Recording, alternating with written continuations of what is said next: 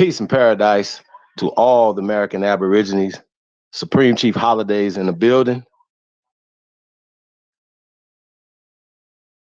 It's just Sahab, and I come in peace. I want to say peace to everybody, man. Tapped in. It's going to be tapped in this a little later, man. I want to say appreciate you guys for pushing that button, man. We definitely appreciate it, man. If you haven't, man, please share this on all your social media platforms that you have, man.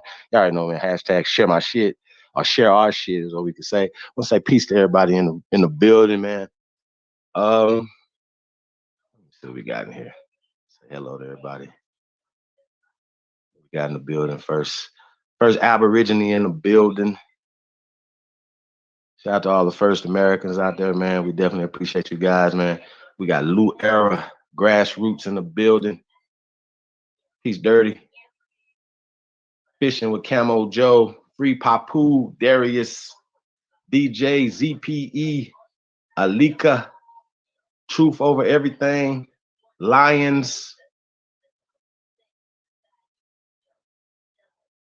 Here you go. Snake God, Takeoff Tyson, Empress Awaken. Miss Gretchen Helm. You already know the CEO is in the motherfucking building. I want to say peace to the gods. Peace to everybody, man. Tapped in, man. You already know, man. We are 2am.com. We are 2am.com, man. We're going to be showing some, we got some exclusive stuff we're going to drop tonight. Yeah. We got a few things we're going to drop tonight. A few announcements, all that type of stuff, man. So we're gonna get it in. What's we got in the building? We got the Hyena Chief in the building. Raina Leona, Moon Fry, Original American 92, CU Time 67. It's that Reagan X, Chiefness, the Sun Owls in the building. Peace of the guys, man. We definitely appreciate everybody, man. Y'all already know we going in tonight. Omega's in the building. Omega Red, Jay Davis, Suda Natural, Brick Made 94, Sagittarius Jones, Indy Greens, Khalil Finch, Bronze Flat Power of God is in the building. That King Kaori, Indigenous D60. Hey, man, if I haven't seen you before, man, welcome. If this is your first time coming over here, we definitely appreciate you. Hey, like, share, and subscribe, man. Definitely subscribe to the channel, as well as subscribe to I Don't Give a Fuck Sports News and Entertainment. I see Rashawn in the building. Willie Lilly. I want to say peace and welcome all. We definitely appreciate all the great ones tuned in, man. If ain't nobody told you, you are the greatest of all time. We descend from the greatest people in world history. See how that work? World history. And we can stand on that, y'all. And that's the reason why they go out of their way to push us away from our ancestors, push us away from our power, push us away from our land, push us away from our heritage. They do everything they can in their power to take us away from that. So I want to say salute to all you guys that are here. This community wouldn't be nothing without you. You know what I'm saying? So I want to say shout out to y'all, man. See Miss Lyrical and Neville in the building. Peace, Empress. Amaru Khan, wow. CEO, peace, Royal. Peace to everybody, man. Tapped in, man. Definitely appreciate it, man. You could be anywhere else in the world, but y'all tune into your Sahab. And we come in peace. But at the same time, man, y'all, you know, we got exposed a lot of this fuckery that's going on. I don't know if you guys seen this. Heard about this, you know what I'm saying? What's crazy is, right, I have been supposed to have been doing this show, basically responding or just doing a reaction video to the Judge Joe Brown. Well, I was gonna say this. Judge Joe Brown does videos over on The Real Dana, right? So shout out to The Real Dana. Hey, matter of fact, if you guys are in contact, if you guys can, send old Dana. We reached out to Dana, as well as Mr. Calloway, as well as Joe Brown, because we're through Dana, right? We're gonna get back to that. We reached out to them for comments, and nobody has reached back to get comments or whatever. So I'm gonna give my take on first the Judge Joe Brown saying that we're not Aboriginal, right? When I seen the title, I didn't even want to hit it because I just thought it was just some clickbait. I thought it was crazy, you know what I'm saying? And I was gonna do a live reaction video, but we were busy. Yeah, we've been on this media blitz, and you know, you guys know about it. But if you haven't known about it, you know, we did about 8 or 9 shows in the past week and a half. So we've been putting in a lot of work, man. Getting this information out, creating the energy that is needed to push this through. You know what I'm saying? So that's what we're doing. That's what the Media Bliss is about. It's about really getting this information out, um, getting the word out. So we definitely appreciate everybody that share the the motion flyer. Um, Matter of fact, we're going to play that. We can put this motion flyer up. Um, Play the trailer. You know what I'm saying? We definitely appreciate that, man. You know, the platforms that have had us on. I want to say shout out to the Big Aboriginal Power, Ab TV, Mrs. Lyrical Neville, the original Copper Empress Holbert, the American Heiress, Sister Soul Main Radio, West Side Kulik, 111 Truth Searcher. What else show I went on, y'all? What else? I don't want to forget nobody, man. Can y'all help me out? If I forgot somebody, man. Pardon the body. Well, we're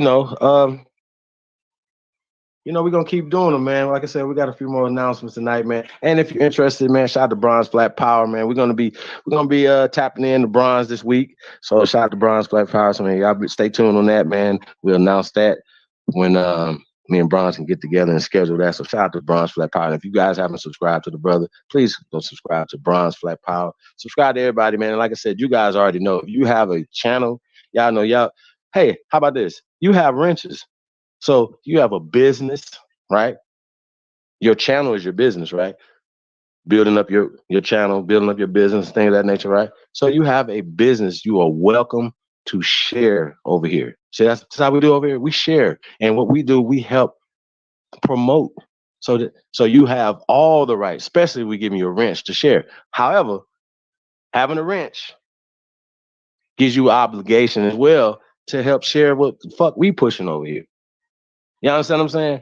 You have a wrench not only to share your stuff, which you should be sharing your stuff to the people, but also, sharing the declaration, sharing links. You know what I'm saying? If we talking, shout out to Eagle Hawk. Eagle Hawk's good for that. Pulling up books and things of that nature. Whatever we talking about certain things, help us share stuff with the fam, with the tribe, with the nation, right? That's what it's really about, y'all. You know what I'm saying? Each one putting in, helping out. You know what I mean? And so we've been telling y'all from go. We here for you, but we here also. We're asking for help. See how that work? We're not too big and bad or whatever. It's about everybody. So this platform, you know, if I have 1 million subscribers, you have 1 million subscribers, right? That's how this works. This is the people's platform, and I'm the people's champ, and that's how they work, y'all. So, like I said, it's your side hop, and I come in peace. Just want to say peace to everybody. And like I said, we're gonna keep building. It's Only Builders over here, y'all. If y'all haven't tapped in to the Only Builders Club, tap into it, man. Get the information about the Only Builders Club. Shout out to Only Builders out there. And like I said, we definitely we building over here, y'all. So want to say shout out to everybody. Let's check this. Let's check this out real fast, y'all.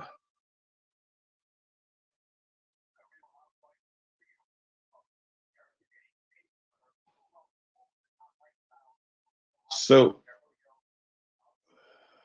hold on 1 second, yo. So hold on. So okay, yeah. I tell you what. I want to set this up though before we push play on this, y'all. I want to say fuck fair use. I want to say shout out to the real Dana.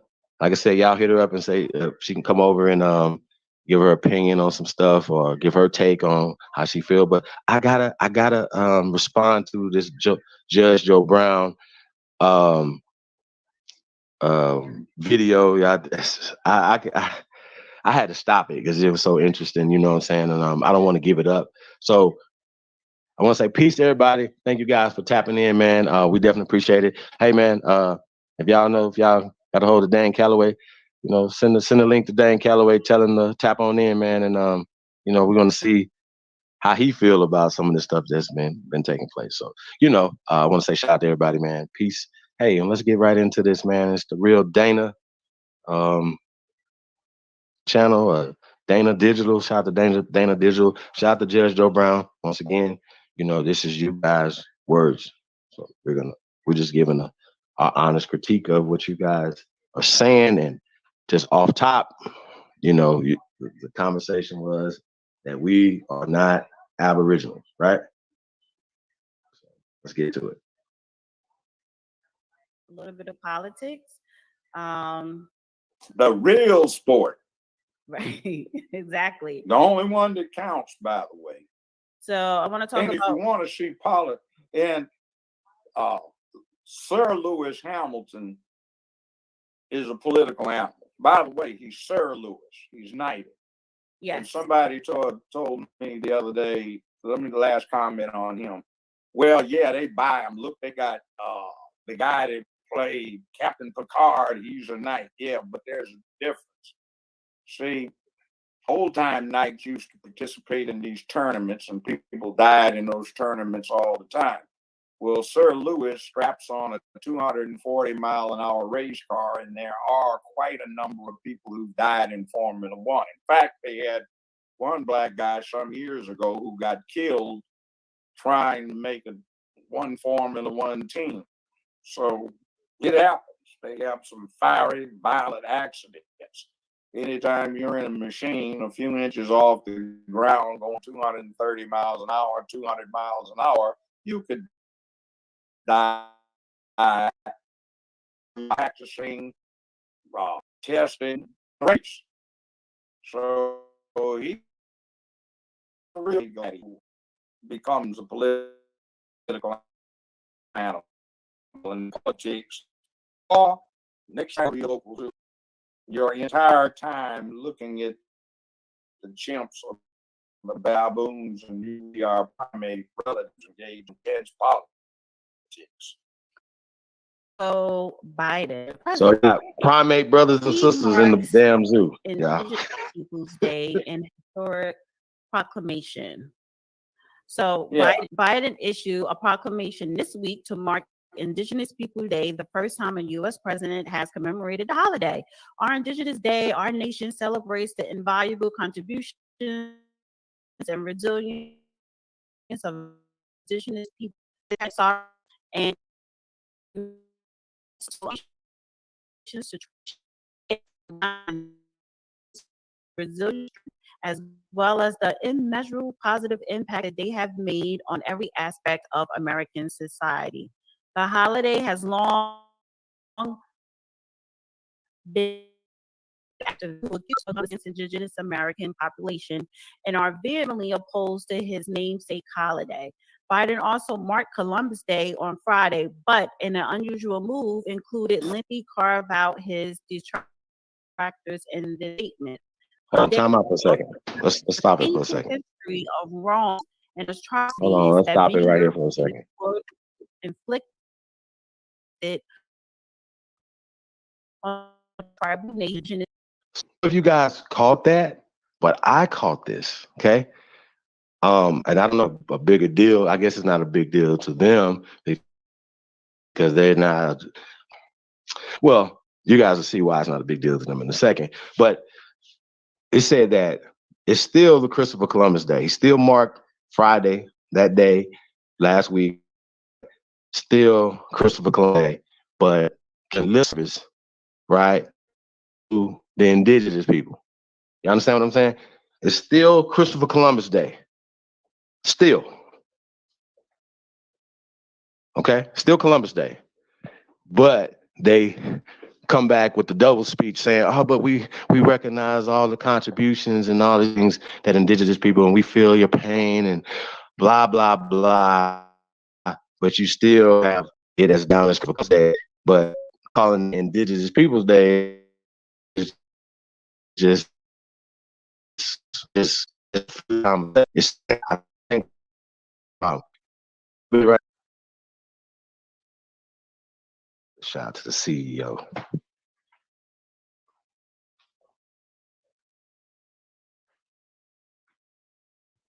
He carve out his detractors in this state.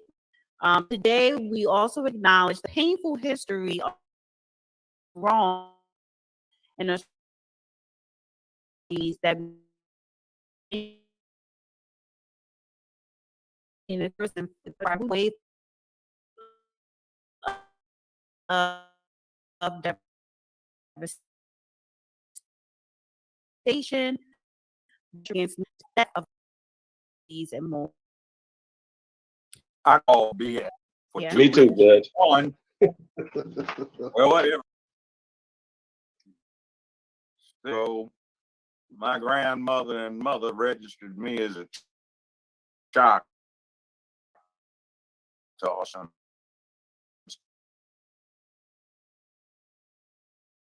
Hold on.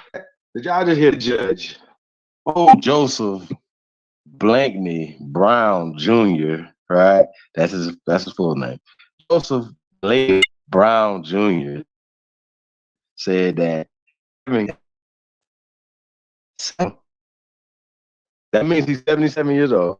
His mother and grandmother classify him or put him down as Choctaw, right? So on Judge Joe Brown's birth certificate, according to him and his mama and his grandmama, right, who are clearly older than him, okay? Clearly, right?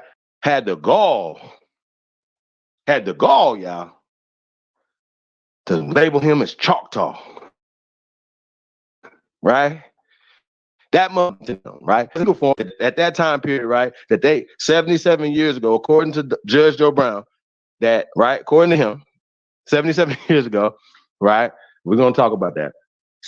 77 years ago, his mother and grandmother registered him as a Choctaw. Not as an African American, not as a black, as a Choctaw. Okay. I think that's very interesting. I think we got to talk about that. When I first seen this, y'all say we like 3 minutes, right? We 3 conversation, right? Now we have to yeah, or people that Choctaws, right? Last time I checked, are indigenous people of this land, right? Last time I checked, right? That is the descriptive term of dark people in the South, Mississippi, Tennessee, Arkansas, yeah, right, Louisiana, the Choctaw people, right? So Judge Joe Brown and grandfather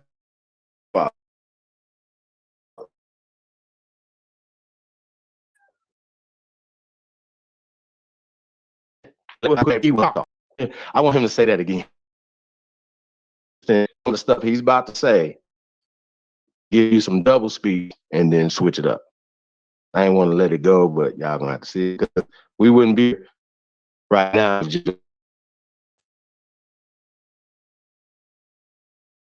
Right. Me Choctaw since the world. 7 years ago, my grandmother and mother registered as a Choctaw since they were. So I can say something that way. And then there's somebody, obviously, at least I can that. I might be a little high bright, but all parents were brown. I thought, oh, man, wrong.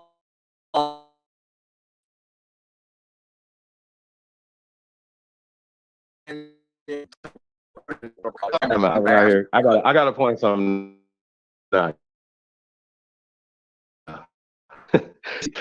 You just literally was talking about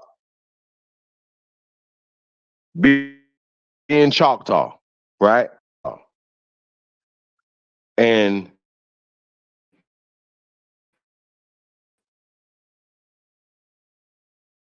he said, right, Billy, take his cut from them.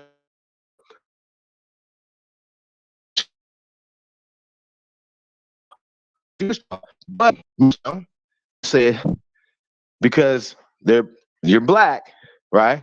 See how this work out? He's black. That means he must be African, correct? I didn't say this. This is what he's saying. He's saying, oh, no. They said Choctaw going that way, right? then he's saying that he can and classified as being a Choctaw or indigenous, right? But because they're not classifying, he classified himself as black. He's not seeing himself as the indigenous people, or even celebrating, or even attaching himself to the Indigenous People Day. You understand what I'm saying? And the people that are classifying themselves as being indigenous are not classifying our black asses to be a part of what they're talking about. And that's the reason why we say that indigenous, yeah, it's an okay word, but Aboriginal trumps indigenous, because Indigenous Day is a farce in the first place, because you still have Christopher. Okay. Now we was pushing Aboriginal people Day every day.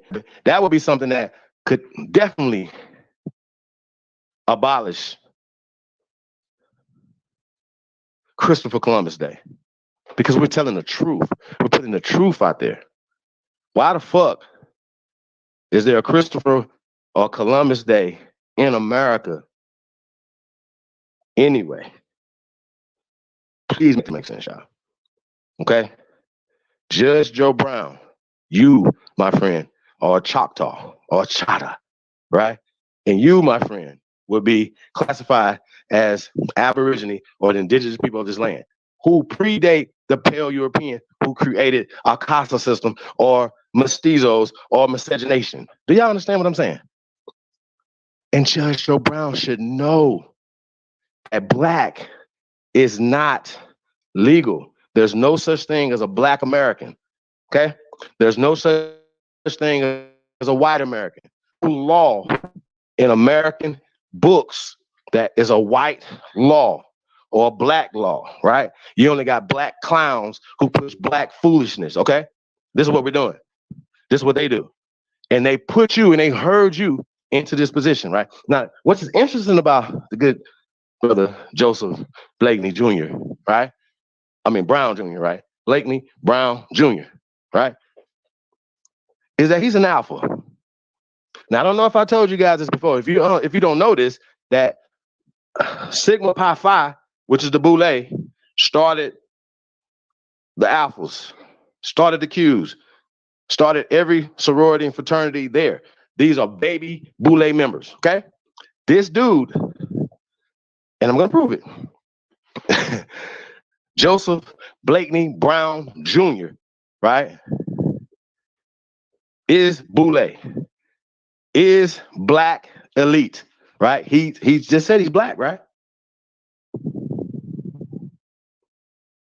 And he has been indoctrinated away from what his grandma and his mama told him. Matter of fact, what they registered him as, right? He's going with the black card. He's pushing us into the black section when he knows, as a lawyer, right?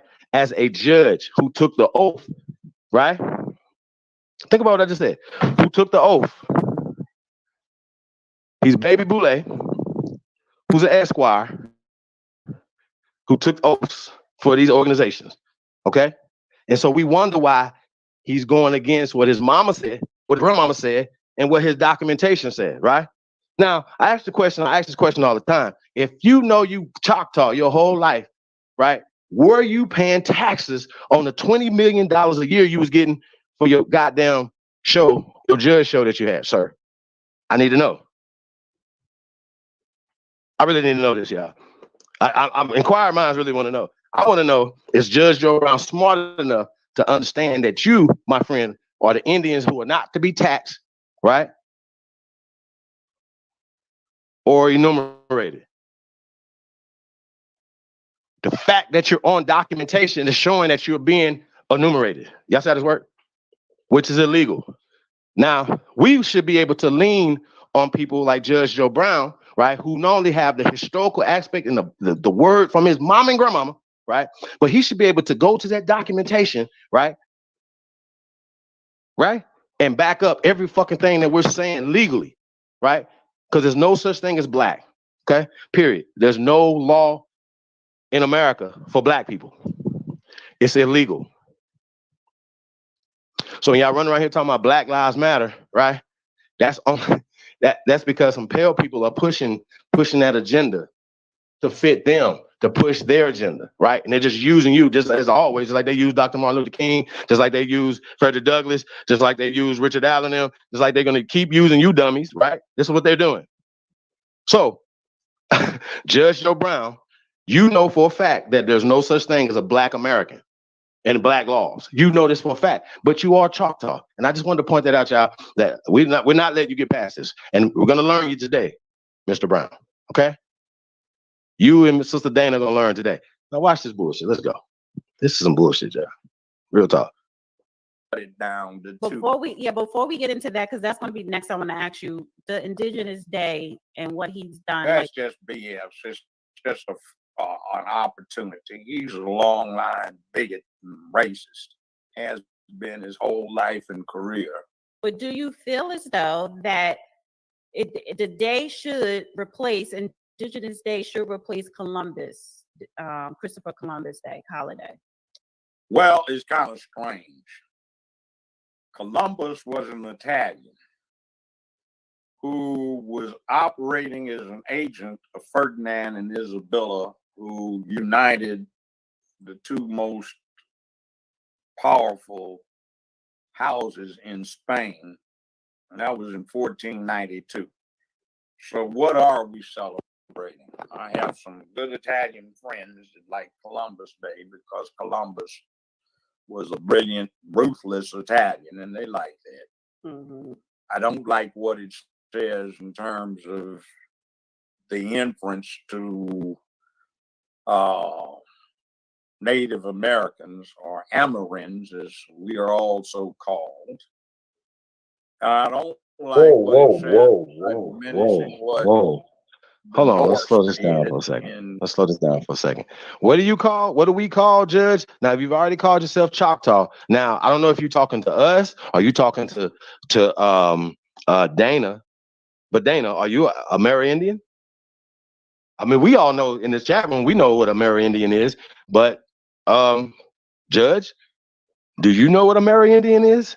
Do you know what a fucking Choctaw is, right? These would be Aboriginal people of this land. These would be the first people that were here before the conquistadors in 1492. Now, here's the problem that y'all have. 1492 is modern. It's not ancient. You have accounts, you have things, right? We have artifacts, we have things that predate 1492 by thousands of years, right? Set this work, y'all? We don't have to go back and forth on this, right? We understand that 400 years before 1492, niggas was here in America. Set this work? We know that for a fact that 1000 AD, niggas was all over America, right? According to the archaeology, according to craniology, according to every fucking ology that you can think of, niggas was here in America. See how that work? Now, of course, they started naming motherfuckers. Choctaw. Now, even though my grandmother told me I was Choctaw, right? Just like his grandmother told him he was Choctaw, right? I went to school just like the good doctor, the judge, who was a valedictorian of his high school. You know how much of a fucking nerd you have to be, no disrespect to any of the nerds out there that was valedictorian, but you have to definitely know how to sit down and pee, right? To become the valedictorian of your goddamn school class, okay? This nigga was this judge was a valedictorian of his school class, okay? So his indoctrination is based around getting A's in their system. You understand what I'm saying? And he was the first prosecutor in Shelby County and all these other places, right? In Tennessee. And he presided over some things, and we're going to talk about those things too. But I think it's really interesting, that this guy, right, who's an alpha, which again is the alpha, Phi Alpha, right? If you're an alpha, you know this is to be true, was set up by Phi Beta Sigma, which is the Boule. Okay? And we wonder why these institutions have been around, right, for over 100 years, aren't doing anything, because you are set up like these guys. You're set up to gatekeep. You are set up to push the information to another direction, right? Soon as he started talking about this, he always switched it over to black and African. And he started talking about Africa. And I'm not going to break it up because this is what he's doing right now. And he's about to keep continue doing because he's playing word association. Instead of tapping into being the Amerindian, right? He's going to tap into being black. But he's like, we are Amerindian. So that means that, Judge, you know that we the Aborigines of America. See how this work out? If you said that you Choctaw and that you listen to us, I'm assuming you're speaking to so-called African Americans, right? Then you know that we're Amerindians. And then some of us are Choctaw, some of us are Blackfoot, and these are only descriptive terms of the colonizer. Okay, and the reason why they own it is because they the ones who came up with the names, and they the ones who came up with the corporations to incorporate the Choctaw Nation, the Cherokee Nation, the motherfucking Blackfoot Nation. That excluded us from it. Okay, this is what's happening, and this guy, right, is a part of it. Period. And he's gonna have to prove that he's not. Okay, he literally claims that he's a leader. He's a good leader of so-called black people. Well, the fact is that you think you leading black people is a problem that you should understand that you should not be talking about leading nobody nowhere, Judge. Real talk. Let's get into it though. Let's go.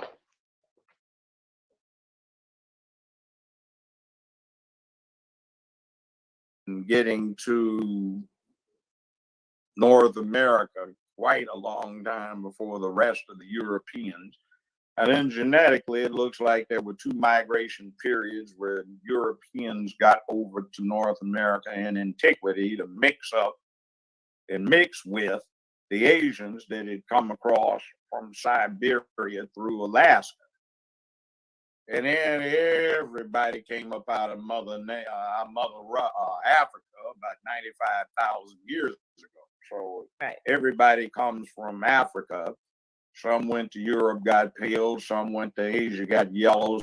Some went from yellow to some went here, America, got red. South America. Some came back around and got brown, and some pale folk came from Europe. So it's all mixed up, but everybody's got the same genetics that came out of Africa. Right. His people is in the zoo. And that he believes that the ones that did evolve came out of Africa. So he believes in the out of Africa hypotheses and the theory of evolution as being a fact. So I just want to put that down as Judge Joe Brown. It get worse, y'all. It really gets real worse. I'm embarrassed for you, Judge. The shit that you're saying out your mouth right now, that you got cousins in the zoo, right? And that you believe in the out of Africa and the theory of evolution as being a fact. If you don't understand that that's eugenics, well, then that would explain why you're a member of the Democratic Party, y'all. He is a Democrat. He's a Democratic politician who is a member of the bourgeoisie, and I'm going to prove it tonight. That's how this works. I'm going to prove that shit tonight. Watch this. Let's go. I'm going to move on to the HBCU. Is, every black person here, no, we are not the Aboriginals indigenous. No, baby.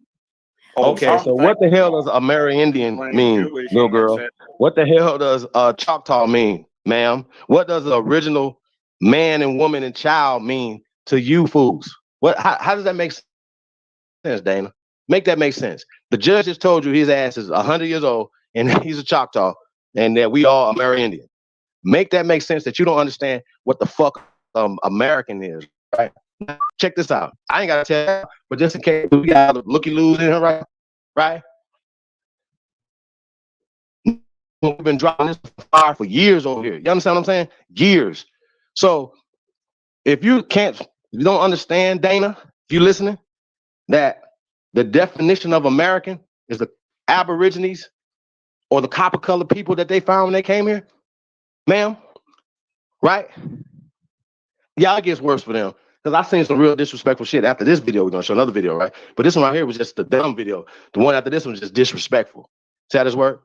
All right, why are you speaking for everybody, Dana?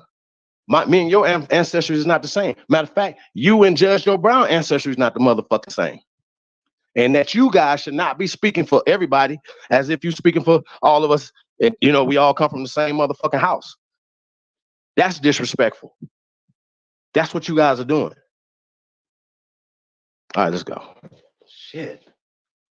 History, and I've even heard 250,000 years ago, a quarter of a million years ago, when anatomically modern humans first appear in the fossil record. Some aliens came, built the pyramids, and then took the Some aliens, nigga. to North and South America. Okay, fine. That's like the Nazis did. They wanted the new German nation, which was about 50 some years old at that point, to have some authority for having ancestry, and they claimed Aryans as ancestors. And now you have the Aryan Brotherhood, Aryan Nation, blonde haired, blue haired Aryans. Well, there are Aryans, but they're known as Indo-Aryans. They're swarthy with dark hair, dark eyes, and they look just like Kamala Harris, who is Tamil Hindu Brahmin / Indo-Aryan. Mhm. Okay, So basically, he's saying she's a mestizo. Is expedient, and the ancients used to claim Damn, they this were is from some god or goddess. all right, so I want to pivot now towards Biden cutting HBCUs funding, and let me just play this clip. Weighing in after a drastic drop in potential funding for historically Black colleges and universities. The Biden administration originally proposed spending $45 billion for HBCUs in that $3.5 trillion package to expand the social safety net. However, negotiations between congressional Democrats will likely shrink that overall package, and some programs might not get the funding they had hoped for. Fox 5's Paris Jones, live from Howard University with reaction tonight. What do you know? Right. Well, we spoke to a few students about this, and they say while they're not surprised this happened, they are disappointed because they say their school and other HBCUs across the country really need that extra funding. So let's say you have to read an incredibly long email from your boss that you have to finish before the big meeting starts in 10 minutes. Or you're cramming for an exam the night before, but can't bear to keep your eyes open to read one more textbook chapter. Or you're reviewing a dense legal document that could... Yeah, we wait till that commercial go off, yo. I'll go back All to the HBCUs is not enough. As lawmakers on Capitol Hill remain divided over the Biden administration's multi-trillion-dollar spending plan, some students at Howard say they're heartbroken over the latest version, including $2 billion for HBCUs, a lot less than the $45 billion they were hoping for. With the general issues that's going on now, and then we're having less money that's being put on campus, what else is going to be, ripped from under the college students' experience? HBCU funding is very important. We don't get the same kind of attention as everybody else, and we deserve that same we deserve some leverage to be on that same playing field. I just feel like we're just set even further back on the back burner, even though we should be respected and we should be prioritized like PWIs are. The money for HBCUs could go toward things like educational programs and infrastructure, something some students say is desperately needed because historically there have been disparities in funding and resources at HBCUs. We have buildings that are falling apart. We're constantly repairing. We're doing construction. Some of our buildings are just now opening. So I think with more money, we need to fix the infrastructure. Education in this country gets the short end of the stick at any point. And because we're Black schools, I feel like they think of us as disposable, and that should never be the case. I think there's HBCUs because that's where the culture begins. Like for Black people and Black students, we rely on these universities to bring and for us together.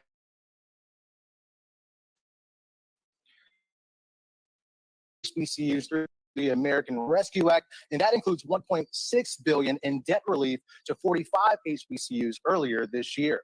Back to you. Okay.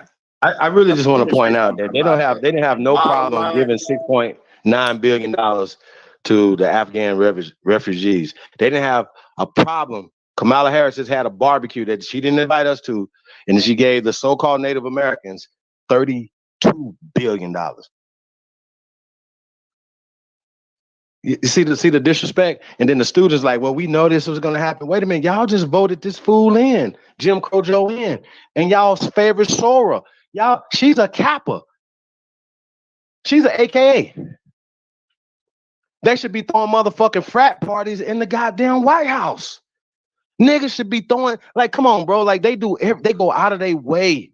These people go out of their way to give us they ass to kiss, and you motherfuckers is gonna line right up and go vote for these same two motherfuckers, expecting something different.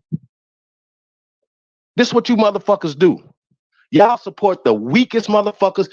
And yo, bro, maybe this is a part of it to me. Maybe this is a part of everything or whatever. But people support these people who are clearly double speaking, clearly have an agenda, clearly respect the establishment more than they respect his own goddamn ancestors, whose skin he's wearing.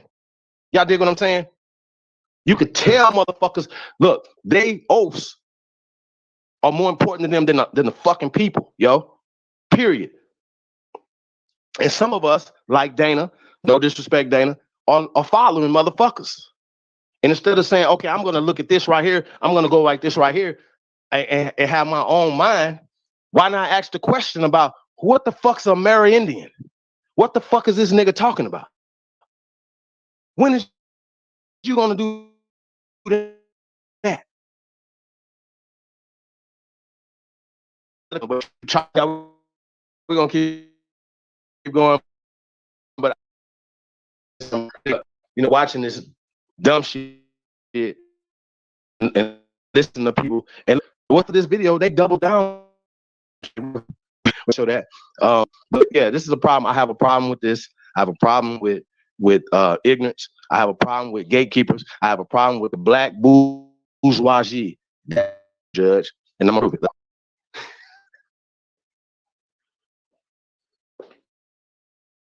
White folks, listen careful.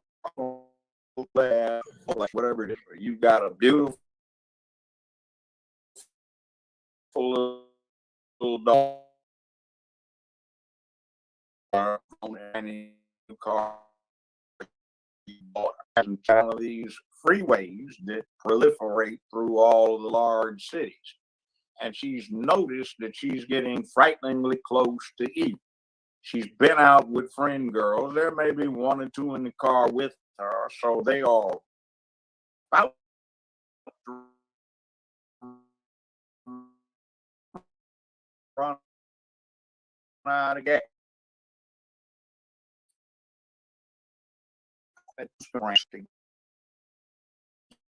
Get gas 15 a.m. in the morning. Now, it's down in the hood of the barrio somewhere. And that area does not have leadership where the leaders are the people that control what happens in that area with the college. They're pimp.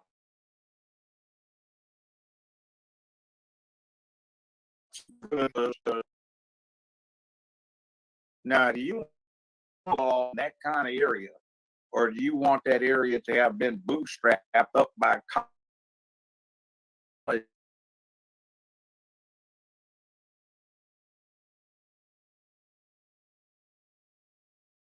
We're trying to do so that neighborhood has public peace about it. See, that's the bottom line. You don't have to be white, you can be middle class, but do you want the leadership to be established by those who went to college, or do you want the other point? Fashion got ended.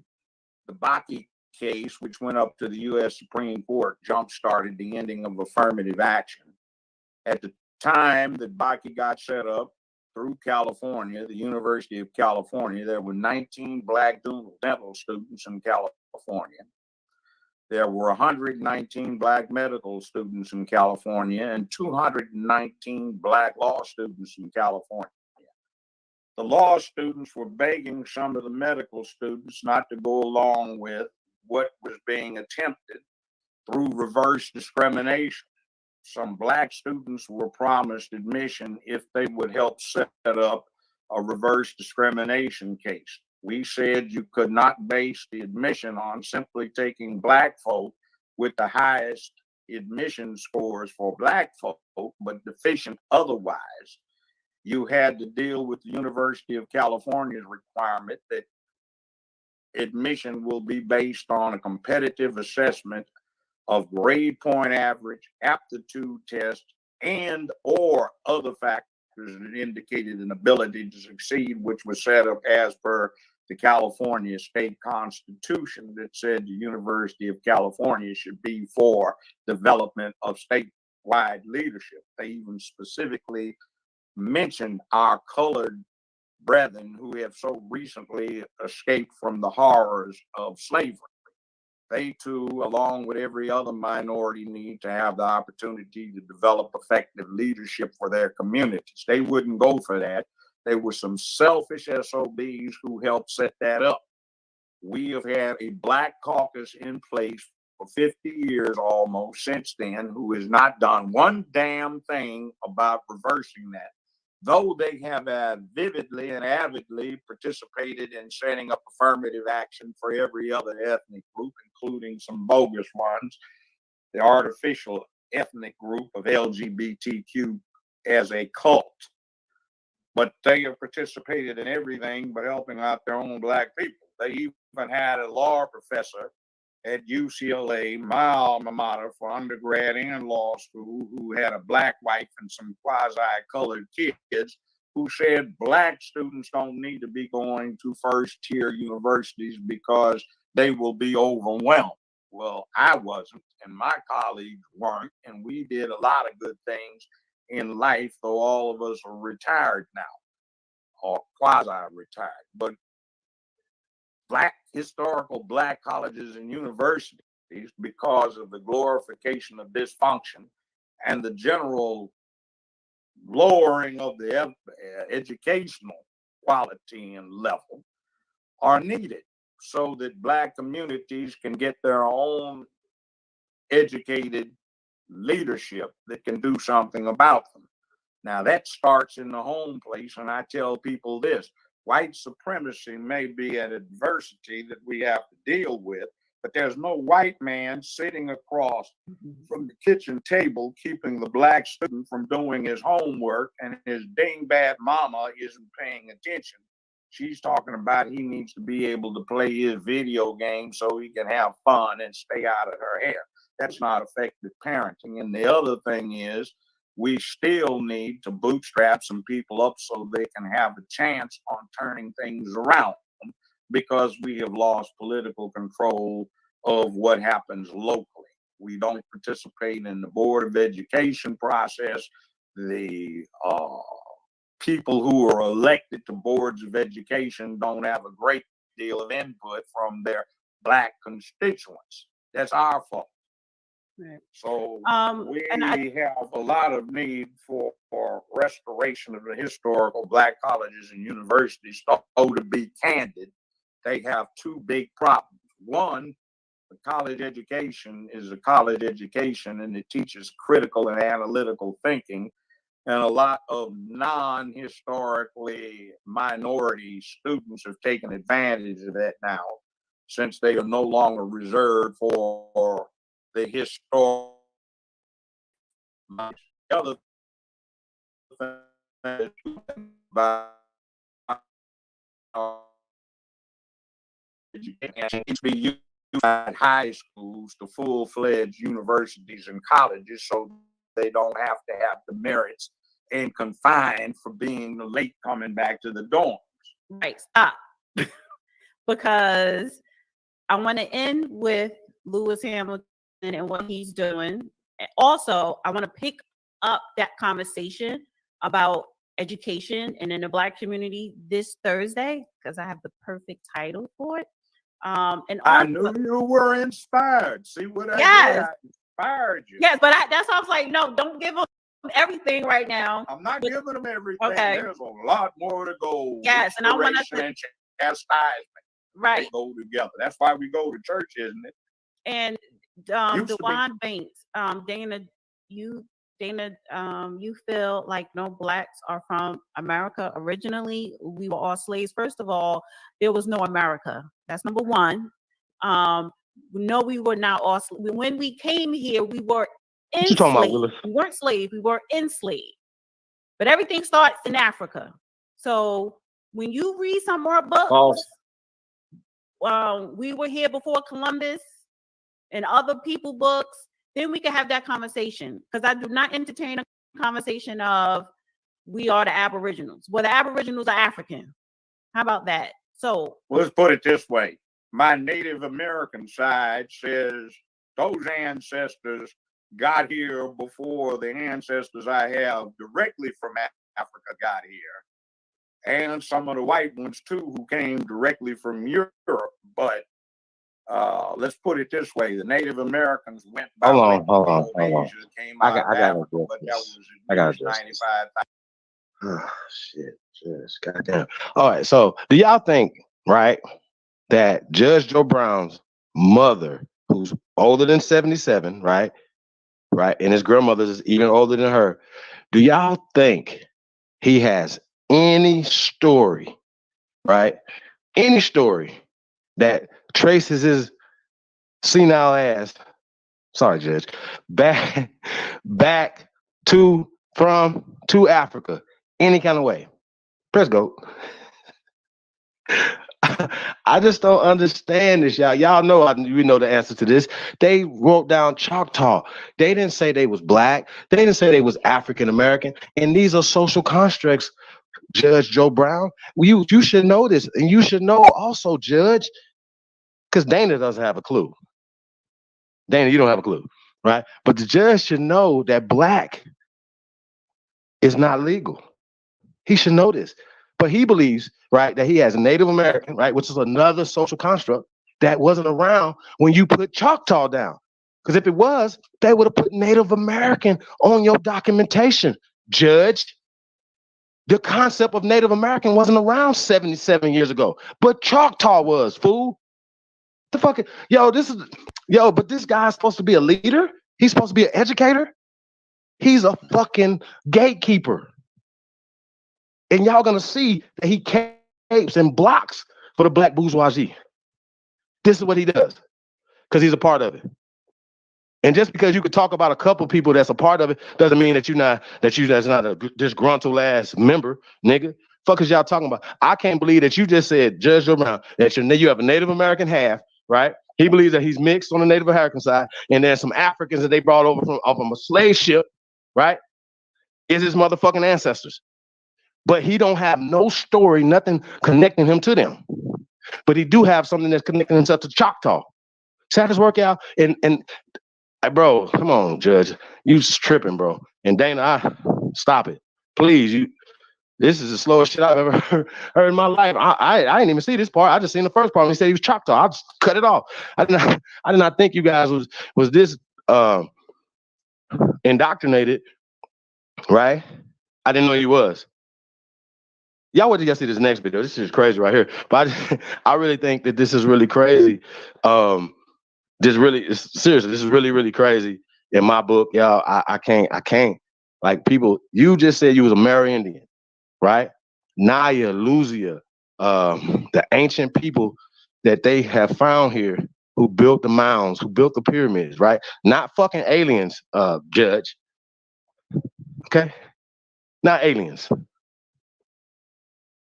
Our ancestors are the Amerindians, or the people that they classified as Choctaw, that were already here. So we have what they don't have. And this is what this movie's doing, y'all. When we talk about this movie, we're talking about, yeah, we're gonna go ahead and end that one right there. When we're talking about this movie, the importance of putting out these visuals, importance of this community, importance of everybody bringing people into this community, right? I want to say shout out to Dane Calloway, because y'all know I say this all the time. You have to give people credit where credit is due. Being able to take this information and interject it into the mainstream of America is very important. being able to get the word out to other people, whatever. This is what this is about. I thought that's what it was about. It wasn't about, oh, I did it first, or I'm this guy, I'm this girl, or whatever, right? Or I made it into a nation, into a tribe, you ready to kiss these crackers' asses, right? Let it be known, like, is what Judge Joe Brown talking about power? Do y'all see any power in his conversation? I see dumbness. I see bent over, giving up. Judge, you're a good alpha man, right? This shit is ridiculous, yo. Real talk, yo. It's really ridiculous. So, yeah, man, I just want to say that, man. There's a lot going on. Let's see what's up in here. Say shout out to everybody, man. Hit that like button. We definitely appreciate it. Shout out to the chat room. See what we got up in here. Copper Color Tie, Miss Skilled Gamer, Kwani Van, Free Papu, Original American, That Chosen One, Marcus Holbert, Sister Carol. Dang, what's up, brother? Hope I got your email. I sent you the link, bro. Come in and see if you got, see if Mr. Dan Calloway got some comments. So we got another video I want you to respond to, Dan. Not just that one right there, but it was one. It was a post you put up, right? And the sister Dana, the real Dana, number 7, y'all hit her up. And once again, we sent the invitation to her as well to be able to come in and explain what her and the judge were talking about, as well as some of the stuff that she's saying in this next video you guys are about to see, right? But I just think it's really interesting. Yeah, so well, let me put the link in the chat room there. Hit the link, you can get the email, come in, and that's not it. That's not it, yeah. Hold on one second. but I see Miss Park in the building, JB. Who else we got in here? The Real Autonomous Defense League, Realize TV, Rashi, T1 Production, James Gilmore, Daphne Manning, Amaru Dawood, Big Dog, Philly OG, Willie Lilly, Truth Master Dre, Melanie Payne. What else we got in here? Rosalind, JB again, My Tiny Garden. I want to say peace to the guys, man. Hey, you guys can be anywhere else in the motherfucking world, but you tune into the greatest of all motherfucking time. It's just Sahab, and I come in peace. Hey, man, I just want to make another announcement. I see my brother Sanchez is in the building. We were gonna make the announcement a little later. We're going to make it now. Salute to brother Sanchez for having the revolution Friday night. Y'all be there, be square. It's going down. Flat motherfucking power meets Aboriginal motherfucking power is going down Friday night. We don't have a time yet, but we definitely putting the time together for the Friday night bill over to bro Sanchez, man. So, shout out to bro Sanchez and what they bringing to the table. GT Entertainment in the building, TNT, Cersei, Mama Bear, Master Green, Copper Warrior. I want to say peace to the guys, man. I see True Goki. Okay. Shout out to everybody, man. I'd like to thank you guys for tuning in, man. Mimi Honey 8, Jay Free, Monaga, Black Wolf. Shout out to all the relatives tapped in. I see Brandon Rogers in the building, Ken Baker, KH&W Contracting, Miss Lita, Copper Color Tie. Say shout out to everybody, man. See my brother Dan Calloway in the building. He Who Is in the building. Navi the Poet. I want to say peace to the guys, man. Peace to everybody, man. Tapped in, man. Hey, man, if you haven't hit that like button, please hit that like button. And if you have shared this, please share this on all your social media platforms. We definitely appreciate it, yo. Let's get it in. Y'all. Hold on 1 second. Let's get a little 30-second break, yo. Let's go. Aboriginal native, yeah, we gon' die every day. Cause we don't know where we came. We been here, lived here, open borders, got deported off of rights. Kidnapped, bitch slapped, blacked out, covered up, washed white. Drugged up, slugged up, beat red, left for dead, fuck your life. It's all the plan, kill your man, take your land, slave your kids, rape your wife. Why y'all look so mad if all this shit I say is true? Why y'all look so mad if all this shit happened to you? White man quick to tell you was a slave, nothing before me. He himself only been free. I want to say shout out to the infamous Trey Ali, man. If you guys haven't tapped into the infamous Trey Ali, tap in, man. A lot of great music, man.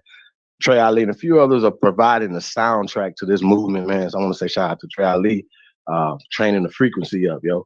So that's what that's about. But that's the motion flyer, 30-second flyer. It's not gonna hurt nobody to share that. Like, share, subscribe, share that to all your friends. But we also have a trailer. Because of copyright strikes and stuff like that or whatever, we're not gonna play that, but we will definitely put it in the link. You guys can share that on all your social media as well. If you haven't seen the trailer to the first American movie, right? We call it a movie because it is a movie, but this is a docuseries. This is the first of many movies, of many documentaries to come. Shout out to the Conscious one. Culture Freedom is still on the way, y'all. Be on the lookout for that. Like I said, we already writing other movies now. You know what I'm saying? You already know about the First American Gods, our own cartoons. You guys see the logo right there. Y'all seen Copper Grizzly, you seen Jaguar. We just bring in a lot of heat over here, man. You already know American Aboriginal shoes and all these things or whatever. Once again, we're building over here, and it's only builders over here. So if you guys don't know about the Only Builders Club we are putting together, well, check this out. We're gonna do the membership thing, but we spit so much raw shit over here, we can't even get a membership over here. So we have to create our own motherfucking membership. Cut out the middleman. Y'all see how this work? Cut them out so we can do some real building. We act like we are not the solution to our problems, but we are. See what I'm saying? We are the solution to our problem. Now, I want to put up the next video, right? Because I seen this one first, which made me go back to watch the Judge Joe Brown, the sister Dana, the real Dana 7, said some very interesting things. So we're gonna pull this video up, y'all. It was really interesting, some of the stuff she was saying, in concerns to not only that video right there, but the post brother Dan Calloway put up. Probably gonna pull that post up too. Dang. I do remember some of the stuff that you said in the post. To the fact, I know one thing that stood out to me, bro. I want to talk to you about when you come up is Judge Joe Brown not being qualified, right? Well, the fact that this nigga is 40 years older than a lot of us, right? 50 years older than a lot of us, right?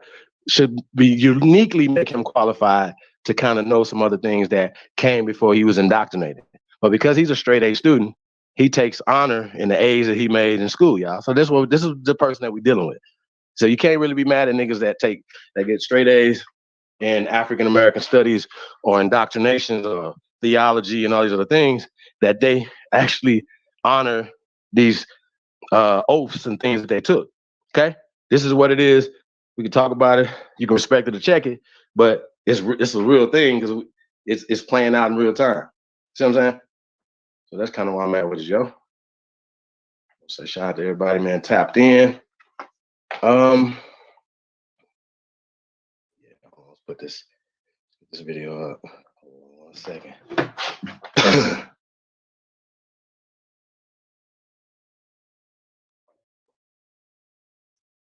Shout out to everybody, man, that shared this video. Hey, man, yeah, y'all already know, man, what I say, man, fuck fair use. Hey, let's just get right into this, yo. Let's go. To come up and What is this? respond to. Okay, this is that. But Let's this go. here. Hi. No. Here. Okay. No, here. All right. Ciao. All right. I'm gonna be serious tonight.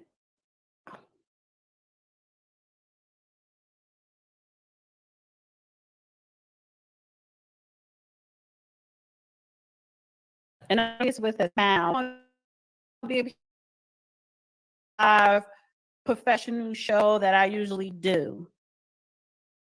But I had to say something because people like Dane Calloway, Dane Calloway, and others, you're gonna put some respect on my name.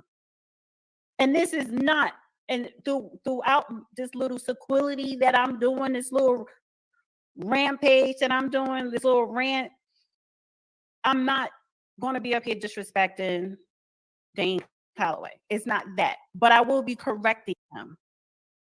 But first, let me just say this about YouTube and content creators, or just people who have a YouTube channel. I put work into my YouTube channel. This is work. And this was part-time work that I'm starting to convert to full-time. People who are true content creators, they put time, money, and effort. Even Dane Calloway, he is a content creator. Do not take my content without asking me and upload it on your YouTube channel with no commentary, no music, no nothing, just a whole video, and you want to slap your logo on it. Don't do that. There have been a few people that have reached out to me saying, hey, can I use a clip from your show or reference your show? I always say yes, because you asked. As long as you're not bashing me in a negative light and you give me credit. And you pay me. But this particular person, I did send that person an email. It wasn't a nasty email, and I'm not even upset. I'm not upset. But I sent that person an email letting them know you did not ask me to use my content with instructions, or this is what I require for people who want to use my content. And I asked that person to reach out to me. Let's have a conversation, right? A further discussion. So I didn't come at this other YouTube person nasty. I cannot call this person a content creator because you use other people's Instagram lives or YouTube videos and you upload it as is with no editing, as if it's yours. And that's not what being a content creator is. So when I say put some respect on my name, I am not a big YouTuber at all. I'm not even mid-size. Mid-size is 50K subscribers plus. I don't even have 30,000 subscribers yet. So let me know if y'all guys can hear me. Okay. So I'm not a big channel. My channel is small, but I am proud of the progress. I am proud of the work that I put in, and I have plans to do more. There's a lot of things that I plan on doing to elevate my channel even more. I started investing money. I'm going to invest more money. This is why I am very appreciative of people who donate to my channel. Dane Calloway is a content creator. Follow him, and that's fine. You can listen and follow to whoever you want to. But what you will not do is gloss over me, or you would not say she or girl or that woman. So let me just back up to give a little bit more content with that. This video is not monetized because I'm going to leave it up and I will be cursing. So going forward, if I see kind being used for it and you don't ask me with a fee, I will contact you. Hey, well, I'm waiting for you to contact me. Don't think because I am a small YouTube channel that you could just take Hey, my that's Chief stuff Holiday at and do what you want to gmail.com. do with it. Dana. It doesn't matter. I don't care if I had 10 subscribers. You don't do that. It's unprofessional and it goes against policy, YouTube policy. So I say all that to say, put some respect on my name. Let's get into the Dane Calloway. I put some respect on my name at Dane Calloway. Recently, last week on my show, and a couple of other clip shows, his name came up. Mind you, when me and the judge, we do our Thursday show called Man Up. After we do the live show on Thursdays, I chop up the show and I upload it in clips. I have to work on the intro and outro for the clips, but whatever. Because a lot of people don't have time to sit through a 2-hour or 3 shows, chop them up and upload it. 10 minutes, 15 minutes, sometimes 30 minutes. And then 2 clips. One was a George Floyd clip. It was a question of him, and I dismissed him because I could do that. I could do what I want. You could do what you want, right? I don't have to believe what everybody says, which I do not. Last week during my show, there was a caller, Miss Varioli. I like her. I respect her. We don't personally know each other, but she is a listener of mine, and I appreciate her. She asked a question. Hey, Judge, would you ever consider debating or discussing or whatever, conversing with Dane Calloway? He said, who? Does not know Dane Calloway. Never heard of him. That is a fact. And then when she went on to say who he was and what his platform, his YouTube channel was about, his content, he basically said, well, first of all, whatever he is saying with the natives and blacks and aboriginals is not true. So he's not a believer in what Dane Calloway is talking about. And he has every right to be a non-believer. So I guess somebody sent Dane Calloway the clip. Dane Calloway goes on Twitter. Let me bring up the tweet. And he at the judge. Thanks. I guess he did not like the fact that the judge did not know him and basically dismissed Dane Calloway's content. I'm not rushing. I'm going to take my time. Yes, I am. Because, so not only did Dane Calloway, I'm trying to pull up the tweet, tweeted and at the judge, he did a 30-minute video. He didn't put my name in it. He didn't put the judge name in it.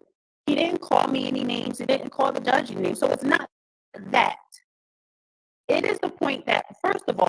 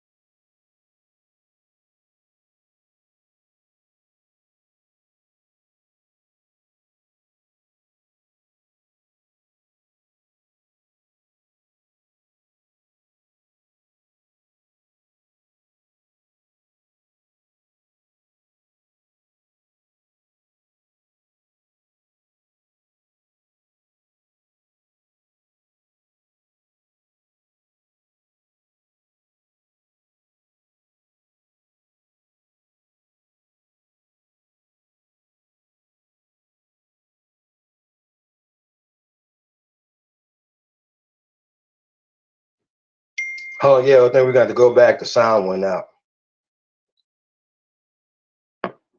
Let's see if we're going to fix this. Yeah. Any technical difficulties around this piece. Let's go. saw the video at on my fucking YouTube channel. The Real Dana. But you didn't want to give me no type of acknowledgement. So you call me a girl.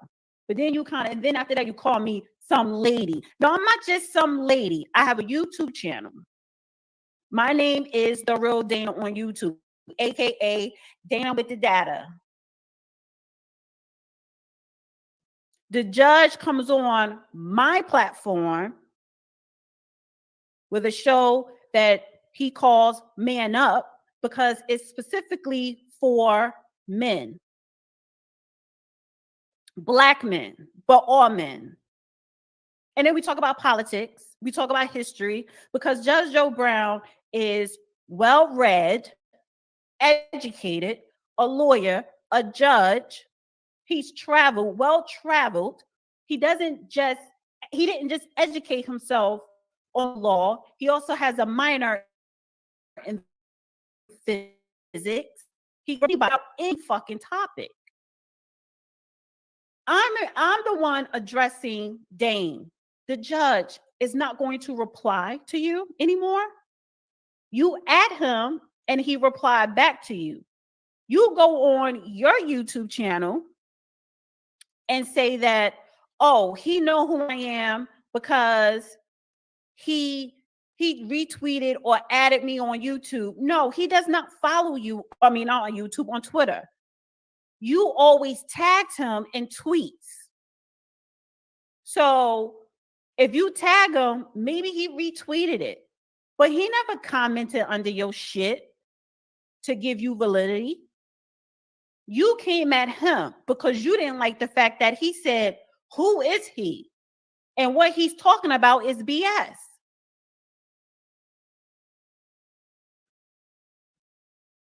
I'm trying to find a tweet.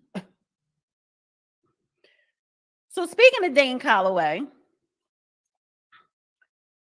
me personally, and not just me, but other scholars, reputable scholars. I'm not a scholar. I'm not an intellectual elite.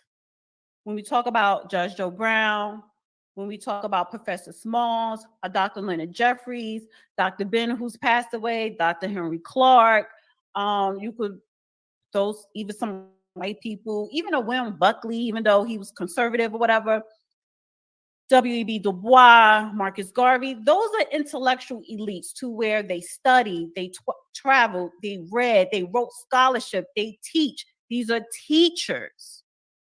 Teachers who teach in a classroom, college level, high school level, or just in a community, who travel the world to historical sites for more research. Those are the intellectual elites. Just because you're on YouTube and you have a large following does not make you an intellect. Dane Calloway is a businessman. Oh, because he's making money. And make no mistake about it, content creators on YouTube, our main purpose is to make money. This is a business. Whether Speak for I'm yourself. telling you yes, or whether I'm telling you some actual truth. See, some people will throw in the truth, but then they're going to water it down with everything else, with all nonsense. Why? Because you, the audience, that's what you want. You want people to sell you a fantasy. You want us to lie to you. You want to feel good. You want controversy because that sells. That gives us more views. You donate more. You That's subscribe more. It is a business. This is a tweet. I don't think at Judge Joe Brown TV is qualified to tell me that I'm wrong, or anybody else for that matter, concerning our identity choose to stand on. Millions of the real Indians didn't die. We are still here, and we will always here. Who are you to say that he doesn't have historical credentials to stay? Do not. Have you went on a speech to speak at universities, to speak to in community gatherings, or to children at schools? You are not you're trying to align yourself under the umbrella of a Judge Joe Brown, of a Dr. Linda Jeffries, of Professor Smalls, who, and I'm not speaking for them, but reading their work and their scholarship, they would not agree with you wholeheartedly. There are some points that you make that may be factual, but your whole concept is a theory, sir, that you cannot prove properly because you do not implement a proper timeline. You do not implement anthropology. Hold on a second. Let me address this. You don't talk about none of those things. Hold on, let me address you, Dana. First and foremost, right? Dr. Ben, Dr. Leonard Jeffries, Professor James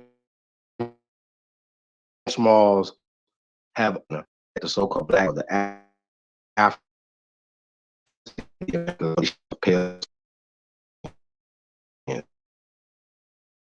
That's number one. Who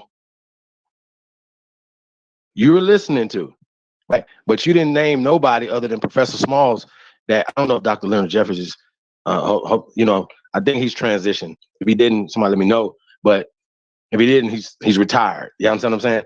Shout out to Dr. Leonard Jeffries. But all these people have been teaching this for a long time. What happened was, shout out to Dr. Leonard Jeffries again.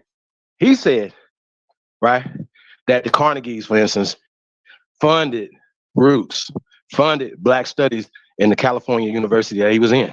Okay, funded Roots.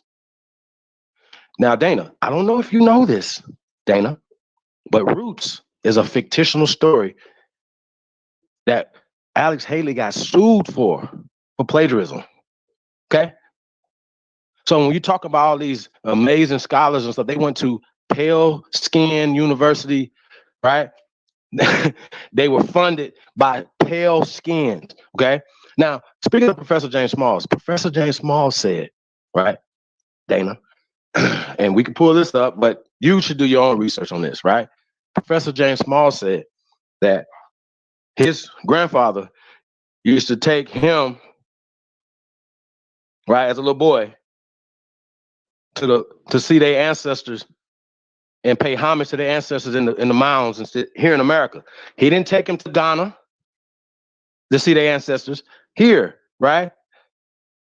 He said, just like a lot of us, just like Judge Joseph Blakeney Brown Jr. got indoctrinated away, ma'am, from what his mother and grandmother said, that he was Choctaw Amerindian, right? Is that work? Is that work right there? And that you guys believe, right? Just like I did, because I went to the university and I thought I was smarter than my grandmother, who knew her motherfucking grandmama. And they never told us nothing about Africa, Dana. Africa is a social construct, Dana, that the European used to subdue a whole continent of people.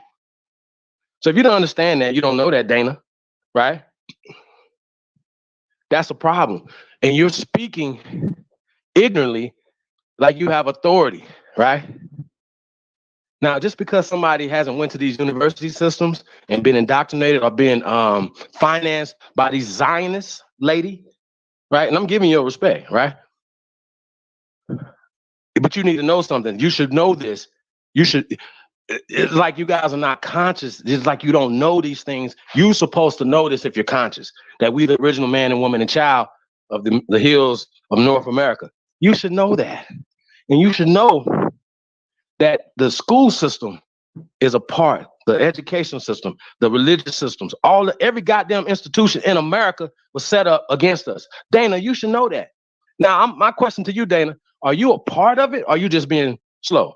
There's got to be one or the other. And I told y'all this, either you're a part of it and you just been, that you're working against the people, you're a part of the ghetto informant program, or you're just being duped.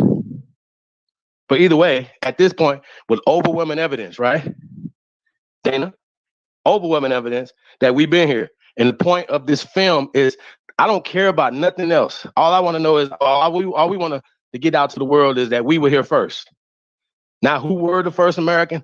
Who are the first Americans? Is a question for you, Dana, Who are the first Americans? That would be my question for you, Judge Joe Brown. Because you believe that your Native American side is some pale skins, Judge.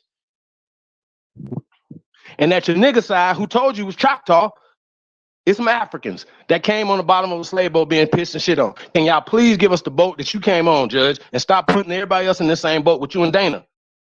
Real talk. This is what y'all doing. And this is, Dana, this is my commentary. Now, this is for educational purposes.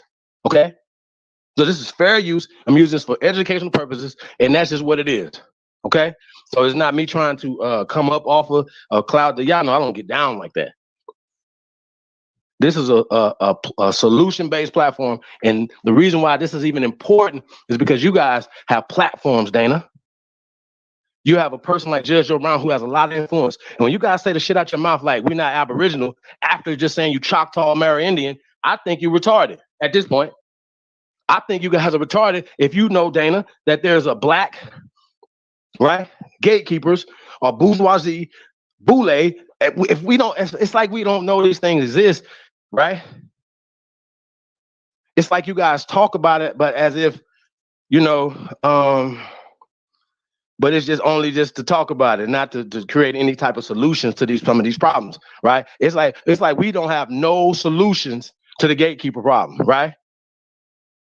We don't have no solution to I got a solution to a lot of this shit.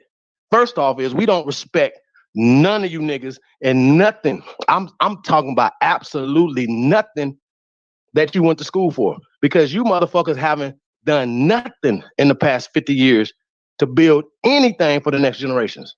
So you don't have to call yourself elite or to call yourself educated, right?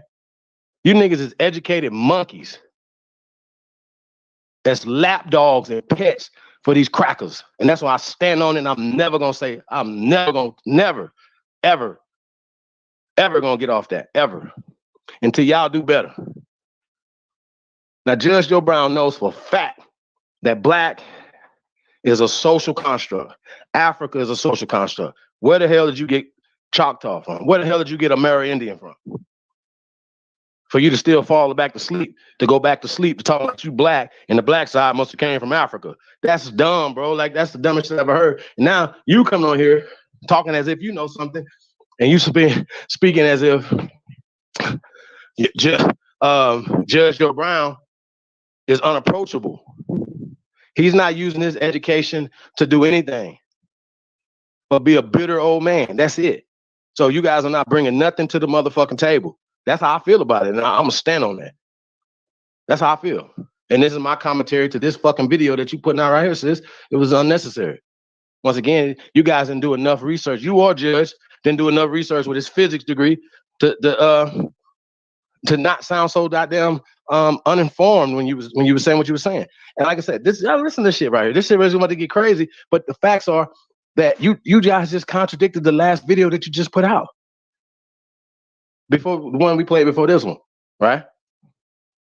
I'll tell you when you're right, but I'm definitely gonna tell you when you're wrong, sis. Let's go. Shit. And your focus is solely here on what we call the United States of America. Where the hell else should it be, Dana? In his video, he says he paid for the records. And all of these intellectual scholars are quiet because they are scared of what the records that he paid for is going to reveal. Anybody could pay for records. Why didn't you pay for these records a year ago or 3 years ago? They were still there. What are the records? These are the same records that somebody else already read, that they already know about. More BS.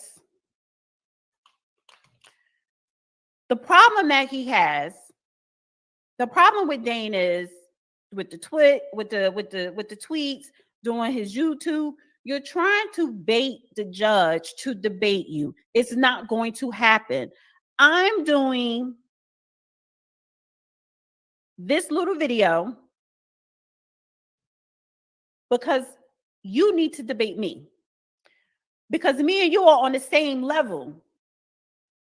But eventually, I'm going to surpass you as far as trying to be part of the intellectual elites. You are not on the same level as a judge to debate. You never was. He's not going to reply to you anymore. I have the clip from last week tomorrow because that was already on my schedule to do so. So you probably going to do another video on that. But you are clout chasing, sir.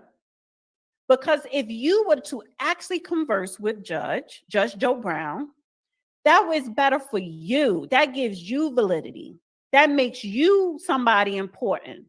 That he took the time out to conversate with, i.e. debate, it's not going to happen because you are not respected on an intellectual level among the intellectual elites. Sorry, that is the truth. Other things you said in your video that was not true. You said that the judge was from the ghetto, that they allowed him to go to law school. Who is they? Are you talking about the white man? Really?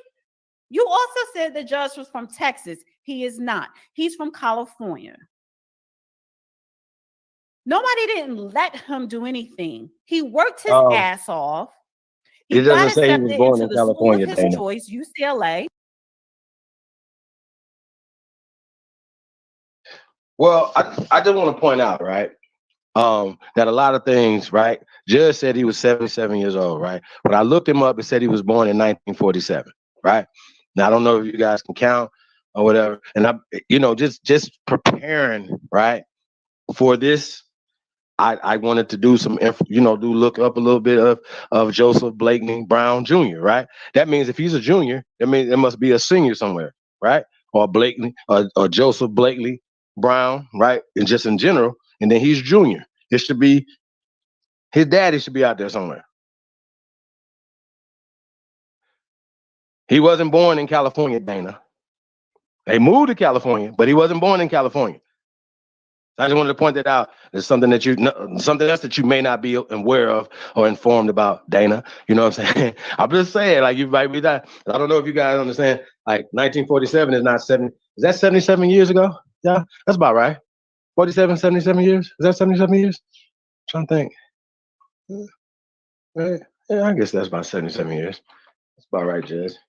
But they got him at 74 in the whatchamacallit. So I just wanted to point that out, yo. We can get back to this. I just want to point that out that you're wrong about that, though. He wasn't not. And it was not on affirmative action because affirmative action did not even exist in 1964. Hey, real quick. Hey, the links for Dane. So you don't know nothing about this. I want Dane to come on and address. You guys will be able to come on a little bit after this, bro. But yeah, I want to put this out here for Dane to address, as well as Dana. Dana, you can hit the link as well and join in and we can talk about this with respect, sis, But like I said, you're wrong about some of the stuff that you're saying. And you're uninformed, right? And you're speaking as if these gatekeepers or these sorority boys, right, have done anything for our people in the past 100 years that they've been in existence, but being pets and gatekeepers, right, for the pale skin. That's it. And pushing black and white is a part of the pale skin's agenda. Dana, if y'all don't understand that in this caste system, when you use black, right, you're giving the pale man power over you. You're giving them social, political, economic power over you. That's how that works. And so when you guys do this, when you push black power, black power, in the back of your mind, white power is kicking black power ass. You understand that? So why put yourself in the color caste system, right? The color caste system is the reason why Judge Joe Brown thinks that the darker people that he don't look like in his family are from Africa, right? And a lot of ones are Native Americans. Y'all see how this works? So he's half Aborigine, right? A lot of you niggas, that's how a lot of you niggas think. A lot of y'all think, you African American, right? but you tap more into your African side than your American side, which your grandma and your great grandmama told you about. See what I'm saying? That's the dumbness of this conversation that you're having, Dana. And right now, you and the good judge are going, y'all on the wrong side of fucking history.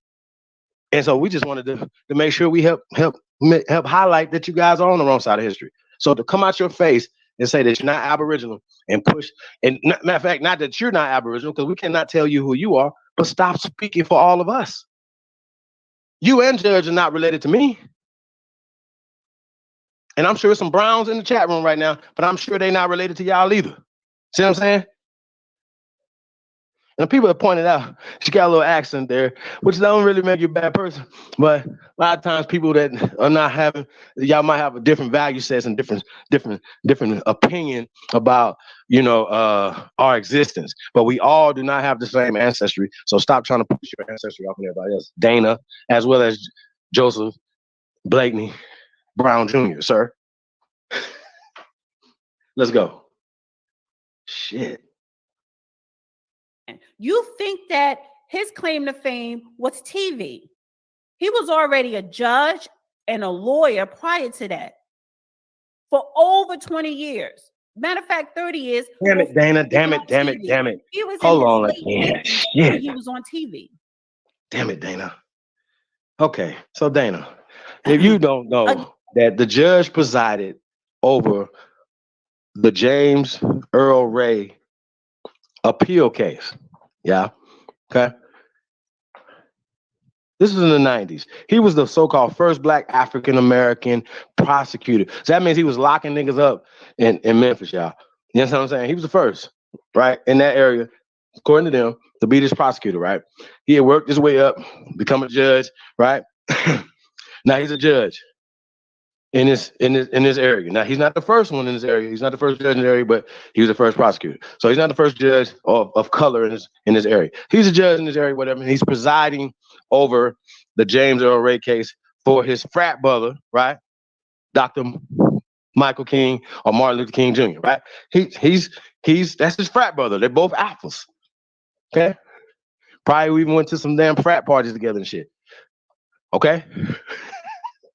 But anyway, Judge Joe Brown, right, was taken off the case because they said he was biased. So you'd be like, well, wait a minute. What do you mean he was biased? Well, Judge Joe Brown said, right, he told, y'all remember Congresswoman Cynthia McKinney, right, and other members of Congress, right? This is what he said, that unequivocally, right, without a shadow of doubt, y'all, that's what I mean, that the gun that they had that said that James Earl Ray had that killed Dr. Martin Luther King was not the murder weapon. That's why they took him off the case, right? Because he wouldn't play ball with them. To push that narrative that this dude right here was the dude, James Earl Ray, right? So, like I said, there's a lot of shit. I'm not saying that's a good thing or a negative thing. I just wanted to report it so people will know who we dealing with, what we talking about. Because Dana apparently does not know this. Okay, let's go.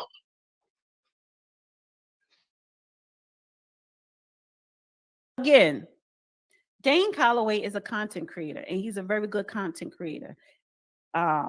His editing, his topics is engaging because he has a large following. He is making a lot of money off of YouTube through monetizations, and I'm pretty sure personal donations. And that's what this platform is for us to make money because it is a business. You, sir, are just in the business of a fucking theory.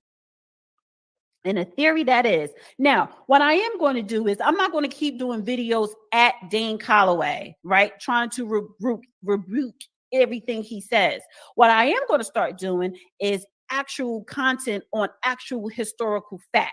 And I will be bringing on a Professor Smalls when he's available because he's always traveling, Dr. Leonard Jeffries, of course, Judge Joe Brown, Dr. Mahat, and many others that I do plan on bringing on my platform.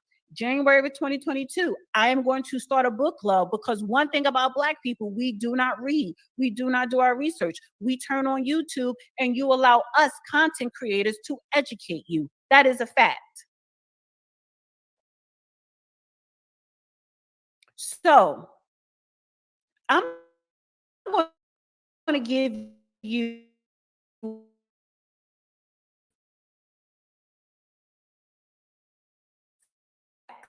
historical political trends and scholars actually talk about it. He also said in his video,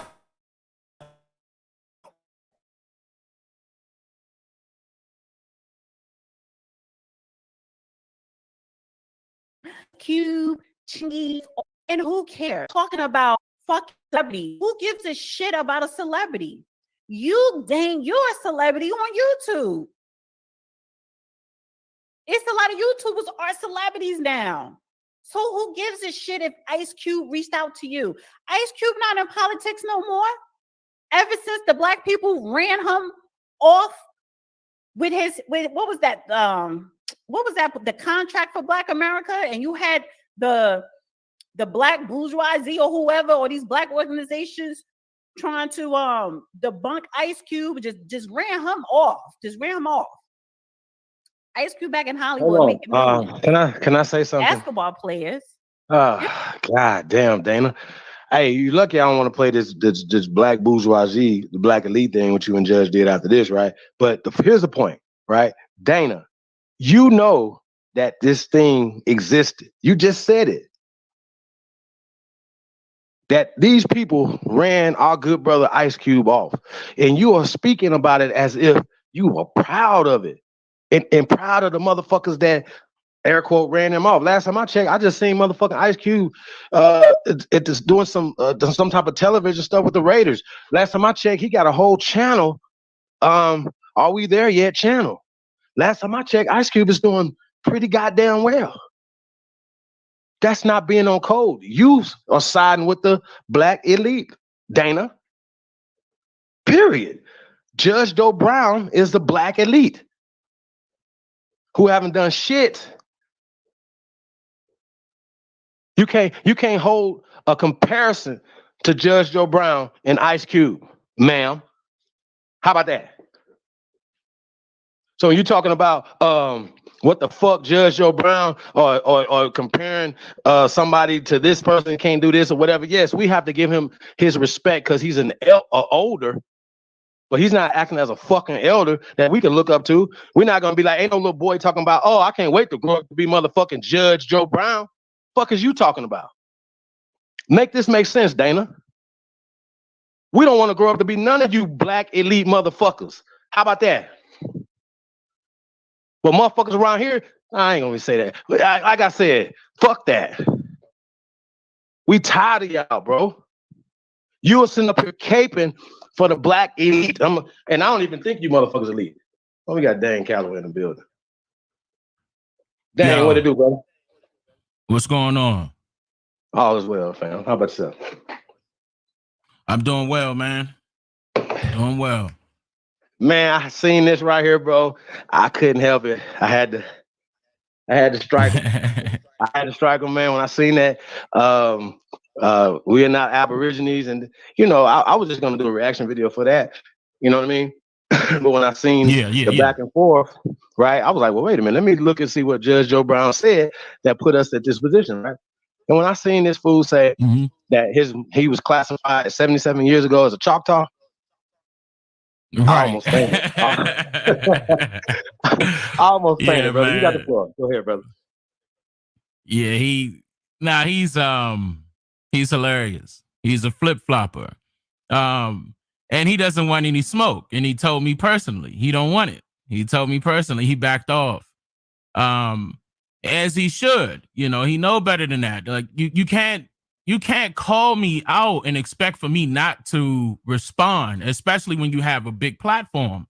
I tell people, whether if you male or female, I'm going to respond to you if you got a platform. I'm trying to tell you, if you got a big platform, you went for it. He shot himself in the foot a couple of times. And of course, he wouldn't want to debate with anybody that can speak intellectually with him. Okay, with no problem, no written script, no nothing. I wouldn't have an issue with having a conversation with him over the phone or live, or even if it's pre-recorded. I'm not afraid of anything. I stand my ground on everything I stand for, period. But yeah, let them get upset. Let them get in their feelings. We're going to continue to do this work. Okay. We're going to continue to wake these people up. And the reason why I'm smiling right now is because I know it's working. That's what this is about. It's just a few people, some backlash that's happened, and it's just a few of them. It's not a lot. It's just a few people that are in their feelings because of jealousy, complete jealousy, straight up jealousy. And he's one of them. And, and it's weird because I know some people that's close to him that agree with me. And that it was so surprising. I'm like, what? You came left field. And yeah, he's been following me on Twitter for a long time now, at least about 3 or 4 years, and retweeted my stuff and commented on my stuff. Yeah, I remember one time I posted one of them on my Instagram, his response to me. Then this was years ago. And that's why I was like, okay, we gonna act like you don't know? What's going on? But he's a gatekeeper. And of course he's a part of the he's not Sigma Pi Phi, he's Alpha Phi Alpha. So they got a job to do. Yeah, right, he's Alpha Phi Sigma Alpha. Pi Phi set up Alpha Phi Alpha, set up all the fraternities and sororities to be baby boulets up under them. Just like that's correct. The starting ground for them. Go ahead, brother. No, that's absolutely true. And me and Brother Sanchez were talking about this the last time we spoke.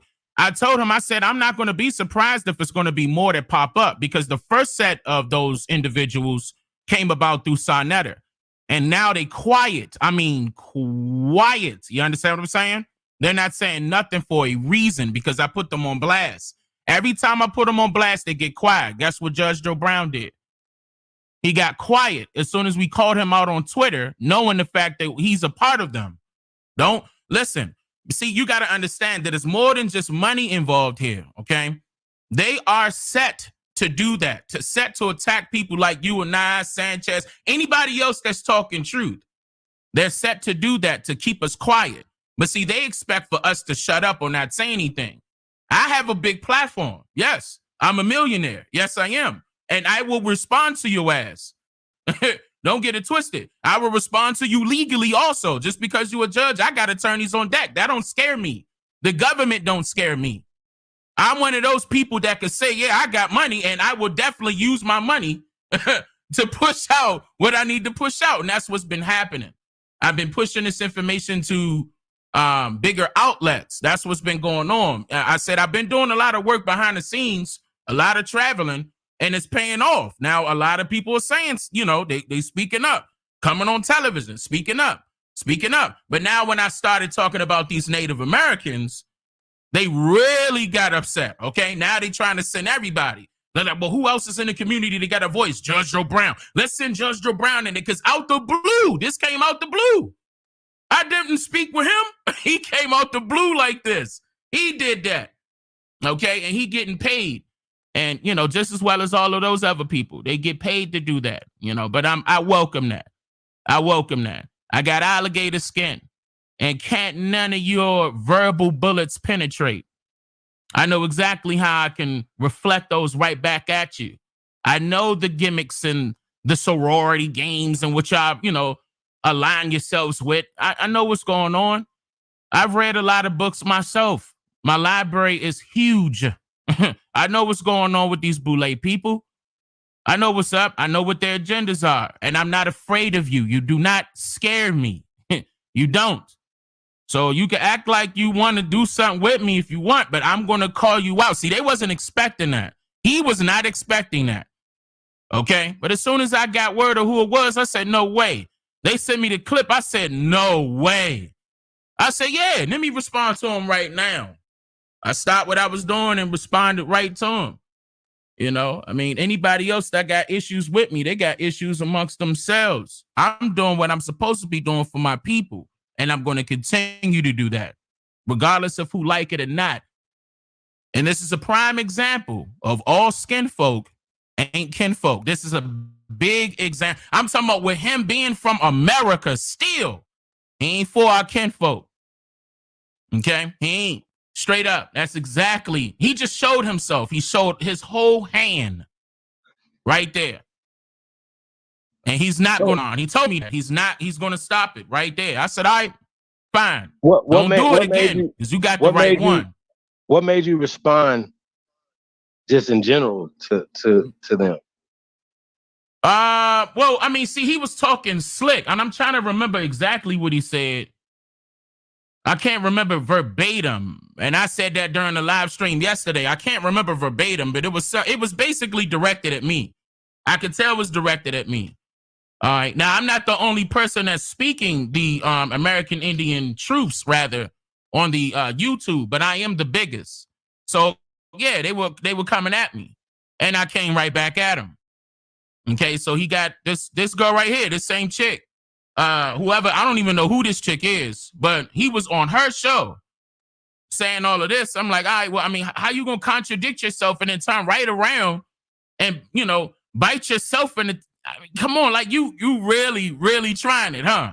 Like, all I gotta do is clip that video and repost it, and people gonna see that you made a mistake. He ain't want none of it. I welcomed him on my platform on Twitter. He ain't want that neither. He responded to me on Twitter, backtracking, okay? Apologizing. That's what he was. Look, I'm trying to tell you, they don't want no smoke with me. I got the I'm just not talking. I have documents that I pay for. Okay, this stuff is expensive. Yes, I make money. Okay, and I put my money right back to my research. Period. Can't nobody tell me any different. So Dane, just for a little clarity, right? You know, because I just seen people. Somebody said that Tariq is bigger than you, right? Do you consider yourself an Aborigine or part of the Aborigine community, brother? You goddamn right. Okay. Do you consider Tariq right. Nasheed? Do you consider Tariq Nasheed a part of the Aboriginal community, brother? Hell nah. Okay. So nope, I think we got to make a clarity for this, because a lot of times people are riding a wave, right? That they don't know. And honestly, where it came from. for some people that's saying that he got a bigger following than me, it's not about that. It's not about who got a bigger following than who. What it is who putting in the work. Because if you go to Tariq Nasheed channel, all he's doing is talking. What work is he putting up? It's a big difference. Okay? And he living out in LA, he damn near a millionaire also. What work does he put in? None. Absolutely zero. So I don't want to hear no crap. Like, there's no comparison. These top guys that's on YouTube ain't no comparison to me. I can definitely say that. I can show my hand. I always show my research. I always tell you where I got it from, period. And I put it on screen. I'm totally different from a lot of those guys. Tariq Nasheed, all the rest of them, period. But see, the reason why Tariq Nasheed don't like me is because of who I am. Because I'm able to do what he wants to do, which is create movies. He got to go hire other people to do that. I don't. I do everything, top to bottom. You understand what I'm saying? So he got to welcome infiltrators in, black and white, in order to do his work for him. I don't have to do that. You know, he even asked me to get on his research team. I turned him down. Like, no, I'm not under you. I'm above you. I'm beyond you, like a long time ago. So, yeah, I mean, they can say what they want. He heard me. I spoke directly to him, too. He heard me. He know what's up. I know he heard it because I know his camp. I know his research team. They sent him my video. He know what's up. Umar Johnson know what's up, too. These fools ain't going, I'm telling you, they don't want no smoke with me. They could call me all sorts of names and he this and he that. They actually do not want to have a sit-down discussion with me because they are afraid. They're afraid that I might open up that box and I might expose everything they got inside of it. I want to address something that she said. She said, you know, which rubbed me the wrong way when I heard this video before I heard the first video, right? That you wasn't on Judge Joe Brown's level. You know what I'm saying? Basically saying as that far he's as what is concerned. Well, that's what I'm saying. I'm trying to see what everybody's gauging this level on. You know what I'm saying? Are we gauging it on celebrity status? What is that on? Right, because they said his net worth is 10 million. So he's a millionaire. So y'all both millionaires, right? So that's not what we're comparing the two, right? I mean, a lot of fools is millionaires, but we don't honor them just because they're millionaires. So we're not honoring Judge Joe Brown because he's a millionaire, correct? Right? Once again, we're asking the question, what has Judge Joe Brown brought to the community at large, our people. Nah, all he do right? is all he's doing is locking up our people that's in our community. That's it. I mean, that was his job as a prosecutor. Hey, I want to say, shout out to Terrell Bay. Peace, brother. Thanks for the cash out. Definitely appreciate it, Islamo. Go ahead, brother. I guess I just wanted to throw that out there because I don't like a lot of people that they think that's because somebody got some subscribers, right? And we know a lot of fools got subscribers out there by gossiping and doing disrespectful stuff to themselves, as well as and they making a lot of money, right? And people nut hug them because they got some subscribers. And these niggas is all types of pedophiles and all type of shit. You understand my point? So Yep. I just, as far as all you groupies out there, I just wanted to let y'all know, that I'm watching, you know what I'm saying? And I kind of see it. But once again, I can't be mad about what other people do. You know what I'm saying? So I just wanted to throw that out there, whatever, because she was like, you're not on his level. And I didn't understand other than his age. Yeah, you know what I'm saying? What was she comparing that to? If she's saying something about, I don't even know who this chick is. I have no idea who she is at all. But I see that she said put some respect on her name. So off the title alone in that video, I just know for a fact that she's looking for clout. If I go to her channel right now, it ain't going to look like mine. Off the break, I don't even got to go check. I can already tell by the title of the video that she's looking for clout, period. Put some respect on my name. Nobody know who you are. Who are you? I wasn't even talking to you. Like, stay out of it. It was between me and him, right? So, but I mean, since she wants some clout, she got my name in the title. All right, watch how I backlash. Go to her comments. Watch how I ain't got to say nothing. She was like, you speak to her. You ain't on Judge Brown's level. No. I don't speak. Another thing she said. I'm not. No, hold on. Wait, let me address that. I don't speak to the middleman. I go directly to the source. And you, Miss Lady, whoever you are, you're the middleman. Stay out the way. I'm going to your boss. That's who I'm after. I'm on the front line. I don't got no time to be playing with somebody else's child. So stay in the child's place. Let me speak to this grown man that think he got the balls, but he's scared for real. Yeah, he's scared for real. That's what's going on. I'm telling you, these boule people going down, regardless if they like it or not. We're going to shut y'all down. Lying to our people all these years. Just so you could get your money up. Mm-hmm. Probably talking bad about me in this video and about him, backing him up. How come he can't say nothing? You speaking for him? Oh, you the middleman. So he gonna handle, he can't speak for himself. He on Twitter, when he had to speak for himself, he couldn't. He choked. He backtracked. That just shows me a lot about him. Period. See, that's why, once again, I know a few people in the circle that backed away from him for that reason. He a flip-flopper. I'm giving him an opportunity before I start exposing him. You better come holler at me, because you messed up now. It's too late. I'm not about to backtrack shit. You got the right one. Think I'm not going to respond to y'all fools. You got another thing coming. You know better now. And I bet if you go to her comments in this video right here, go to her comments right now. But check her likes and dislikes. I don't got to say nothing. My work speak for itself. Real talk. But I'm going to speak. I'm going to call y'all out. Don't get it twisted. But my work speak for itself. So all the jibber jabber talk, you can say that for somebody else that you can entertain. When it comes to intelligence, I'm in a totally different field. If you're intelligent enough to speak with me, then you know for a fact that you should have sent an email, something, added me on Twitter. But if you got to get disrespectful, that means that you're just jealous. None of these people know who I am on or offline. Nobody. Period. So you can make up your assumptions all you want. If it gets to the point where it gets slanderous, I could sue your ass real quick. Call my attorney, Mr. Miller. He'll have your ass in court that Monday. Play with me. I told you I got the money to back my talk up, and I did that for a reason. Because of fools like this. So I'm waiting for y'all to hop out there. If you don't want it to go that far, fine. You want to conversate? Fine. If not, keep my name out your mouth and don't speak for our people as Aboriginals or American Indians, whatever you want to choose. I say Niji. Don't speak unless spoken to. If they ask you a question about history, direct them to us because you don't know nothing about it. You're still stuck on Black and African American. We passed that years ago. Wake up. Hey, so back to when he said he was a Choctaw 77 years ago when he was a Choctaw, right? And then now he's saying he's half Native American and things like that.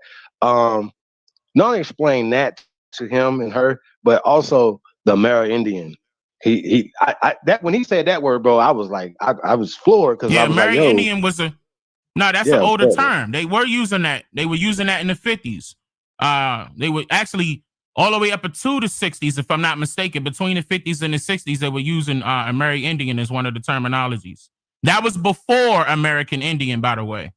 That was before the term American Indian was used. I'm talking about the full, not Indian, American Indian was used after Amerindian. Amerindian is older.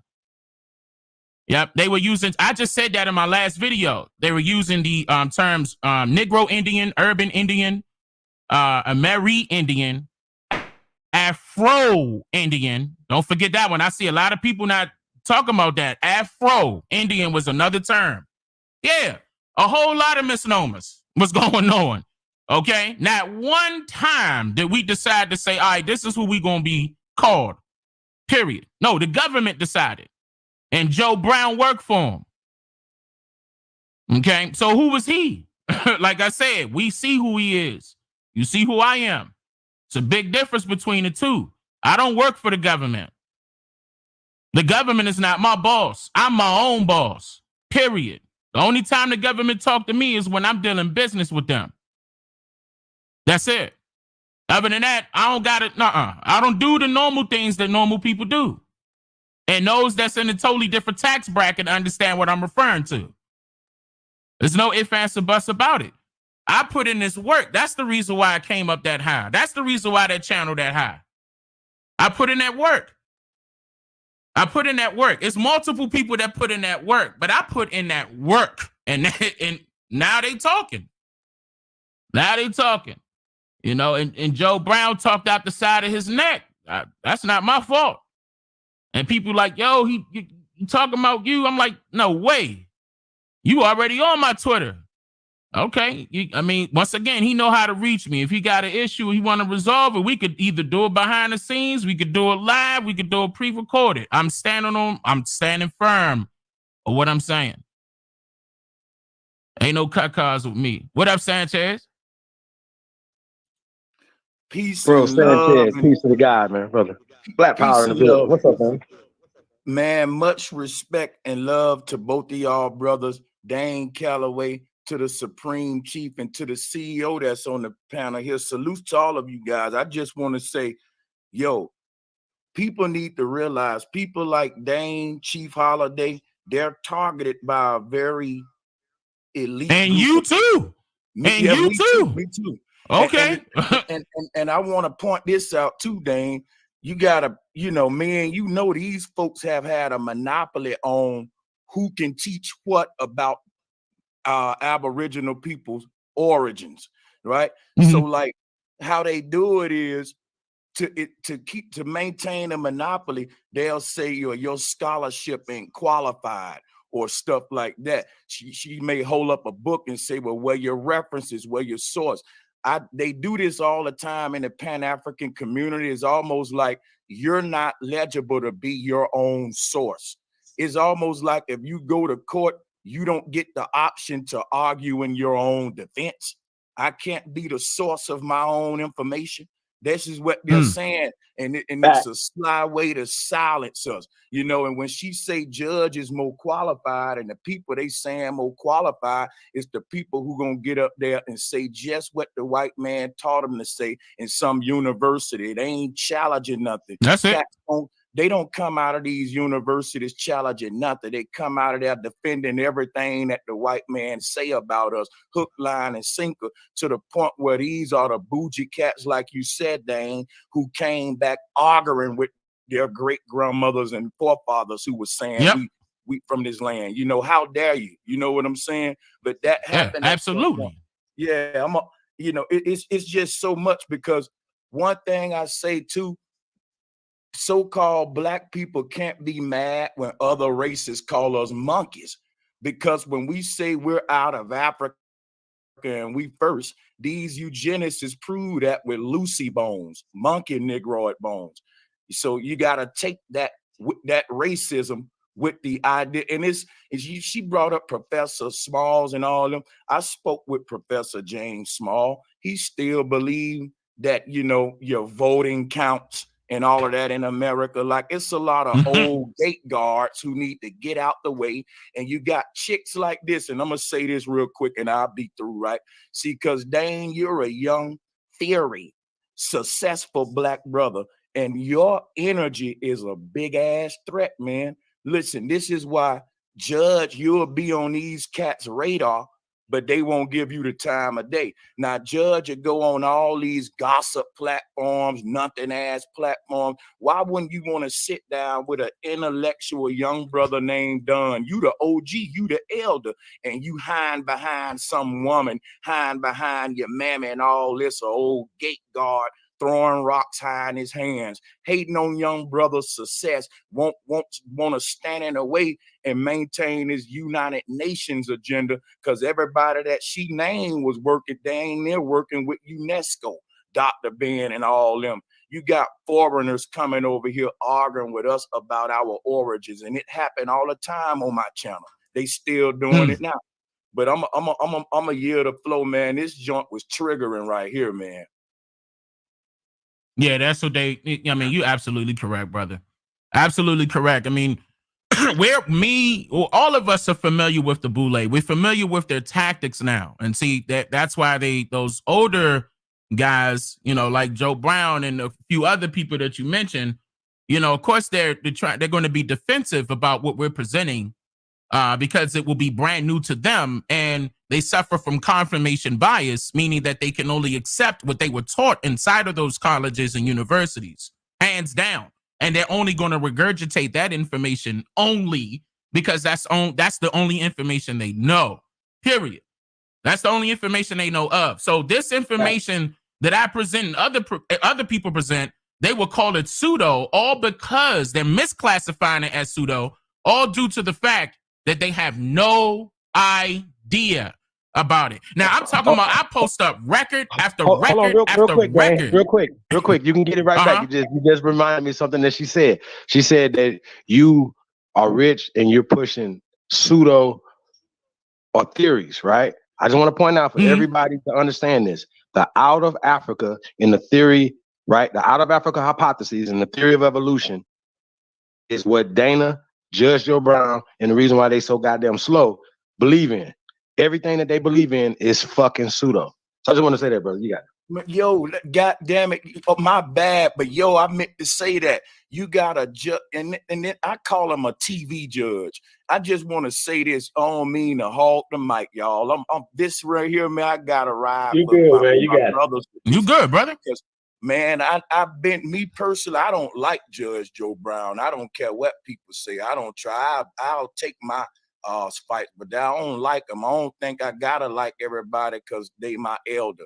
But check this out. When you I call him a TV judge, because any black man that go in his courtroom is not gonna get a fair shot when he trying to make a scene and crack a joke and do all that crap like that.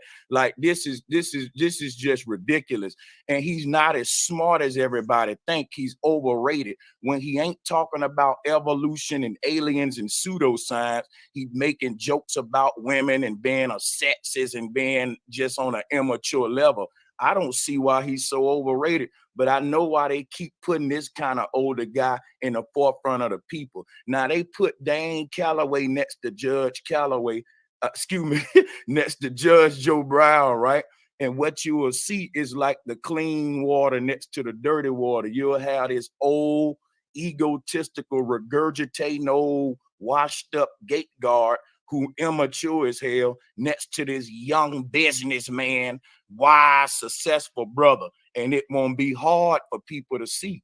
So that's why they don't want you debating them or talking to them. He's Joe Brown is 74 years old. 74.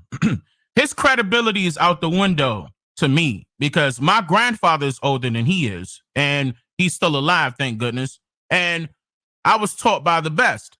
And that's what sparked me into getting involved with the research. And I was wrong, and I was schooled by my own grandfather. It's, boy, you don't know what you're talking about. See, because I was regurgitating all that stuff that I was taught in school. And once he schooled me, and I started digging, and then I got introduced to the rest of my family, I said, I cannot be the only one. Let me put this out in the public. And I'm still going to do this. And that was before I, elevated financially. I'm still doing it. Regardless, I'm not going to change anything. You're not going to see me in the big Benzes and the Ferraris and stuff like that showing off the money and, oh, yeah, I got the money now. Yeah, fuck y'all. I'm not doing that. That's not me.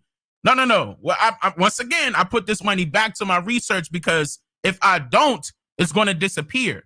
They're trying to eliminate all of these records that I grab right now. I know I'm not the only one grabbing them, and I highly suggest that I don't be the only one grabbing them. But yeah, they're trying to change the gimmick so it can make not the gimmick. They're trying to change the game to make their gimmick, let me use it right there, fit the entire narrative of the nation, meaning one single narrative, and nobody can respond to it with questions. So they want you to adapt their ideology uncritically. I'm not for that. I'm not for the indoctrination process. I'm not for the government. I'm not about bigging this government up or, oh, let's go get this politician in there just because they're so-called black and maybe some changes is going to happen. Absolutely not. Absolutely not. And anybody of high caliber that I talk to, I tell them that. I tell them the exact same thing because I know this government is fraudulent.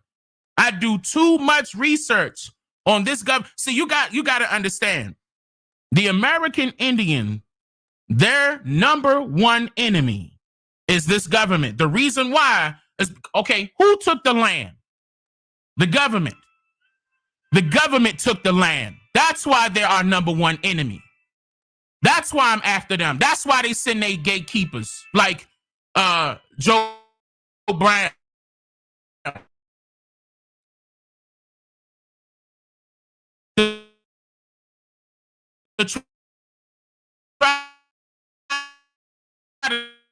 Stop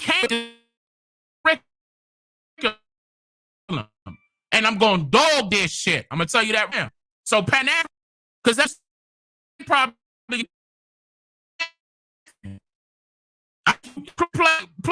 let me listen to her voice. Play this. Let me see where she from.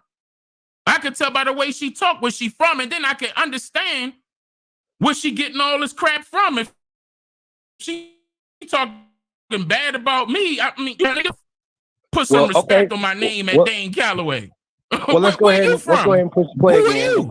Let's go ahead and push play again because she said some stuff in this one. Like I said, that just the audacity, you know what I'm saying, and then to see them say what they said in the video that she made prior to this with Judge Joe Brown, I think is really crazy. You know what I mean? Just once again, Amerindian, right? Choctaw. I mean, like, come on, bro. Like, you know what I'm saying? For him to say that and then say he's Native American or part Native American, he's going with the color scheme. Now, I pointed out, you pointed out. Now, that's the one. Alpha. I saw some of that. Right. I saw some of that. I didn't see this video at all. Right. You pointed out that he's an alpha, right? But once again, he is a member of the Democratic Party. Like, some people, like, could like, for him to tell the truth and say the stuff that he says, but he's still a member of the Democratic Party. He's still a member of the good old boy club, and he defends them. Like, it's another video or whatever, but we're gonna play this video right here so we can get to the end of this. We are right at the end of this one or whatever, because she says some more stuff that I want to address as well. And glad I got you and Sanchez here so we can address it. Let's go. They're not Dana, our leaders. You can definitely come on and address so this you as think well. That you're somebody special because professional basketball players reach out to you? They're just as clueless as you are when it comes to Aboriginals, Natives, Indigenous. She messing up right there. Black.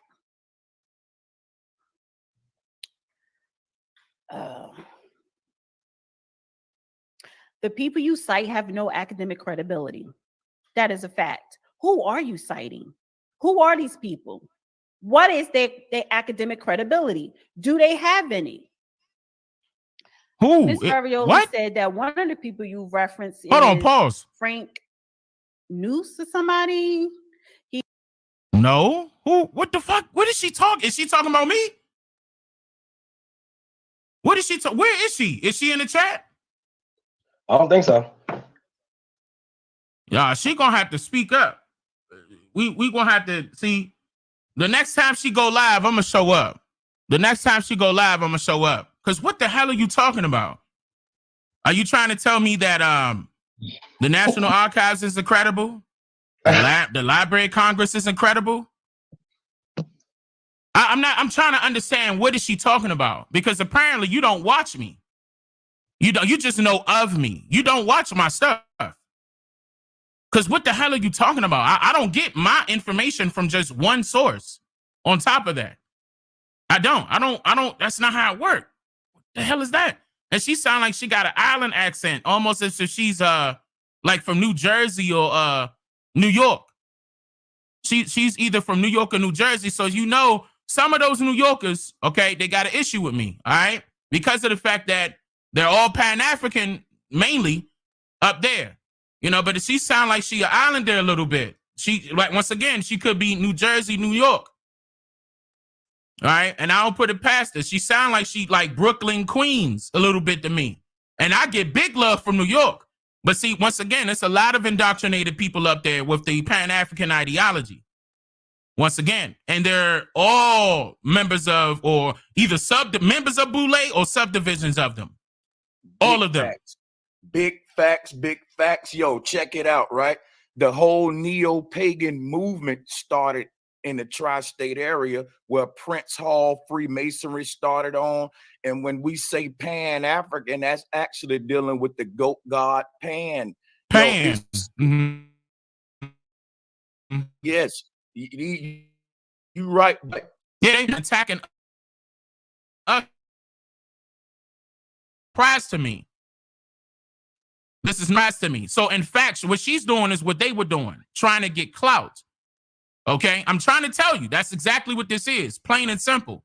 I don't know her from a can of paint, and she don't know me from a can of paint. You can't speak for my work.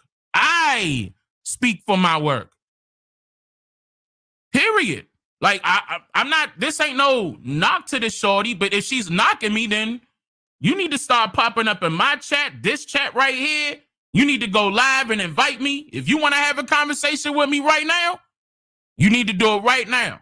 Matter of fact, your time is limited because I don't know you and I barely speak to strangers. Are you ready to get back to it? My wife just texted me. Hold on 1 second. They call him a modern day anthropologist, a white man. Who gives a shit?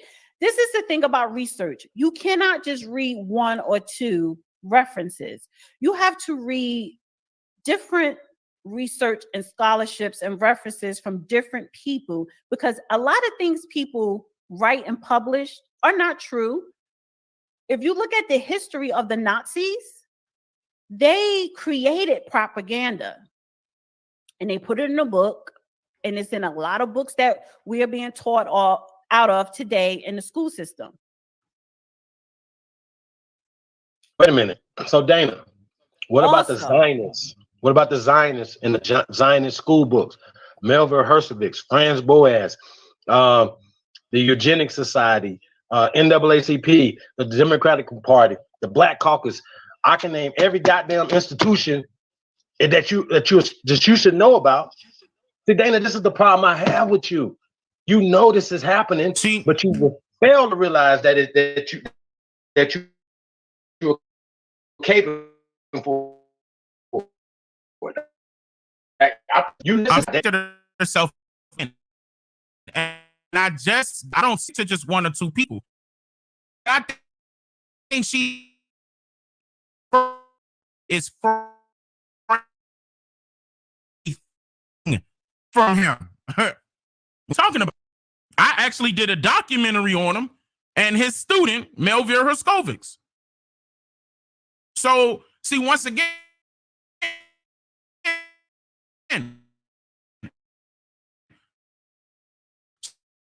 she might be reading for know each and every one of their moves. This is the reason why I put them in checkmate each and every time.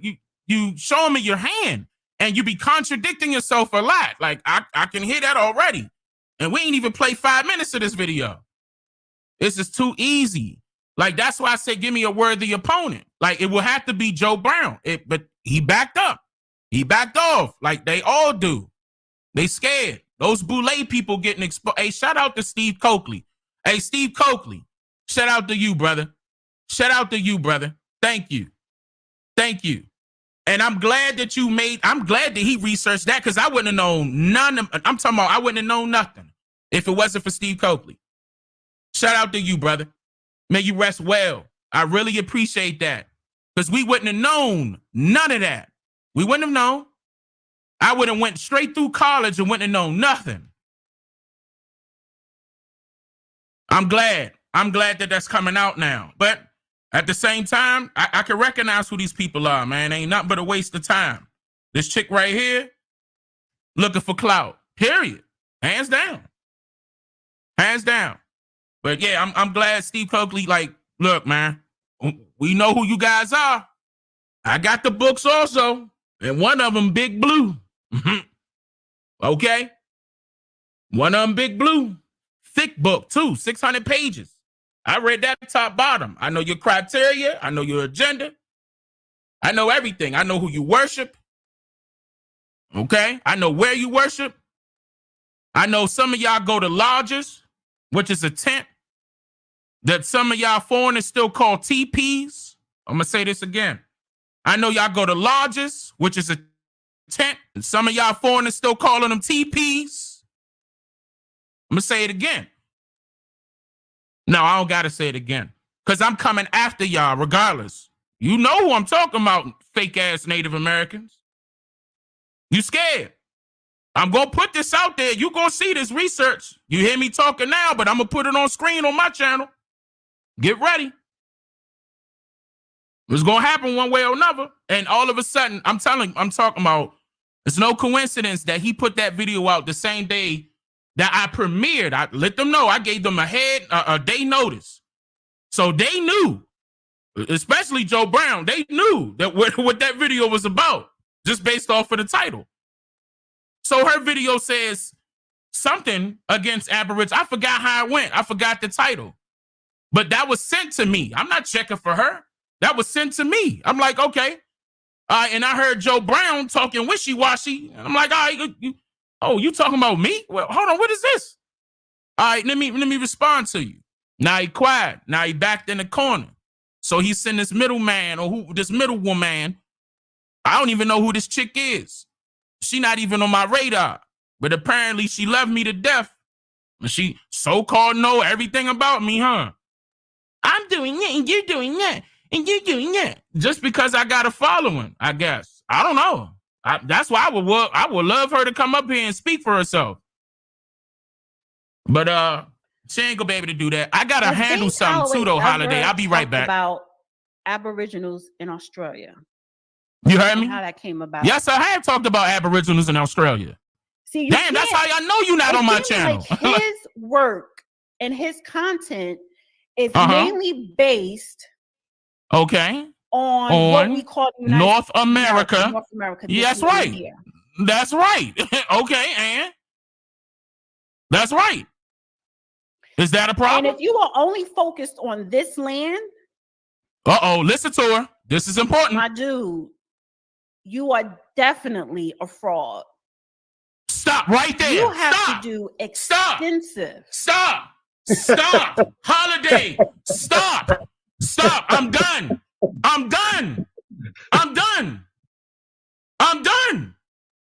They see they don't want us to talk about North America. Look at this, y'all.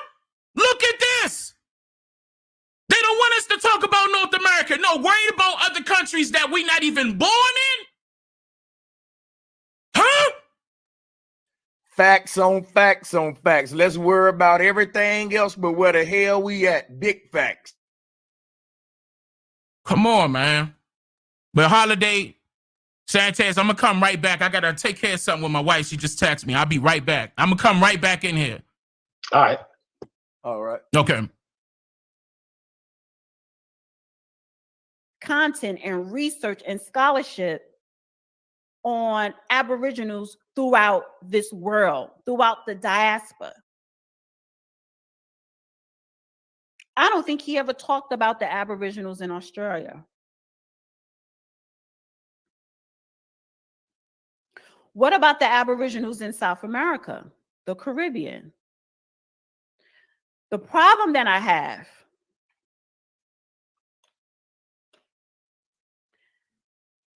if people were to believe in your theory, which a lot of people do, you are literally wiping out the Middle Passage. And that is what I really have a problem with.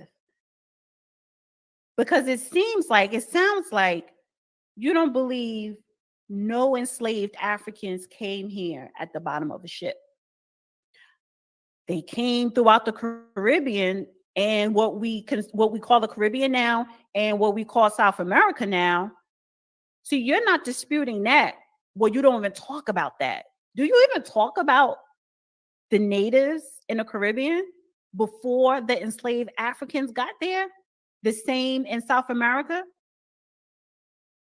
I don't think you have. But I'm supposed to believe that Black people, because Black is universal, but Black people here in America, we are the natives here. Hey, real quick, we got big Aboriginal power in the building. Piece of the guy, man. Hey, Al, I want you to address what she just said, If you brother. cannot, Hold on. if you do not believe. What up, though? Hey, what's up, Al? How's it going? Man, hey, listen, I need you to address like what you've been hearing from Judge Joe Brown as well as the real Dana. And introduce yourself, whatever, but she just said something that like right up your alley. You know what I'm saying? When we're talking about the Caribbean islands and things of that nature, as far as people already being here. So kind of lighten her on that front. Go ahead. Yeah, people are indigenous to the northwestern hemisphere, and there's people indigenous to the island. You feel me? You got the culture there that goes back, competing with anyone's culture. You know, so and we know what the demographic of these people look like. I mean, we shouldn't even have to go through that. I don't even know what all this lady said, though. I ain't gonna lie to you. I just tuned in. Though. I ain't gonna lie. Well, hey, you know what I want to hear for a second before you hit play, Chief? There's a lot of evidence, right, Chief, there where we can debunk the whole Middle Passage thing, right? Facts. Yeah, and we can get into that at any point you want to, but I'm gonna just mute up. But I know that's easy. No. Let's have that conversation because she's like, well, her whole problem with what Dane is saying is the Middle Passage, right? Right. Let's talk about it. When you look at, I looked at it this way, Chief. I said, look, I looked up our strongest, most advanced cruise ships today. Now, the cruise ships we got today, considering now they holding about 500 people to the max sometime, and that's a big ship. And you got to think crew members, luggage, water, food. You know, is shopping place. Like this is a whole city on the water. Now we're talking about wooden.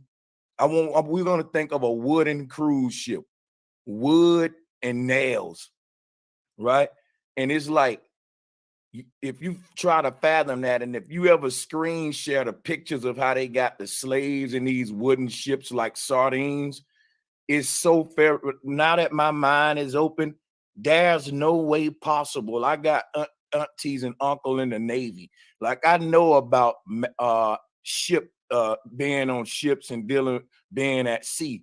And I'm telling you, what they giving us for this Middle Passage story, when you go to looking at, it's a theory. This woman keep using the word theory, but she don't know she's standing on the biggest theory ever, which is the out of Africa theory.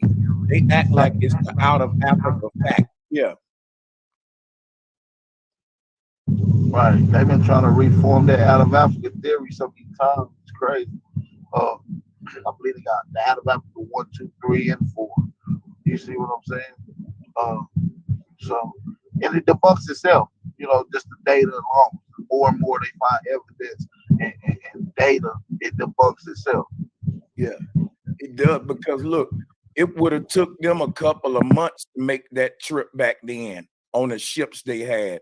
Look, we got steel cruise ships today with motors on them and like advanced, you know what I'm saying? And we wouldn't be able to achieve the feat of the Middle Passage if the Nina Pinta Santa Maria, like this is like as laughable as Noah's Ark when you start looking into it.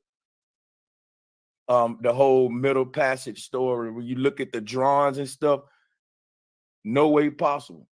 But yeah, I'm a year to flow, man. This is crazy.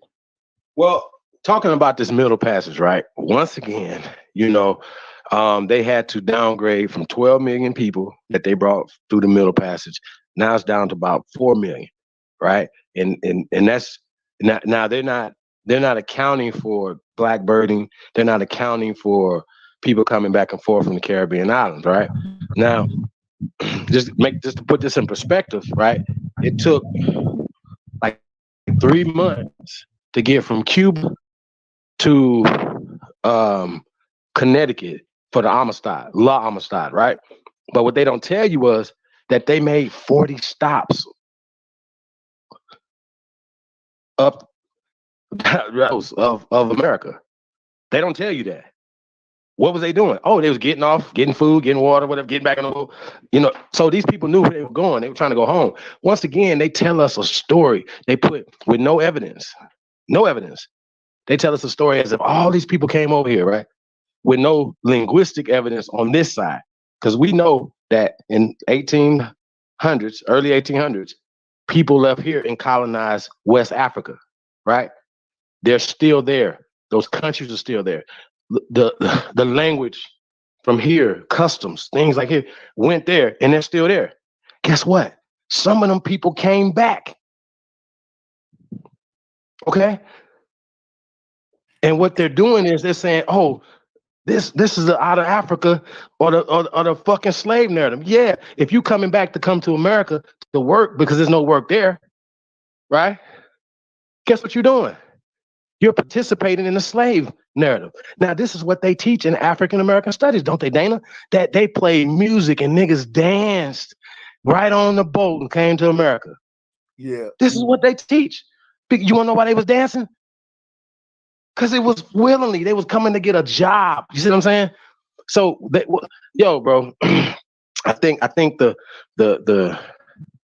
indoctrination, the school system, everything. And I said, Judge Joe Brown said something that made sense. He said, "We're not at the school board meetings. We're not. Y'all know that these people are sending bogus information home that they're teaching your children.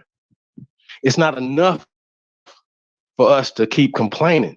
We have to change this. This is our shit. These are our children. This is our land. We have to make Europeans move around, Asians move around, Arabs move around, Africans move around. We got to make everybody move the fuck around.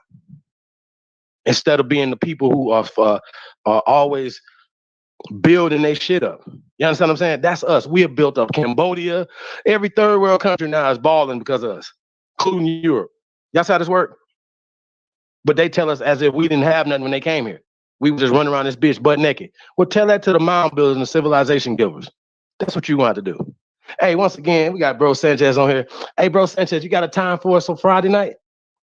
Oh yeah, we're gonna shoot around after the noon 12 or 1 in the noon. Yeah.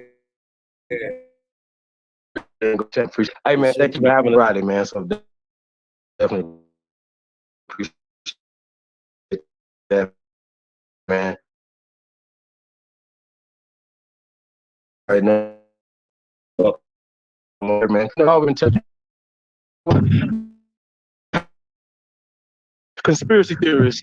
He's talking about flat Earth, blah blah blah. Right. See, once again, anybody that's telling the truth, right? They want to make you feel like you crazy and you're a conspiracy theorist. So they want flat Earth and him nation is not is a part, right? Like I got Kyrie Irving knows about flat Earth because of Bro Sanchez. Y'all understand what I'm saying? That's his contribution to the world, Craig. Y'all gotta understand that. So we're talking about bringing this thing together, bringing truth tellers together. So it was the flat Earth and the Aboriginal community has always been together. That's how this works. Aboriginal flat Earth. That's right. Aboriginal flat Earth, baby. Talk that shit. I'm trying to get the brother Sanchez on the channel because I deals with the history. And him being one of the last few synchronists like myself, I would like him to break down the flat earth cosmology of the ancient ancestors of America. And I got a few particular cultures to point out. Yeah, that's that. Hey, I'm gonna do that with y'all. You can have a whole series together, guys. We can name it Aboriginal Flat Earth. You know what I'm saying? Because the ancestors here in Mesoamerica had a lot of deep knowledge about the cosmos and stuff that they don't want us to know. When they talk about the Mayan over here, they do the same thing, kind of like what they do with the Egyptian in Africa. They try to make it like some sort of alien type people or whatever. But I find it strange too that they use these coded words when they refer to our ancestors and the true aboriginals of this land. They'll call the ancient structures alien structures. Alien is a word that means foreigner. And I find that strange because like a lot of the foreigners come over here from Africa, like Marcus Garvey, and they'll say, well, we all black, but they're not included. We don't really identify with them like that. They don't identify with us like that. But I wanted to ask y'all this, right? Based on that, could we say that the slave trade, the whole Middle Passage concept, we know they didn't bring all of the Aboriginals over here to this land. I think they were bringing small groups of Africans over here to be like a buffer class, to kind of like how they did with the Hispanics or whatever. Like when we started out competing them on this land, they bring in, Africans to get cheap labor to compete better and stuff, kind of like how Walmart did Kmart. I think they exploited groups of Africans to be a buffer class to help work against us, just like they did with Garvey and our back in the day, and Dr. Ben and all them. These guys come from somewhere else and come over here and debate us about where we from, and it's a foreigner trying to tell you a foreigner. And I just find that strange that even when they look back at the structures here that clearly point to our people, they say words like aliens and which is coded to mean foreigner. That's called uprooting in religion. Like when they talk about the God of the Bible want to uproot a people from their land, that's literally what they're doing, uprooting us at the source, which is the origin story. And that's why I'm really going against this out of Africa theory. We just start adopting that with the rise of the neo-pagan movement and all that. But I ain't gonna halt the mic because it really goes deep when you get into the neo-pagan movement. Because look, during the late 60s and early 70s, around the time of hip-hop starting, it was a whole boom of African identity going on. Movies like Coming to America was coming out later on in our time to reconfirm that African identity and stuff like that, Wakanda, stuff like that. But the thing is, I do remember a point where my great grandfathers was saying, listen, we Cherokee Indians, we such and such Indians, different tribes like that. And I remember comedians coming up in our time joking like, black folks love to say that they Indians. You ain't no damn Indian, nigga, you African. you know your, and it was like a whole push in Hollywood comedy to like change the narrative to pan us toward African identity. This wasn't even too long ago. I don't know if y'all can relate to what I'm saying, or you know, I can peep that. I can piece it together how everybody was attacking any black person that said anything about Indian, Aboriginal. You know, it was kind of like, you dumb and you front, you don't want to be African, you hate yourself or something. That narrative is old, but I'm gonna fall back. A lot of these people that was speaking up on behalf of that narrative, usually and often will be a non-black American. It will be a foreign black that was speaking on behalf. And this is what's been going on consistently again, and it's still happening now. Go look at the American Black Caucus. Over 70% of those people are. At the end of the day, man, we gotta voice, we gotta start breaking down the history here, the lineage here. Like I said, breaking down this whole narrative of the middle passage, pointing out the contradiction that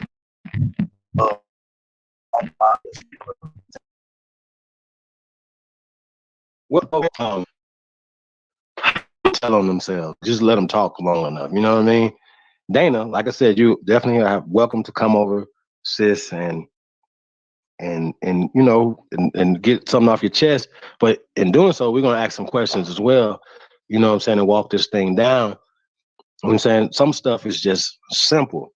If Judge Joe Brown is placing himself, you know, in a social construct, being black, he sees black as an identity, as if what his mother and his grandmother told him was something opposite. He looked at them and said, well, y'all must be blacks.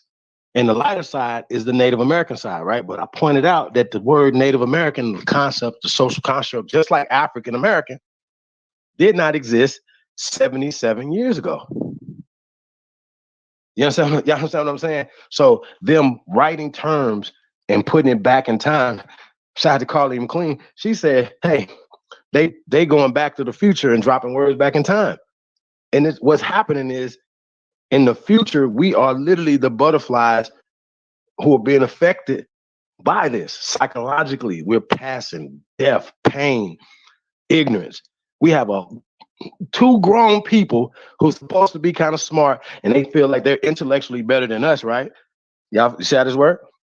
Because we believe this, but we don't believe this based off of any evidence or stories. We have not only our origin stories or oral traditions from our people, right? But we now have the archaeology, the craniology, the geology, the every other fucking ology that you can think of, right? Yeah, the anthropology, every ology that you could think of, right? That bears witness to Aborigines or Negroes being we got the actual writings of our ancestors and the depictions of our ancestors and daily habits and spiritual endeavors now by our ancestors. So we don't got to take their word, only if you want to use them for contemporary studies. But we now have our ancestors' word.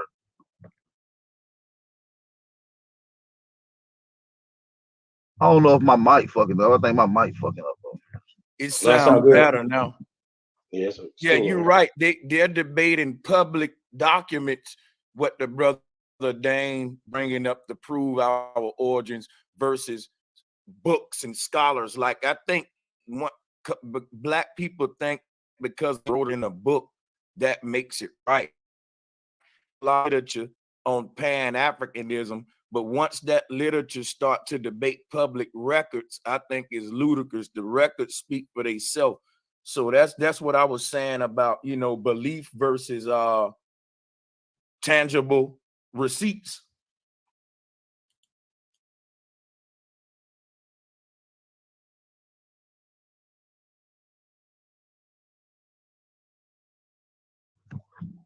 Yeah, tangible receipt. So what would you classify as a tangible receipt? Something that you can still see today, something you can go lay your eyes on right now, something you can simply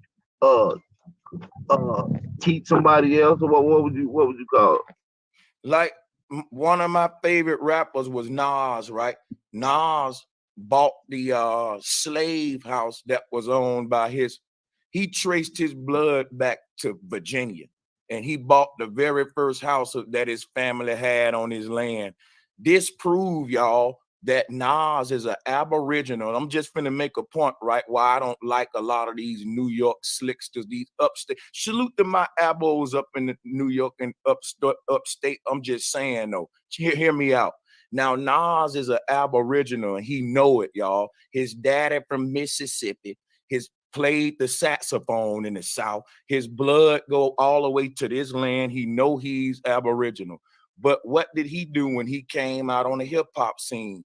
Put on Egyptian mask and come with the whole out of Africa stuff. So what I'm saying is, like, to me, to answer your question, what I call tangible receipts is that right there, what Nas did. See, the belief would be what he rapped about in hip hop. That's some old fairy tale theory stuff. What really happened when he got his money right, the damn money traced him right back here, which is the tangible part, and not the fairy tale. You see what I'm saying? Just in that example. No, you're right, and it brought up to something that we ran across. We had a conversation with Dr. James Smalls, right?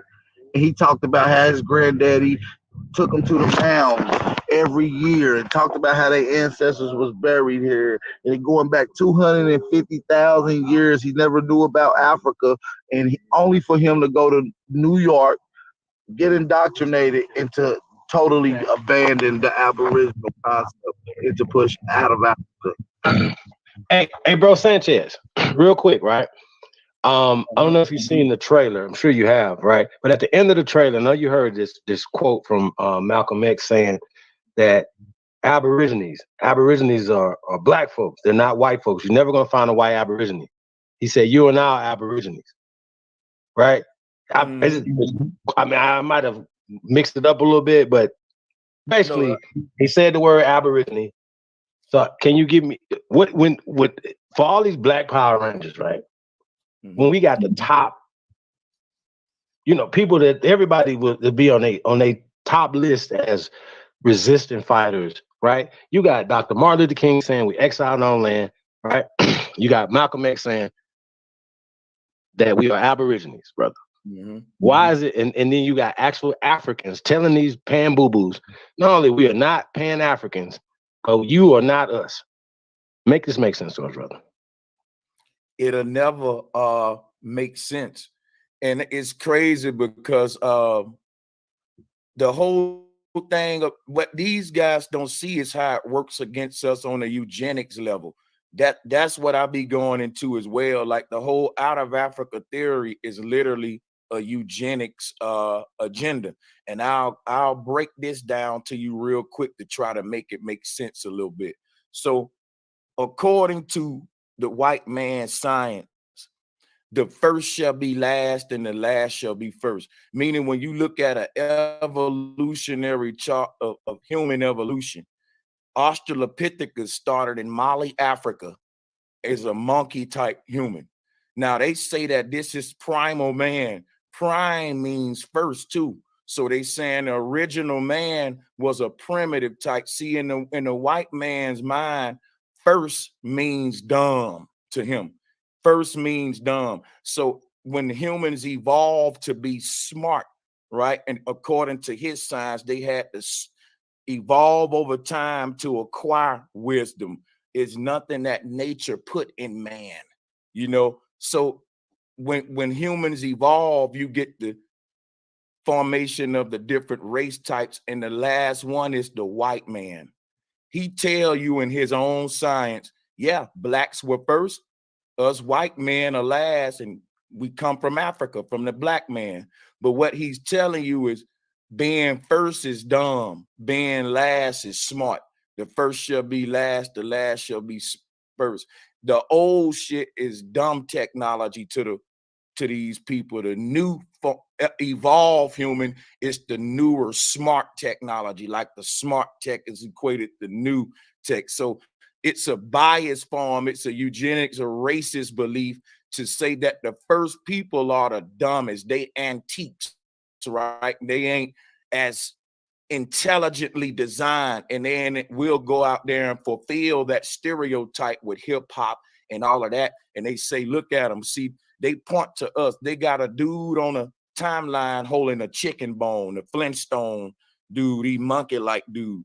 And they try to say that that's literally us, the monkeys with the chicken. But like, these is really racist, but a lot of folks can't see that deep into how they got a whole IQ system that puts us at the bottom, and we agree to it because if you want to be first, you got to be dumb, according to their science. But even the Asian government came out and said blacks in America were first. Blacks were first, right? And said that we can prove that we all humanity come from black people from Africa. And I always say, when your enemy giving you something, you need to scrutinize it. When you scrutinize it and think about what I said, you'll see the eugenics and racist joke, really sick way they got everything, designed with this theory. But I'm gonna just yield the flow right there. What y'all think about that? I'm trying to make a little sense out of it because, Man, listen, you making it plain for me, brother. Just like what we're saying, it's interesting, right? We had got into it with General Sarah Pseudo Seti, right? Shout out to Seti though, and he pointed out years ago that he did not rock. I seen him. He was debating the Armin Fraud Squad before, right? Shout out to them too, right? And and he was debating them, right? And they were talking about evolution. And he said something that made so much sense to me, right? He was like, yo, what the hell y'all think? The ants, the dogs, the cats, the animals would have waited on us to evolve? Fuck no. Right? Now, he says he's against evolution, right? But then they'll turn around and be like, everybody of color came out of Africa at some point. right.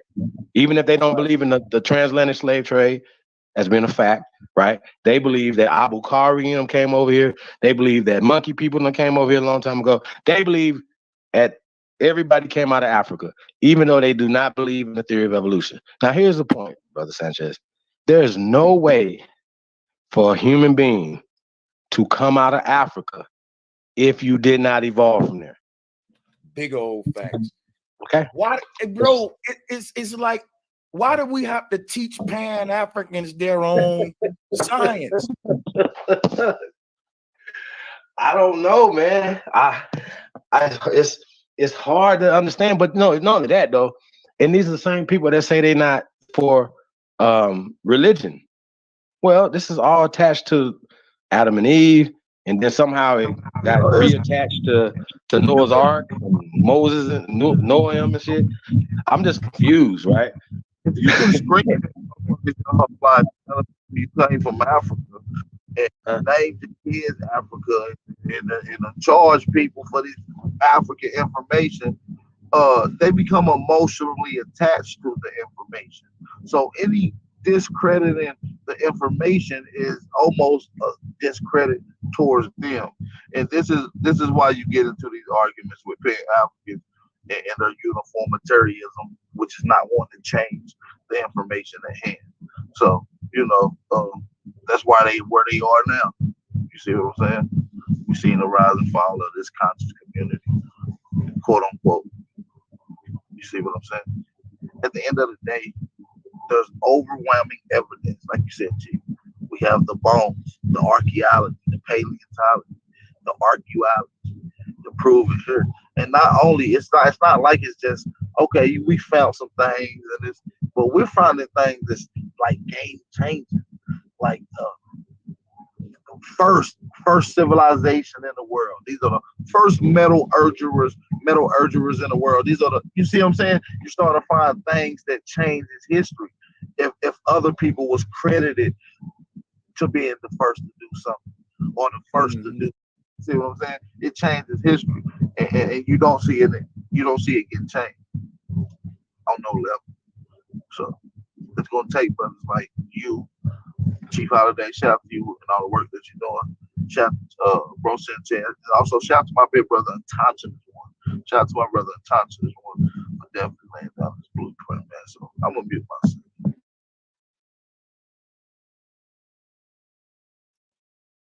teaching yo, I want to deal with that when we do it Friday. Hey, whenever you want to hit play, Chief, let me know. But yeah, we got to deal with that Friday too, to show these Pan-Africans that you can't have an out of Africa theory without evolution. It's impossible. Like that's a big one too. Yeah, because it talks about when humans became regular humans like you see today in the theory. It talks about the migration of archaic and hominids and how they changed. Yeah, Like, man. Hey, did y'all hear Judge Joe say this nigga gonna say that the aliens built the pyramid? He said it with a straight face, bro. With a straight face. his ass, Like he was really tweaking. Yeah, that's some good dope. You over there on Judge. That shit crazy, bro. I can't believe you did that, bro. He's saying what? Think about it. Judge got. That's that Rob Van Daniken ancient alien church of the guys bullshit that came out in the early 80s. That's where all this shit came from. That Netflix knowledge, that National Geographic knowledge, like, bro, ancient aliens and then she got the nerve to say what we coming with is theories when this man talking about aliens up there. He went to college to get out of college talking about some damn ET. This is a joke. Hey, I want to say, shout out to the cash out. Bro, since that speaking of Netflix, somebody shouted you out on Netflix. Some Flat Earth DVD I was watching. Somebody shouted you out. That's what's up. Hey, I mean, when you think about just the Flat Earth and just in general, you know what I'm saying? Bro Sanchez took it to the next level. You know what I mean? It was a fringe thing. He added context to it and wasn't just he put color to it, so to speak. You know what I'm saying?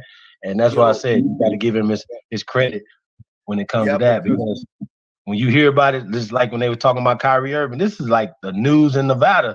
It was like, oh, he's a flat earther. Ha ha ha. Come on, bro. Hey, y'all believe in the pseudo ass shit ever. I'm humble, Chief. I'm humble, bro, because look, you right, man. When the flat earth came out, you had one white perspective, a Christian white perspective, like the Bible's that's the kind of flat earth you was getting. None of these guys was enough like the Mayan cosmos, the Iroquois cosmos, all of these different people, man. I'm talking about who was talking about this before Plato, before, you know what I'm saying? So yeah, man.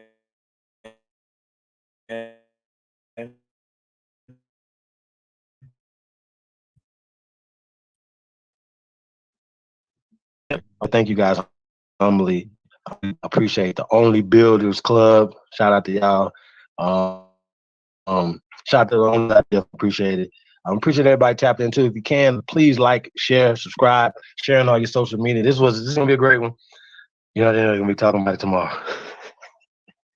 But I want to say shout out to the Aboriginal community. I want to shout out to the Flat Earth community. Shout out to all the truth tellers out there, man. Everybody that's looking for the source, looking for the truth, and you're not stuck in dogma, or you're stuck in indoctrination, or just fear, because a lot of that's fear. Yeah, they fear the oath keepers.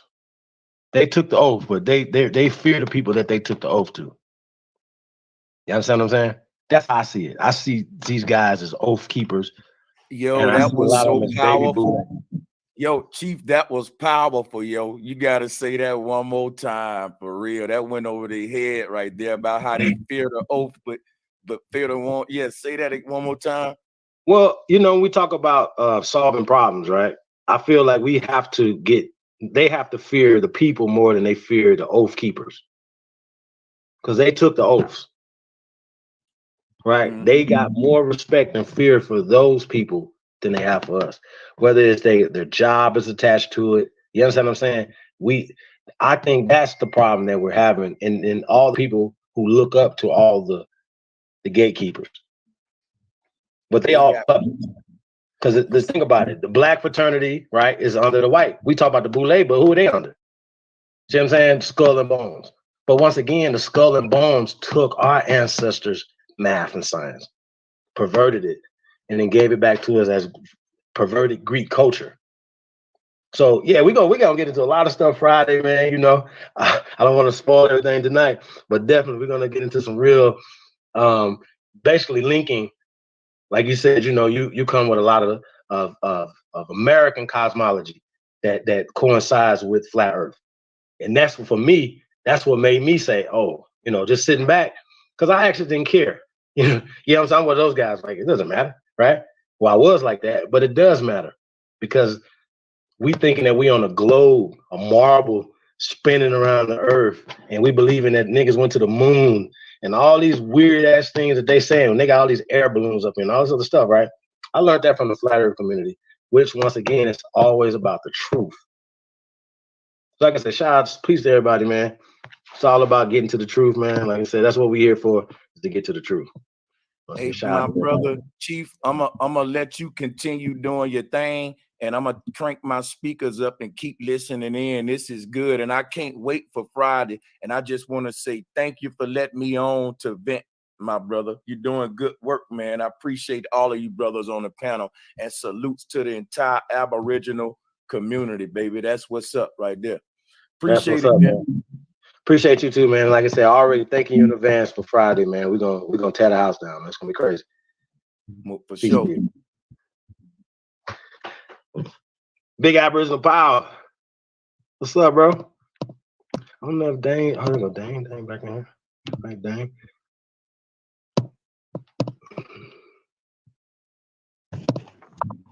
What's up, brother? What's up? What's up? What up, though? Hey, we got an echo. I don't know.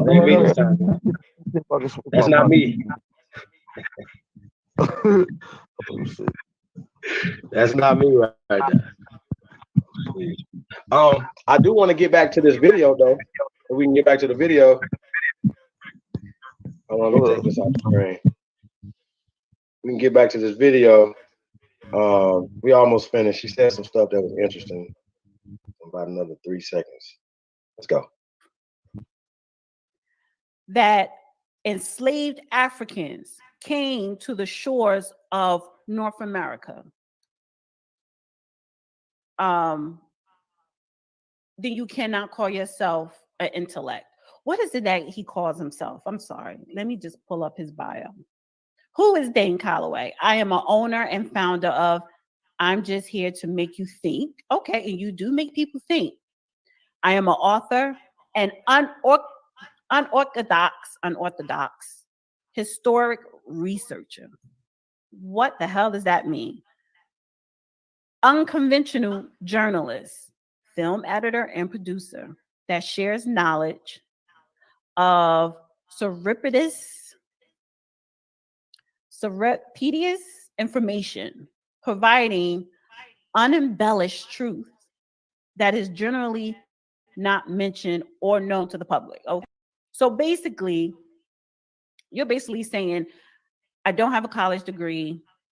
I'm not a doctor or a professor in anything. I'm not even a certified journalist, right? That's why you say unconventional journalists. Everybody on YouTube that create content are unconventional journalists. You are a film editor. Yes, you are an editor. Maybe you did do some short films, but you edit your videos on YouTube. Producer, same damn thing. And you saying you providing unembellished truth. Well, you embellished a whole lot of truth when it comes to the judge.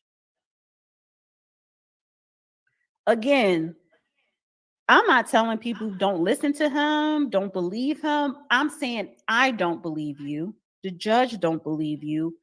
The intellectual elites damn sure don't believe you. Judge Joe Brown is part of that, but there's others. I've spoken to, and I'm not going to say names, I've actually reached out to several scholars, notable scholars, because I wanted to have that conversation of Aboriginals, natives, blah, blah, blah. They said absolutely not.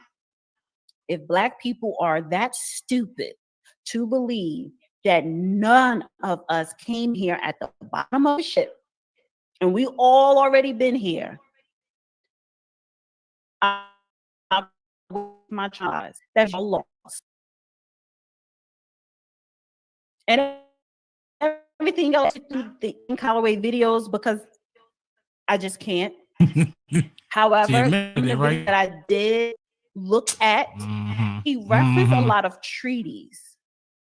He referenced the word Negro as when they referencing what we call the Indians, who were a dark Negro.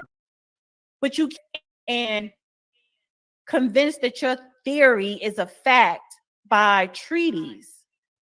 Again, you do not talk about anthropology. You ain't watching mine. You ain't watching my videos. You cannot just erase the Middle Passage. Just a quick, let me just break this down for you real quick. There were 3 slave trades going on in the continent of Africa: East Africa, South Africa, and West Africa. West Africa was considered the Middle Passage. 80 to 90% of the slaves that were taken out of West Africa were dropped off what we call the Caribbean and all throughout South America. It is said that only 5 to 10% of the enslaved Africans were dropped off. Who said it? Who said that? Could have been more, right? But it was a very could have been low Come number. on, man. So how did we populate here in America? Because when a white man came here to America, yes, there were people here. There were the natives. I'm just going to use the word natives. A lot of them were slaughtered, killed, died of diseases, blah, blah, blah. A lot of them still, a lot still survive. They did enslave some of the natives that were here. Some of the natives were slave owners as well because they were able to broker some type of agreement. But for the most part, 5 to 10% of the Middle Passage enslaved Africans is reported that came to the shores here in what we call North America. Who reported how that? Did we populate? What they did here, they did a lot of breeding farms. They breeded to get more slaves. Chattel slavery. Mind you, America was not America in 1619 because this was under she digging British herself into rule. a hole. British rule, French, and Spain. So if you come up with this conversation of, well, where the slave ships, there's no record of the slave ships, you're not going to find a record of slave ships in American history because those slave ships were either Spanish slave ships from Spain, English slave ships from England, Denmark, or France, because America was not fucking America at that time. Okay. But if you do live back then? Let's say to Oxford or to the British Library or do the research in France, Denmark, if you go and do research on those Europeans and their involvement in slavery, you will How find about you pull that it up information and show us your research, and that's Dana, with the data. So, and what I'm breaking down is the basic ABCs of the Middle Passage.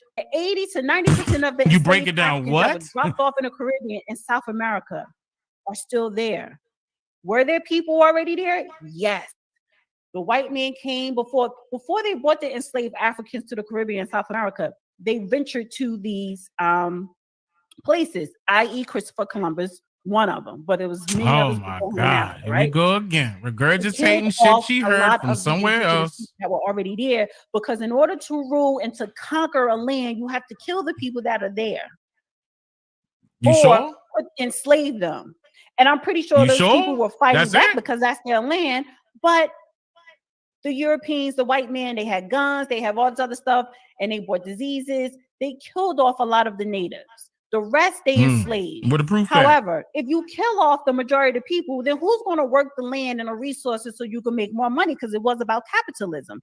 Just so let me guess. The white people found out a way to go to Africa and pull enslaved Africans, right? Labor, and they brought in the enslaved Africans from Africa. Oh, there we go. Same old.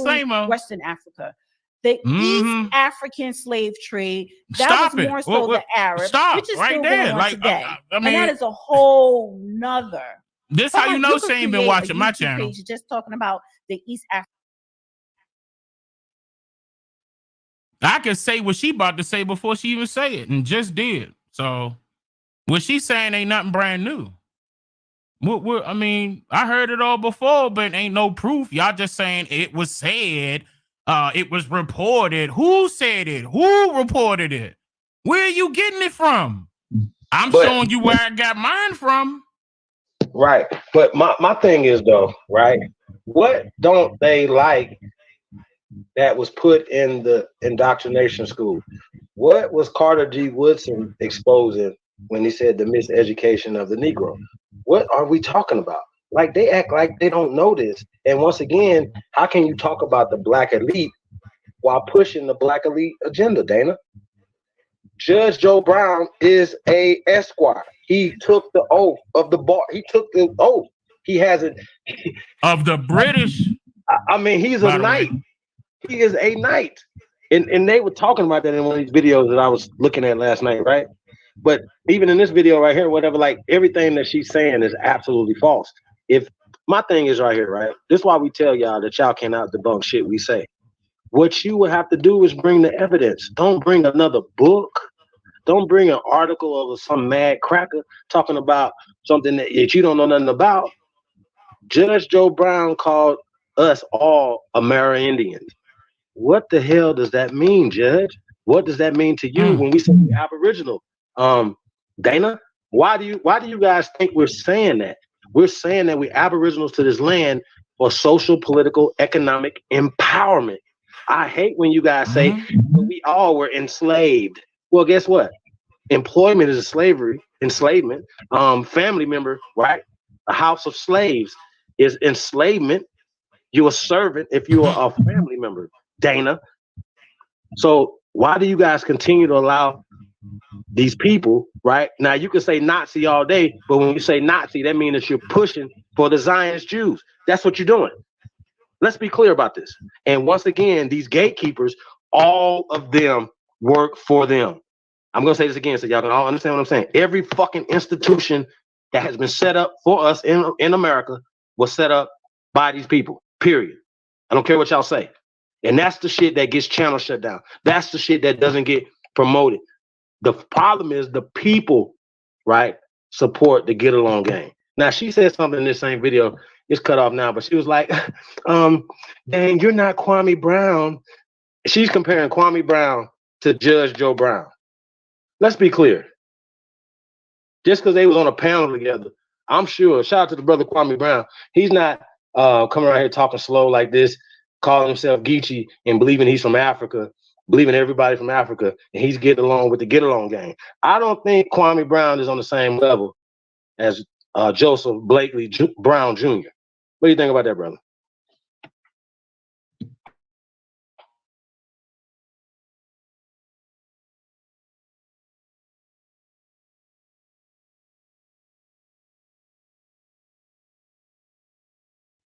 Oh shit, I'm here by myself. Hey, well, let's go ahead and finish this little thing up right here. Let's get old Dana out the way. Sheesh. African slave trade. But let's just focus on the West.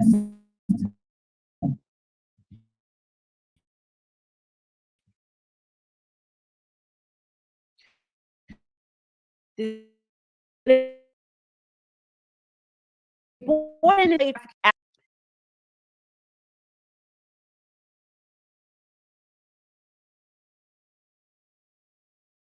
was captured, which is fast forward 90%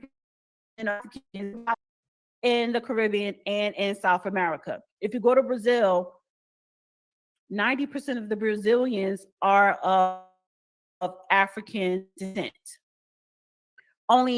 It's only reported to be up to 10% here. But our population increased, like I said, by way of breeding.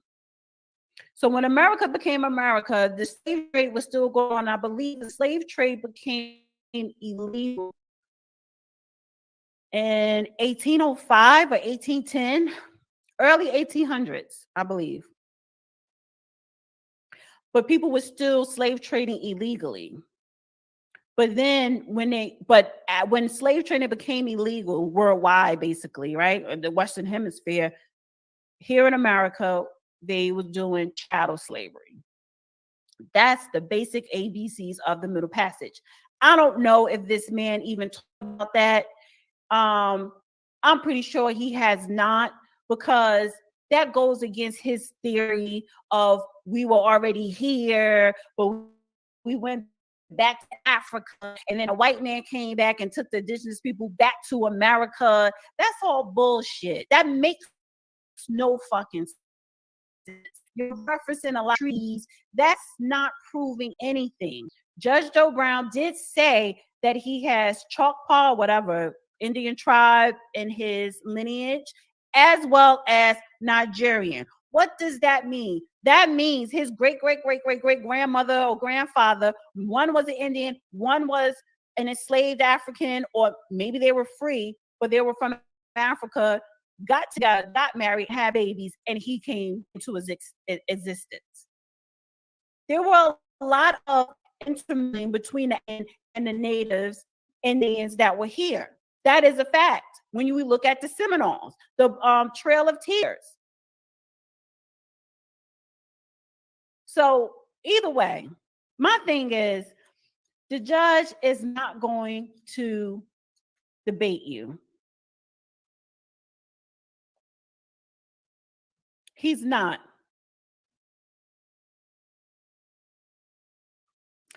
You are not his level. I'm on, me and you are on the same level. Like, I kid around a lot. I laugh a lot because YouTube, it's a privilege to be on YouTube. You should have fun with it or whatever, but make no mistake about it, I'm no fucking dummy, and I know what the hell I'm talking about. And honey, yes, I could, if me and you were to debate, I would debate your ass under the damn table. I'm surgical with this shit.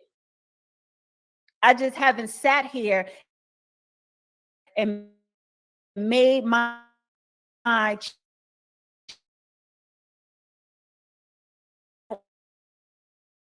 about history. Could have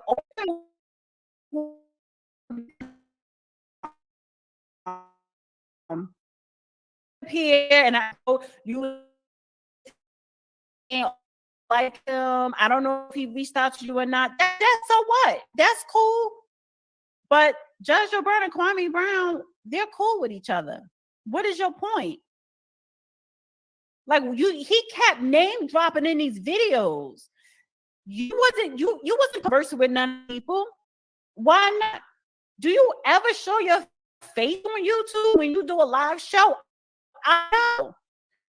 But if only wanted to fuck interview you, why didn't you let them interview you? Why you ain't go on their platform? Why you ain't go to none of their events? Why you ain't invite them on your damn platform? Because you know they're going to be somebody in the room and was warning you, would have pulled your fucking card you out to be a fraud. However, I respect you as a content creator. Your content creating handle is superb. So with that said, keep the judge name all the way out your motherfucking mouth. If you're going to reference anything that he said that came from my channel, don't reference me as some girl or some lady. Bitch, my name is The Real Dana, aka Dana with the data. You debate me, because me and you are on the same level until I surpass you intellectually. The judge and everybody else like him or not, he's not going to even fucking reply to you again, because you are irrelevant. You are a non-motherfucking factor in their world, and their club, and their group of people, where you want to be so bad. That's why you had to do a 30-minute video. And then you also said, oh, it's pretty funny that video dropped the day after you dropped some video. No, I didn't strategically bring you up or to talk about you because some video you dropped. I'm not even subscribed to your channel. However, the clip from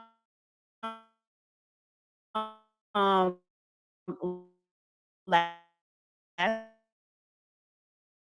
week. That was about him. I premiering it. Yes. 15 to 25 long. So you get to hear exactly what the judge don't know. What he's saying is not is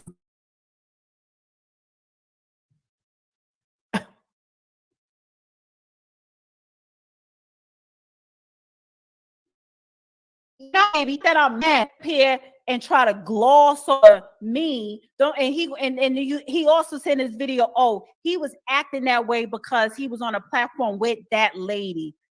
No, he don't act a certain way because he on a platform with a woman. He is legit. This man, again, he is an intellect, he is well read, he is well traveled. You will never reach his level. But me and you are on the same level. So basically, this is my offer to you, Dane Calloway. Why don't you debate me? You could come on my platform or I could come on yours. And please do not refer to me as that lady or that girl. It is the real Dana. Or you could say Dana with the data.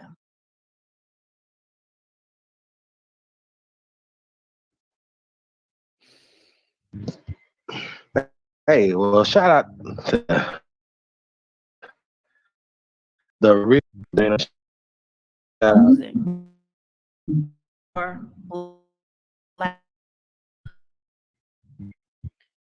Listen, Black is a sister. Whoever believe Dane, respect him, follows him. Nobody's not telling you not to do that. Believe what you want to believe, follow who you want to follow, listen to who you want to listen to. But it's a damn shame when we talk, I'm guilty of this too. If it looks good, sounds good, feels good, we believe it. We believe it with our eyes closed. We believe any fucking thing if it sounds good, looks good, and feels good, without doing any type of research, any type of scholarship, reading, fellowship, nothing. If it looks good, feels good, sounds good, we Black folks, we eat that shit up. So with that said,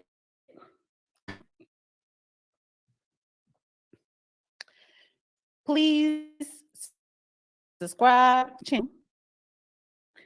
Stay tuned for Thursday live show with me and the judge. Be on the lookout for that I will be tomorrow. So you can hear what the judge actually said, right, when asked the question. Also, on my a lot of other people channels. Yes.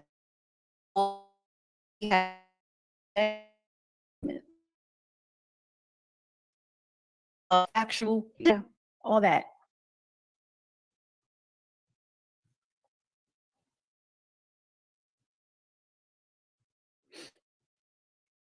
So that was my little rant for today. Y'all gonna put some respect on my name, honey. Well, you're gonna put some respect on American Aborigines. Trolls, y'all do what y'all do. Yes, thank you, Epic Eric. We came before Columbus. This was I almost forgot. Has he ever referenced this book, Civilization or Barbarism, The Authentic Anthropology by Che and Diop? No, he has not. I have shit. I meant to, that book is We Came Before Columbus. That book is in my bedroom. Ivan Van Serta. Spirituality before religion. I mean, what did you have to say though, Dana? For They Came Before Columbus, which is written in 1977, Dana. So we are the next level. Hillary of this information, right? We want to talk about the natives. Let's talk about the natives in the Caribbean and in South America. Does he reference any of those books? Especially this. This is not a book you just read leisurely. This is a book that you read the first chapter or half of the first chapter, write notes, do a little bit more research, go back and read it. You don't just read this in a week and think that you could absorb this knowledge. This is a reference. No, he has not. Oh, but he could reference a white man of modern day anthropology, right? As if that's actual facts, as if that's not propaganda. Yes, world history. Dana, I think it's interesting to know what you think. First of all, y'all gonna put some respect on my name. Yes, I don't care if y'all mad, Dana, and I will. I want to know what you think is not propaganda. Look out for that upload. Look out for my accent. We're doing a live show Wednesday on Black economics with the 10K. Thursday, we're back at it. Me and Judge Joe Brown for Man Up. Next week, Sunday, a doubleheader is We Have Arrived, the Formula One podcast with me and Judge Joe Brown, and Dana with the Data with Dr. A talking about breast cancer part 2, all that. But if Dane Calloway going to debate anybody, Negro, you're going to have to debate me. Let's set that up. This is my invitation to you. That lady. That's it, guys. Thank you. Bye. Have a good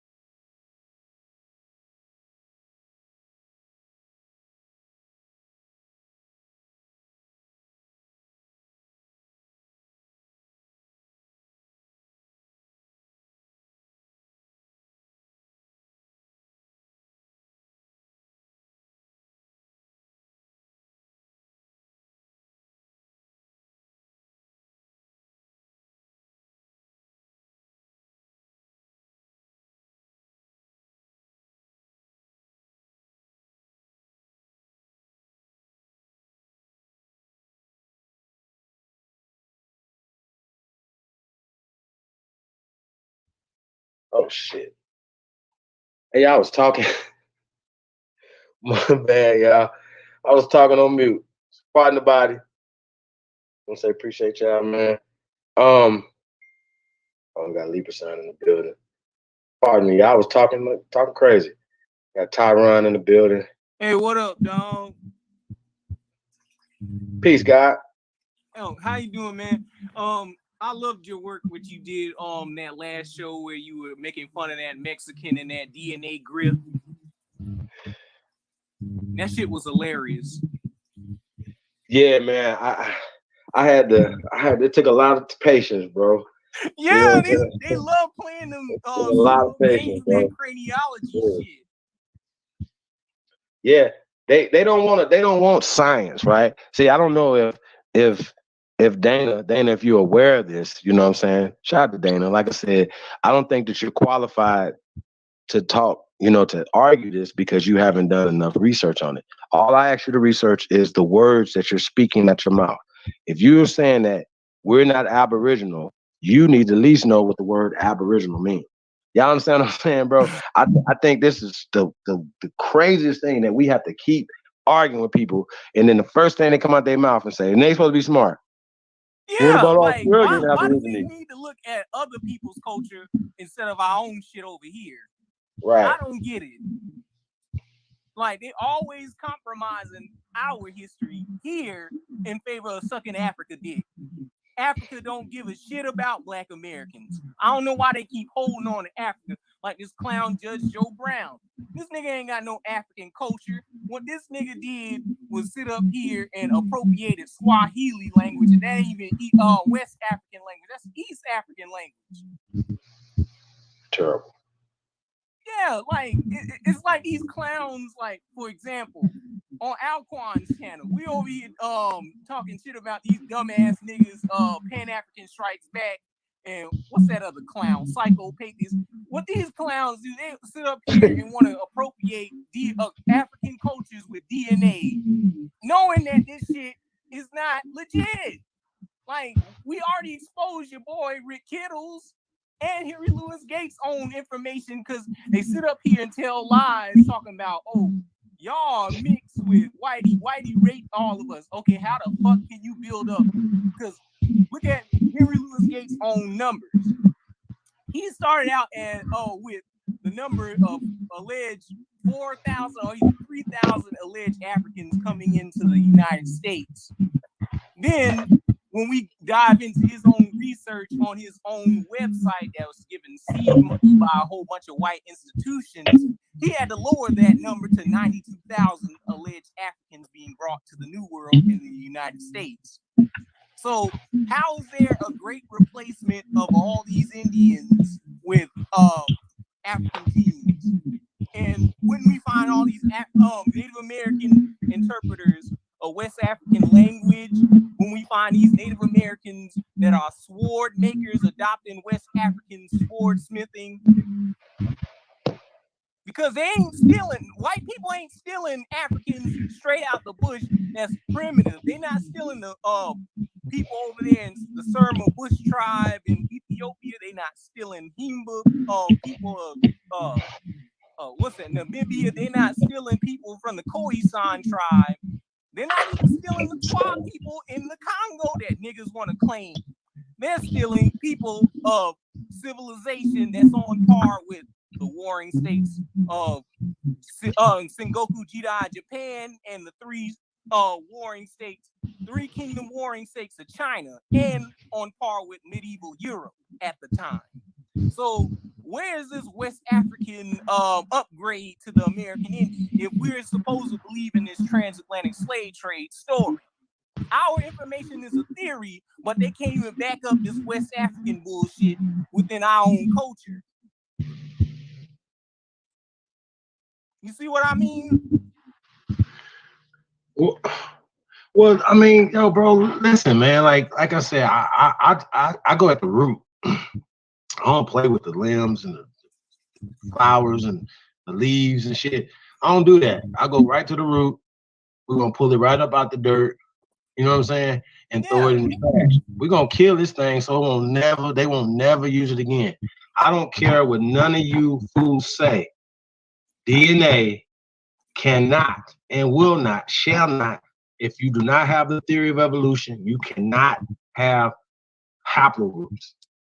You can. You do not have the out of Africa hypotheses. You do not have all these dumbass pale people telling you, right? Yeah. That your ass is African and they not. Like everybody, only dark-skinned people are African descent. See, when they say African descent, like when she was talking about the people in Brazil, like 90% of them, right? So they basing all of them, because majority of the people in Brazil, fuck that. Majority of the people in the Americas, that's North, South, Central, and the conjoining islands, okay, are Negroes. Yeah. What they like to call Afro Negroes. We are Afro Americans, natural. They'll play Americans, the word right? Zambo. Shit. And then what they do is they say that we all are African descent. And that's what they like to do. Oh, we all African descent. Oh, the second president of Mexico, he was an ex-slave that was an African descent. What? And then when you see him, he looked like Andrew Jackson. So make this make sense. Did y'all whitewash him? Is he African descent? The nigga still name is El Negro. So Yeah. I'm tired of y'all. I'm tired of y'all. And the thing is, where she brought up this Dana chick brought up like, she's Judge Joe Brown is Choctaw, but he has an African ancestor. That's the same play that they always play with our genealogical ancestors. Billy Bowlegs. They like to claim he mixed with African, but they can't dig up no African daddy on his father's side. All they know is what his mama is. Same with Cuffy. They know what the mama is ethnically, which is a Wampanoag Indian, but they can't allegedly find some West African daddy for this nigga. Well, you know, even with that, you know what I'm saying? We're talking about Paul. You say Paul Cuffy? Yeah, right. Paul Cuffy. Right. He was a They captain of that assume Liberia trip. Yeah, nobody never said that. Like they act like everybody was mixing with all different people. Like all women were just sitting over here waiting on Africans. Really? Stop it. Why the hell would somebody marry somebody or want to procreate with somebody that ain't bringing shit over here but his ass?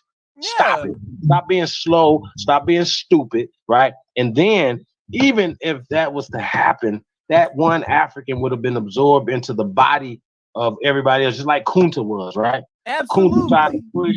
Kunta, even in this fake ass story, right? He tried to push his African off on her, on his soon to be Kizzy mama, right? His wife, right? She was like, "The hell is you talking about?" Belle African. Waller, that's her name, Belle Waller. Shout out to Belle Waller. And she went in, she was like, "Yo, nigga, my daddy is from right here." You know what I'm saying? I don't know nothing else you talking about, right? Yeah. But that went over our head.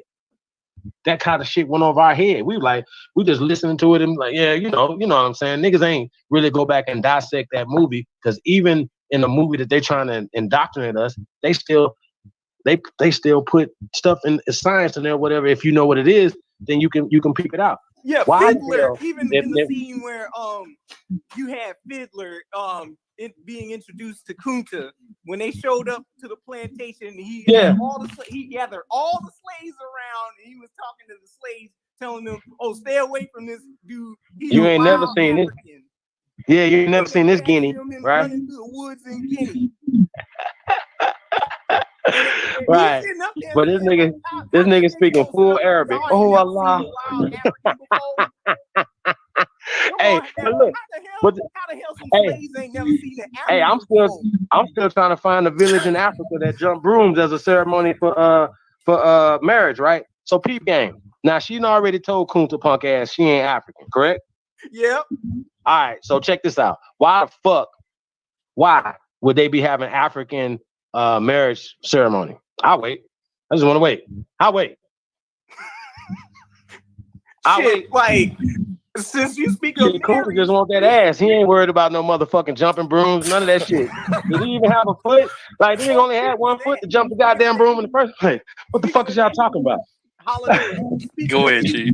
They love telling them stories where alleged slaves braided rice and seeds in they fucking heads. Oh my god! Oh my god! Sheesh. Check one. Can y'all hear me? The wise man Libra son in the building. What's going on, family? We got Alcorn Hard Cole in the building. Peace to the guys. What's going on? What's going on, Tyrone? What's good? Hey, What's man, good? y'all jumping brooms? Man, hell to the nah, nigga. Y'all have been just like Kunta. Y'all have been jumping brooms, everything, bro. Man. Hey, man, you know people are still jumping brooms in 2021. I swear to God, look it up. Yeah, all taught. I don't see no Africans doing the Holy Ghost in church. Oh shit! You don't see them doing the ghost dance in church. Can I say something real quick? Well, it ain't gonna be quick, but let me say this. That girl, Dana with the data, you know, it's funny, as I was watching her, I was saying to myself, come on, it's clear that this lady's learning on the job. She didn't even know Ivan Van Sertima's whole name. I'm like, this is crazy. And she's giving us the basic stuff that everybody already knows. I mean, Dan Calloway could take her up. I can understand why he wouldn't want to take her up. But I mean, anybody would make light work of her, because she's just getting into this. You could tell just by the way she's speaking and everything. I guess she wants to be a stand-in for Judge Joe Brown because obviously you can't have him losing to anybody because he's supposed to be the new Dick Gregory. Because I think it's mighty curious that this man started making the black spooky rounds right after Dick Gregory died. I just find that to be pretty curious. And his show kind of got canceled at the same time frame. So, I think he's the new Dick Gregory, and I think after he's gone, they'll probably have somebody else waiting in line to do the same thing. And the question is, which we should know the answer to, is why do they keep putting these people up to talk that they talk? It's always conspiracy talk mixed in with some brainwashing all the time. That's what Dick Gregory was all about. Man, look, Judge is talking 100% pseudo shit. You know what I'm saying? And furthermore, as far as the Dana Dane, you know what I'm saying? She need to go through the matriarchs first. You know what I mean? Like, that's the way we do shit around here. So whatever it is she thinks she's doing, no, you got to go through the matriarchs. That's light work. You know what I'm saying? And you gonna send her to Hurricane? You gonna send her to Hurricane, Hobart? Hey, that's what she want. That's what she asking for. You know what I'm saying? Like, she don't understand how we do business around here. You know what I mean? That we know we don't have to deal with females like that. We have our own matriarchs that can deal with that. We don't need to be dealing with that. You know what I'm saying? So that's how that go. If she want to get the Dane, she gotta go through the matriarchs first. She may not make it there. I know. I already know what the outcome is. You know what I'm saying? Yeah, as she was speaking, I kept saying to myself, man, this lady is easy to take out. Easy. I know. But see, then it'd be, well, y'all picking on a female, blah, blah, blah. You know what I'm saying? So, we know how to, you know what I mean? Yeah, that's right. Smooth and nice guy approach, Nah, I mean, you do what you're supposed to do. Send it to the matriarchs. You know what I'm saying? If she want to debate, you debate our matriarchs. Okay, that's what you do. You know what I'm saying? You don't debate men over here. I have a feeling she probably just called out Dane just because Joe Brown didn't want to do it, and she's trying to get him on her channel, I guess. Look, man, all these Pan-Africans, you know what I'm saying, trying to come up, you know what I mean, by using Dane as a target. You know what I mean? So that just ain't gonna happen.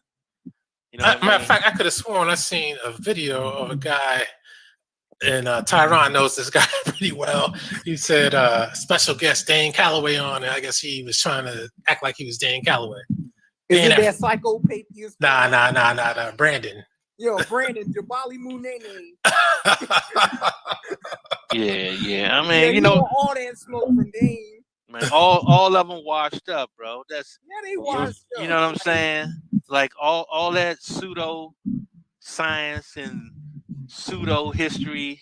You know what I'm saying? All that shit is washed. I got a question for these Pan-Africans. If we're so pseudo, how come Pan-Africanism was given to you by the Royal Geographic Society in London, aka the African Association Charles Darwin was a part of? Facts. They ain't gonna dive into that history. Well, see, their whole premise is based on evolution and out of Africa theory, right?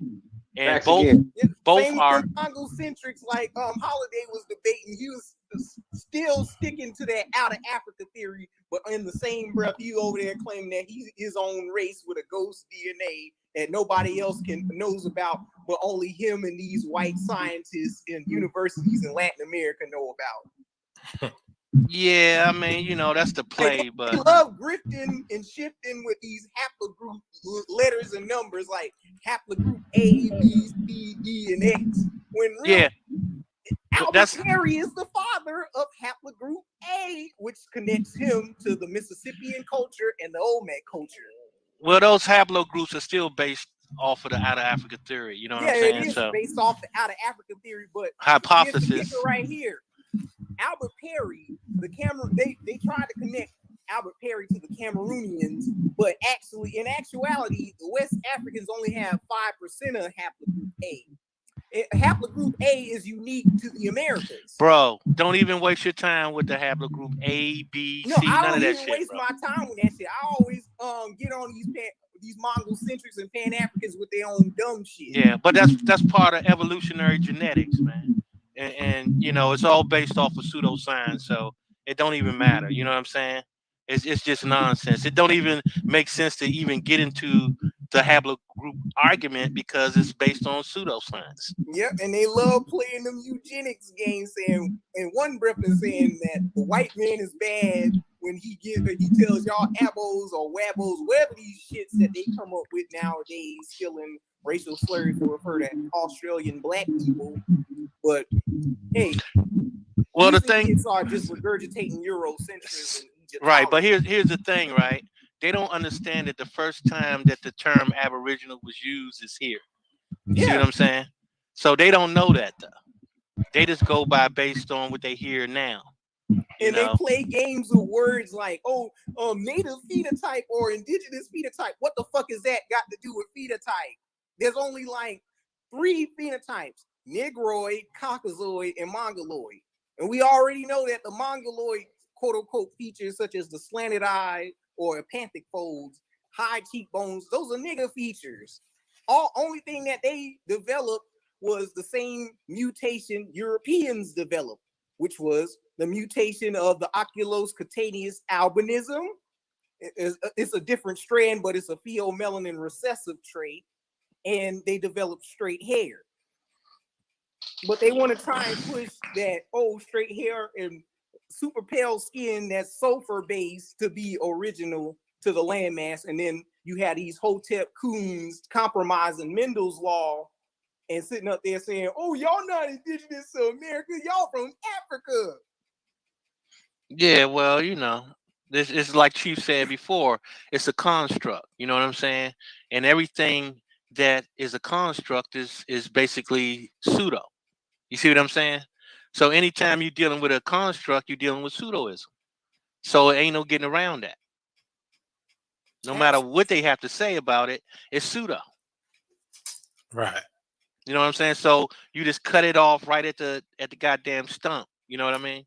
Even when you try to educate them and you show them the evidence, some of them still want to speculate. Stick to their same story because they know that's how you can tell when the agents are out there. It's because it's like, okay, once you've been educated with evidence about something and you still say, okay, well, I dismiss that. This is the truth. You're trying to deny your true African activity. Now you know they're full of it. Like that D. Durrell. Yeah, man. I was gonna say the one me and Truth Patrol on the other night. I mean, you know, they can play those games all they want to, but at the end of the day, you know, they talk about, you know, what they don't like to use, you know, what part of they pick and choose what part of science they want to use. But at the end of the day, you know, there's real science and there's pseudoscience. Yeah. And they choose to pick pseudo. So that's what they like, stuck with. Like language. Where's your language? Where's your language? Y'all apples ain't got no language. Yeah, where's your census from 3,000 years ago? Yeah. I'm still waiting to see African census. You know what I'm saying? So yeah. I mean, until you can show me that, I don't want to hear that shit. What's going on, Lady Warrior? Yeah, I think African census, according to the white man, they're not supposed to have any, right? Because they can't write, right? So, man, that's got to be like civilization. They supposedly built all the civilizations, but they can't read or write. Come on, man, that shit is crazy, bro. It's really crazy. I mean, y'all, at this point, like I said, that's why we say it's not a debate anymore. You know what I mean? Like, if we pin down Judge Joe Brown, right? Hey, Judge, right? What can you identify yourself as? We've already know he can identify himself as Choctaw, right? Yeah. Right. Boom. And I'm sure that we could go to his documentation and dig that up and say, right here, this is where your people put you down as Choctaw. They put themselves down as Choctaw, so on and so forth, right? They never said, hey, you this African, you're black, you're an African American, any of that. He was you like, a part of the Kikuyu tribe or somewhere, or Right. you a Kasine. They ain't say none of that shit. okay, so do y'all? I mean, do y'all think that he just don't know? Nah, he's Like, too old and too intelligent to not know. Well, I'm not gonna say that, right? I'm gonna say we were fooled once before, though, I'm gonna say right? that he just don't understand yet. You know what I'm saying? Like he don't have understanding because like you say, making those A's in school. You know what I'm saying? He immersed in the nonsense. You know what I'm saying? He I don't got know. fully immersed. To me, man, when people are very intelligent in most arenas, but play stupid in one, I don't think they're playing. I think it's intentional. I mean, you can say that. You know what I'm saying? But sometimes people. It's not just looking at information, right? It's also a mindset. So if you're operating off the wrong premise, then everything you read is going to look different. Yeah. You know what I'm saying? Yeah, I hear you. I hear you. But That's we'll why. see. We'll see where it goes because my man been making these rounds everywhere, man. That's racist. Because I asked the question, okay, who knew that he was available to be doing all these interviews, and how did everybody get in touch with him? Who's that? Judge Joe Brown. Because I first saw him come on the Chitlin circuit, whatever you want to call it, on We All Be TV. Because it's like he had Dick Gregory, and as soon as Dick Gregory was gone, here comes Judge Brown to replace him. Well, the thing is, you got to understand that to most people, especially people that consider themselves as a construct, they don't fucking know any better, bro. Like the shit that random shit that he be talking about, that sound dumb as hell to us, that shit makes sense to them because they think that shit sounds smart. Like, for example, this nigga will bring up a word in Swahili saying Simba. What the fuck that got to do with our ancestors? Talking about some West African lions. He learned that shit off of fucking damn Lion King or some shit. What the fuck is this nigga talking about? That'd be funny. Joe Brown was here. You said you called him a nigga. That'd be funny. I like to hear that. Well, one thing is clear though, that he's pushing he pushed evolution and the outer Africa theory. Now that's evident that that's what he's pushing. So, he's pushing the pseudo shit. So that's where you got to leave his ass. You know what I'm talking about? Yeah, but you know what? I like to kind of make them look stupid with it, so we can have the proof that they're doing what they're doing and they're wrong and they won't change their minds. Yeah. I want to see Dane go after Jason Black because he's been trying to go. Both him, Tariq Nasheed, and the Black Authority been trying to drift over to the American Indian paradigm, but they don't really want to admit it because I know they be watching Alquan because they started all this drift from shifting away from the Caribbean and the African because Alquan was targeting them. Well, let me say this, right? Jason Black, I think Jason Black is an intelligent person, right? And I think that if he had the right conversation, intelligent, quote unquote. Well, I mean, that's the perception, right? So my thing is that if he had the right conversation, I think that you can slow walk his ass back. You know what I'm saying? I don't know. I think my man got his script and he's sticking to it. I mean, you gotta understand that black is a religion. You know what I'm saying? So, that's just like winging a Christian off of Christianity. Not only is it a religion, it's also a business for some people. Yep. Yeah. Well, isn't religion a business? Yep. There you have it. You know what I'm saying? So, what do you think about this Maroon documentary this clown coming out with? Well, to tell you the truth, he's that's going to be it's going to be kind of difficult for him because he's getting information, right? He's getting information off of what Maroon really is. So for him to try to, change that narrative. Not only change the narrative, he's moving on, encroaching on the indigenous paradigm. Right, that's what I'm saying. So that's gonna be a little tricky. So Afrocentric point of view from these he's gonna that's been going at y'all for us for like a decade, damn near half a decade. Yeah, but the thing is that it's a delicate line because he really want to captivate, or he want to capitalize off of the indigenous movement. You know what I'm saying? So he's gonna kind of have a mixed salad and shit. Like the motherfucker gonna be a tossed salad with that shit. You know what I mean? He gonna have a little bit of bogus shit with a little bit of truth. He gonna sneak a little bit of truth in there. Trust me. Now, why you had to mention tossed salad with the bussy man? That's what that shit is. You know what I'm saying? Some fruit cocktails and shit. You know what I mean?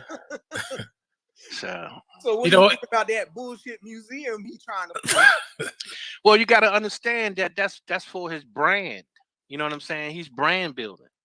So a museum will work good for his brand because all they're gonna do is fill the museum with his shit. Well, don't we already got shit like that, such as the Apex Museum in Atlanta, Georgia, down the street from Dr. Martin Luther King's house? Well, I don't know too much about that museum. You don't know about the Apex Museum? No, I don't live down there. It's the same shit. What Tariq Nasheed trying to build? He ain't trying to build nothing. He's still telling people go to the hidden history and donate. I'm like, man, I thought you met your first installment already.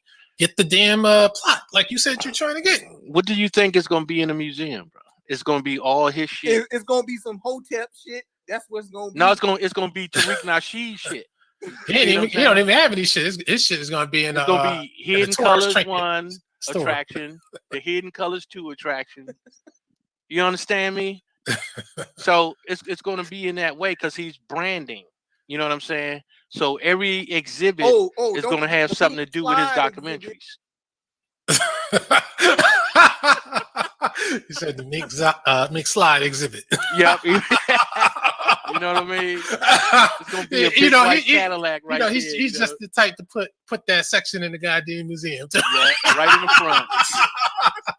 Was that the mink slide? Who the fuck are they? You know what I'm saying? Don't forget to wash your ass.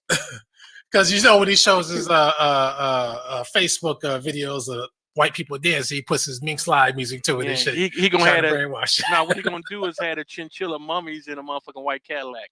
You know what I'm saying? He'll do some shit like that. but you know what he's really gonna have? Nothing. Nothing.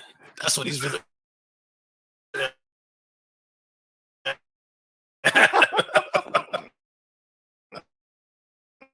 So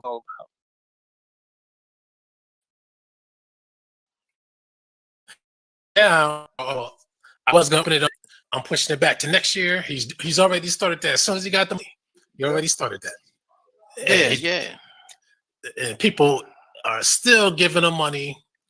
He better come through with something, but it ain't gonna be where he said it was gonna be at. Now you got to understand that 80 shit and that foundational black shit is heating up right now because they made a separation from the Africans and shit. So the Caribbean, don't forget. Yeah, that too. You know what I'm saying? So that shit is hot right now.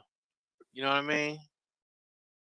Until it gets cold. Hey, it ain't getting cold no time soon. Trust me. I know it's getting cold for Yvette Cardell, so it might be getting cold for him after a while. I don't know, man. He got that mink slide and shit. So and on his next sliding his ass through a little the Maroon video, he said he's trying to get Red and Blue Pill. Those are Caribbeans. He's trying to get a few other YouTube personalities, and they're supposed to be preeminent scholars with their YouTube personalities. And hey, let's do this. Everybody, do me a favor. If y'all listen to Tariq Nasheed, tell him I'll be in the movie. Hey, matter of fact, people said they ain't gonna be in it, and he didn't want. He said he never heard of him. The only problem with that, he said he hadn't heard of who? Dan Calloway. I tell you what, that's what I'm saying. Niggas be so like they hate to see another person get any type of shine, dog. Like how you can be in American culture be on YouTube and you've never heard of this before. Yeah. Now you gonna hear enough of the red and blue pill to invite them onto the video, but you didn't hear Dane Calloway though. Shit. You know this, red and blue pill, they gonna be like, oh yeah. You know it's bullshit. Niggas be on some other shit. But that's that Hollywood ass shit though. You know what I'm saying? That a lot of niggas be on. We ain't on that. We just happen to use these airwaves and use this stuff to connect with our brothers and sisters to be able to really do some building offline. How about that? So when we talking about only builders over here, like I said, support the real, man. Hey man, it's not our fault. It's the people's fault who like to continue to support fuck shit and fuck niggas. That should be clear. That's all we gotta say. I ain't gotta tell you what to do. Well, hey, that's on you. They know it's sharks in the water right now, so you know, motherfuckers, they gonna be watching their step, man. I think if Red and Blue Pill take part in this documentary, they gonna be putting themselves on the line right about now. You know what I'm saying? They gonna be they really better be thinking that shit through. They better call up Turtle Game because he the one that feed them the information. Yeah, but this movie right here, this movement is bigger than anything and is more impactful than anything on planet Earth right now. So why the fuck would nobody in this community be asked to be in any film that's talking about America, especially and teach it the right way? We should be don't know nothing about no Maroons. We just did the goddamn Etum of Maroons the other day. And he saw it. But check this out, right? Didn't see it. But I'm saying though, so people that do, they don't teach on this. Let's be clear. So when you're talking about this information, you have a foundational Black American based off of this community. And if anybody don't understand that, shut the fuck up. Right. Oh man, yeah. But Tariq's job is to take it over. That's what his job is. Right. He just trying to exploit and transition. Right, but I'm saying though, it's our fault. We are the problem, and we could be the goddamn solution. That's what I'm saying. I don't even know. Like I said, if a motherfucker wanted to be a leader and step up, motherfucker see how the people treat him. Yeah. You know what I'm saying? We wouldn't have honored Malcolm X or motherfucking Dr. Martin Luther King unless these people created the movies and stuff for us and market them to us. So once again, we keep allowing these motherfuckers to give us our leaders. What does that say about us? Some sellouts, some coons. Listen, man. We all know, man, that people are living in a fucking fantasy, to say the least, right? So the thing is, man, these people are still listen to this chick talk, bro. Like their minds are still gone. And it's millions of them. Since you say that, it's millions of them stupid motherfuckers out here. Pan Africans, when they try to come at us, why do they compromise their own pro-Black leaders that talk on the American Indian paradigm, such as Ivan Sertima? They go over there to snitch to them Native Americans about what we do. And the only reason they talking about Ivan Van Sertima because Ivan Van Sertima is not around no more.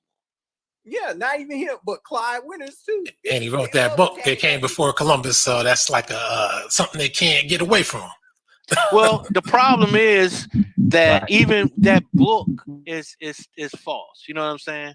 And that's the problem. But just saying that Black people, so-called, was over here before Columbus, to them, that strikes the out of Africa theory down, and they don't like that. You know what I'm saying? Because they have a sequence of events, right? Right. And they don't like anything that interferes with that sequence of events because that unstabilizes that whole fucking hypothesis.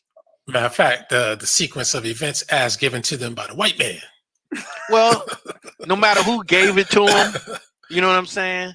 That it's still just bogus. It's erroneous. So whether a white person gave them that info or a Black person gave them that info, so-called, it doesn't matter, bro. It's still erroneous. Right. You know what I'm saying? But it does kind of matter a little more because they just repeat what the white man says. It's like they must defend that at all costs.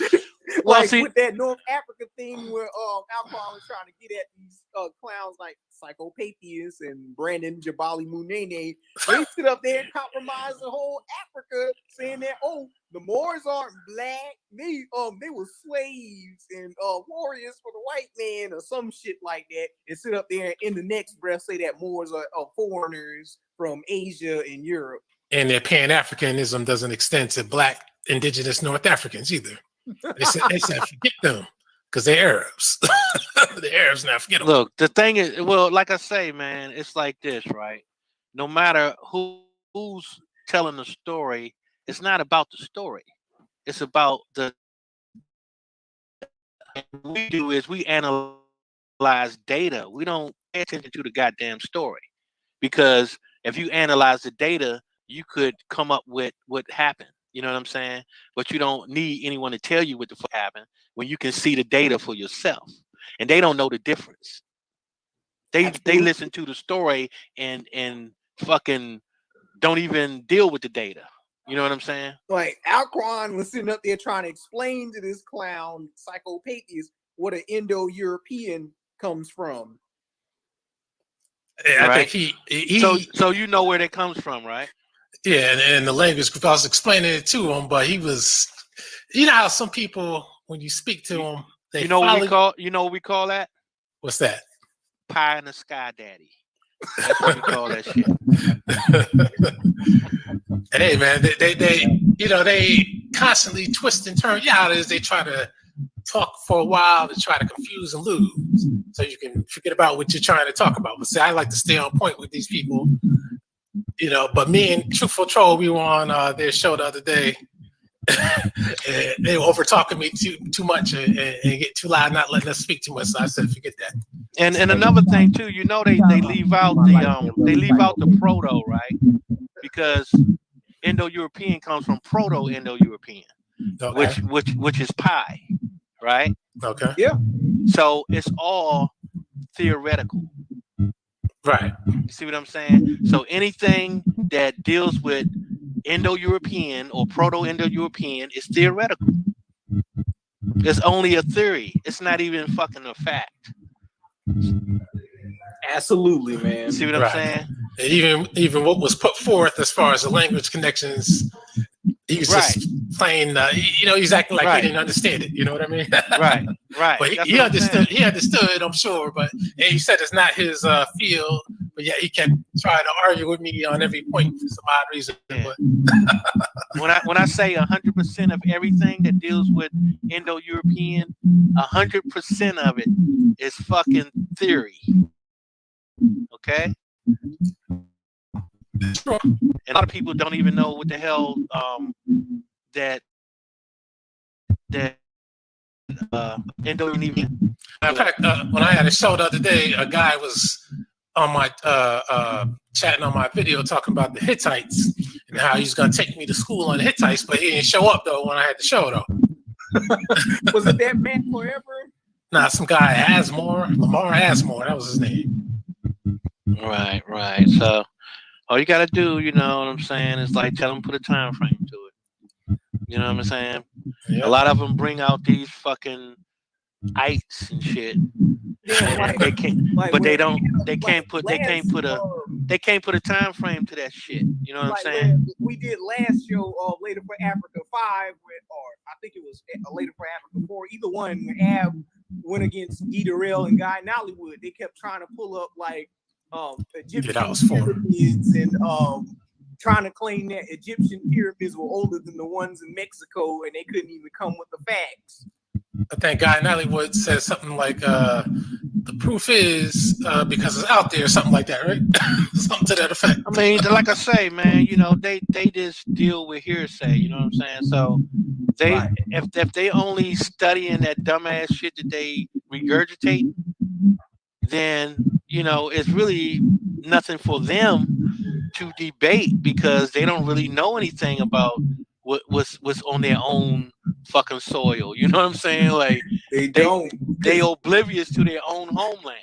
Big Dog, like what? Darrell, he sits up here and claims that he a part of the what's that tribe? I think he said this. Tribe. Yeah. Where was it? Was it Uganda? I think. No, not Uganda. Darrell claims that he one of them West African tribes that Cote d'Ivoire or something like that. Well, he sits up here and will compromise his own paper genealogy and settle for a DNA kit or ethnicity. Listen, man. DNA can't even determine your goddamn sex, bro. You know what I'm saying? It can't determine what your ethnicity is or none of that shit, bro. Like it just can't do none of that. It's go ahead. Libra, real quick. When I was talking to dude the other day, right, I pointed out in this article that they use craniology to determine the sex and the age of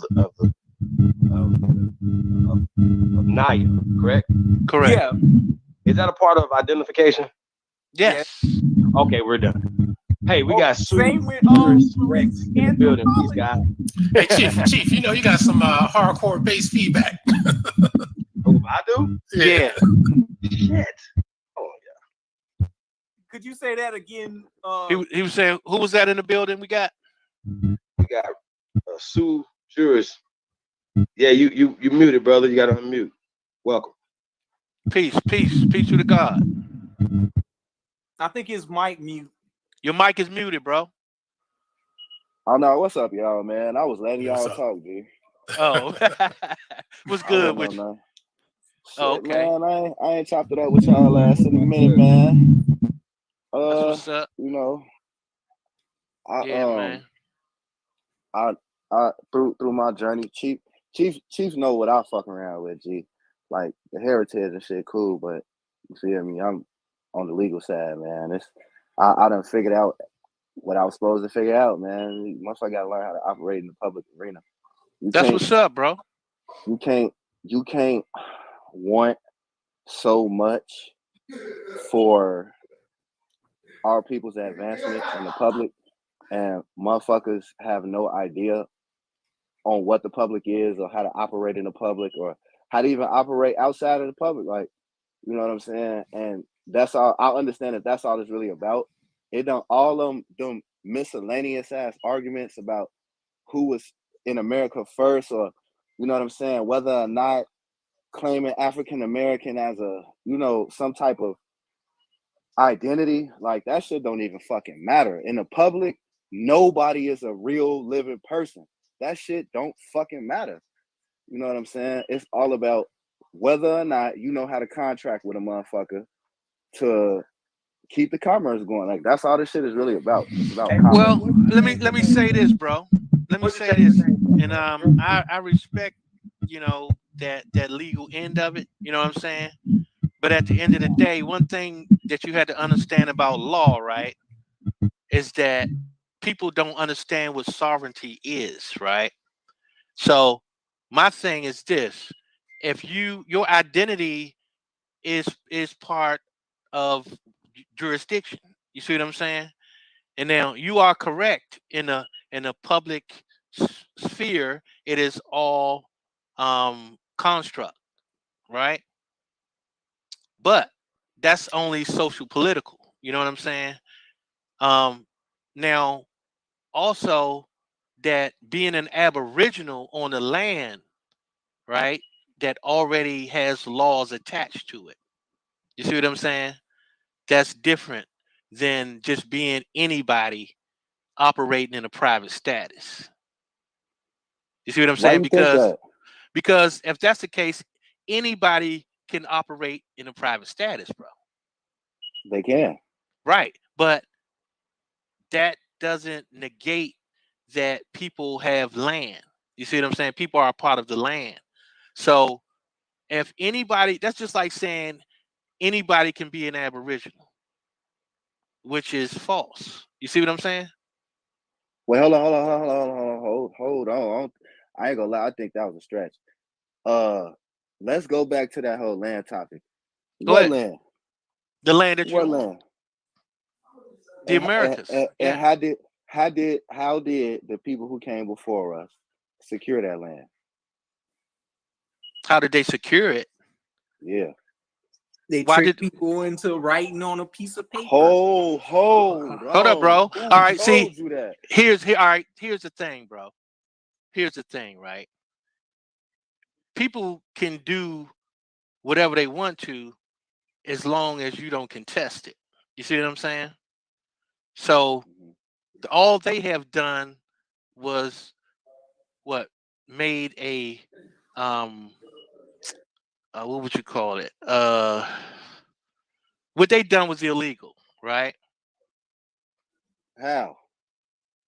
Because they had no right to expand. See what I'm Uh, saying? You just see when they claim the identity of American, bro, that gave them the keys to the castle. You understand what I'm saying? hold on. I ain't gonna lie. You're not talking fast, but I'm gonna let you know I am thinking of rebuttals in my head. All right. But I am trying to follow you, and right there, when you use that word right, they did have a right because they had a contract, and the only rights that exist is through contract. Now, if you talking about natural law and all that shit, they ain't really operating under that unless you know what I'm saying, you show you got the competency to operate in that capacity. But first, you got to get out the public. You can't be in Okay, the so public what trying contract? to I got you, bro. So what contract are you referring to? shit. Whenever they signed the treaty, that was a contract, and How and many in treaties? every treaty, they have given up an apportioned amount of land. Okay, so you can cancel those treaties at any time, right? You can cancel the contract at any The only time, right? way, the only way you can cancel a contract is if those parties, one of the parties, finds out that basically they were incompetent in the terms and conditions of what was going on. But if don't nobody ever contest that contract and they not the original parties, it don't matter what the offspring of the original party say. Them people didn't ever come fix what they started. You know what I'm saying? So like with you having a social security number, can't nobody else rescind your social but you. Only you can do that. So can't nobody rescind any of them contracts but the original parties. And Okay, they so didn't do when that. did the Social Security number come into effect, bro? Sometime after July 5th, 1933. Right, exactly. So that's some new shit. You see what I'm saying? I know, but So that and contracts ain't new. yeah, right. That may be Yeah, true, but but how'd you get into a contract when you're just born, though? well, hold up, bro. Because of how that works. That's called a novation. No. Your We parents gonna get to the bottom of this, right? Now, what contract did they sign to expand from the 13 colonies? I ain't gonna lie, one of the first treaties was the Treaty of Hartford.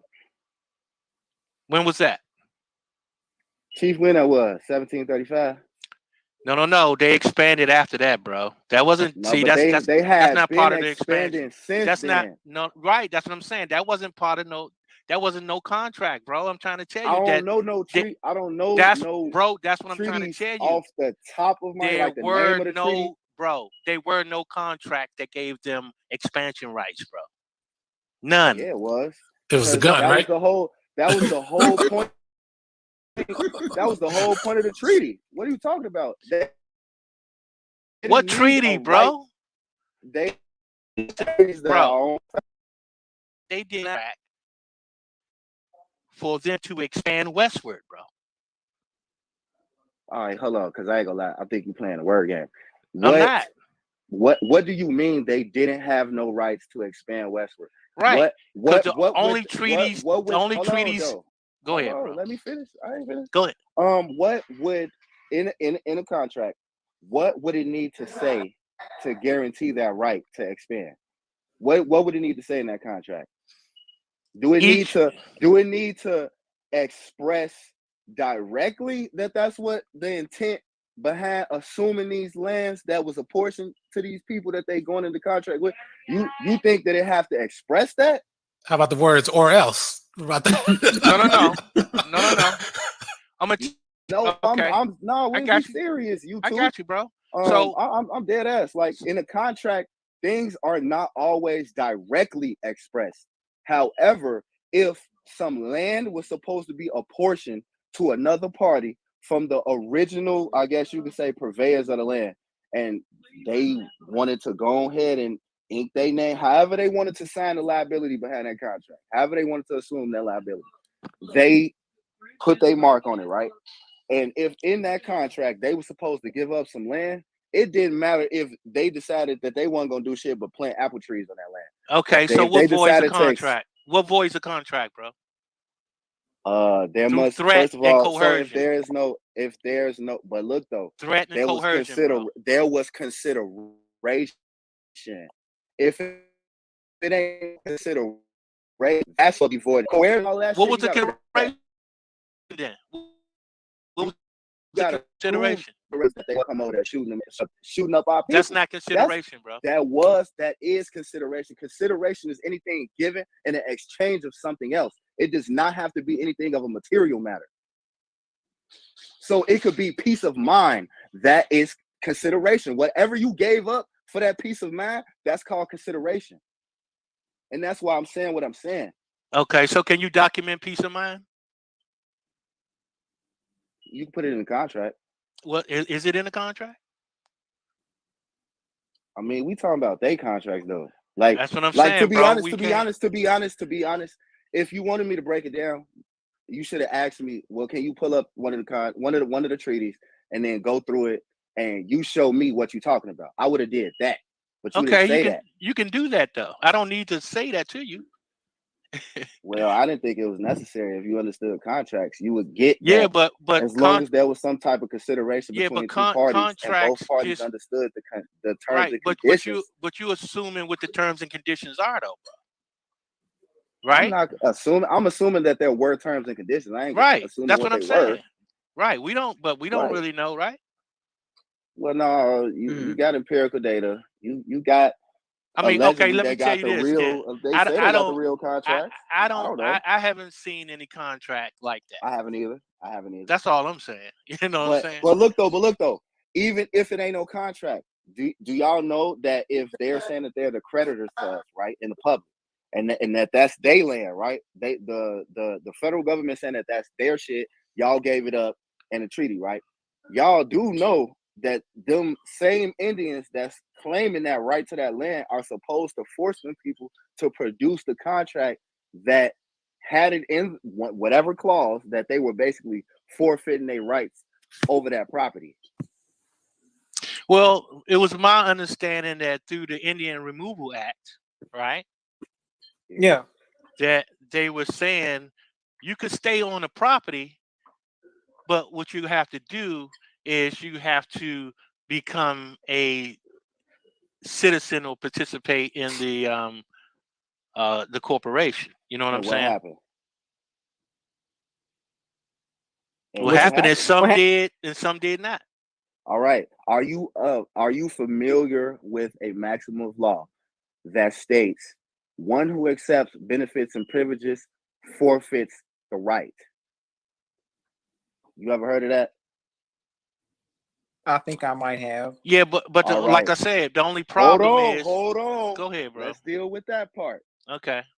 So, becoming a citizen to a foreign construct such as the United States, that's a benefit and privilege. Yeah. Okay, so you're saying that you can't rescind it? No, what I'm saying is that the original, we can't do that. We can't do anything about that. Because why is that? All right, well, for one, we would have to prove that we are directly related, of course, through genealogy, directly related to the original party on whatever treaty or contract that was signed. I'm going to call them contracts, because that's all they were. They were contracts.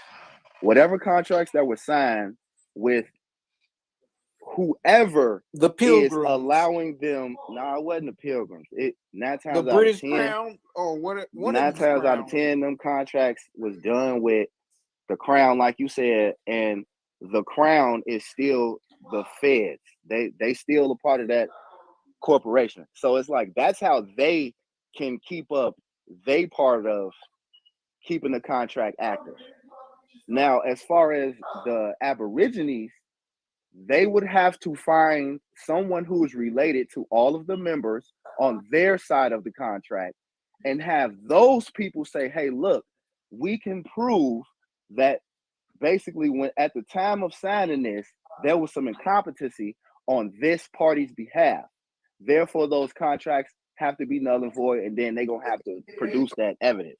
But if that evidence is not produced, Let then me ask those you this question. contracts are going Okay, to I got you. remain in life. Okay, so how can only one side? Okay, so you telling me that both sides are not in existence, right?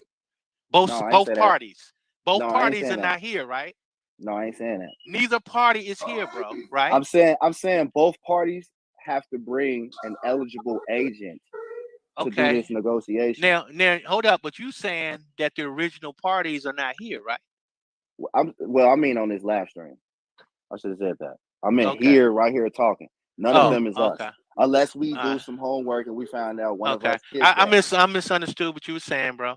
I thought you That's were my fault. saying that one side, one party was no longer in existence. That's Oh what I no, thought hell you were no. saying. No, Okay. no, All right. I ain't mean that. I got you.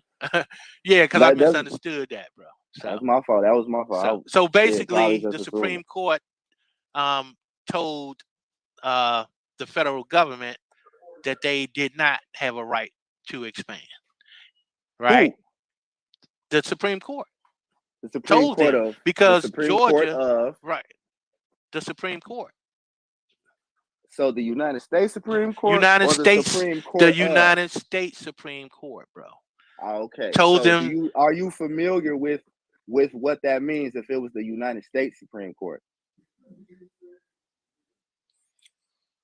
Okay, so what was the difference? You saying that the The United difference States? is anything that has United States in front of it is in the public, and that is an inferior court, and that was not the court which is called the Supreme Court of the United States of America. That's the sovereign Supreme Court. The Supreme Court you talking about is the inferior federal court that they use to deal with motherfuckers in the public. If we talking about the original Indian nations, they sovereign until they accepted benefits and privileges and went under some commercial name.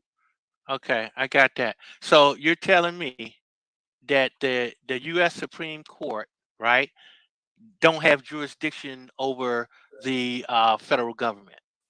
No, they don't have jurisdiction over sovereign entities. No. That's not what I'm asking. I'm asking, did they have I ain't saying jurisdiction over the federal government?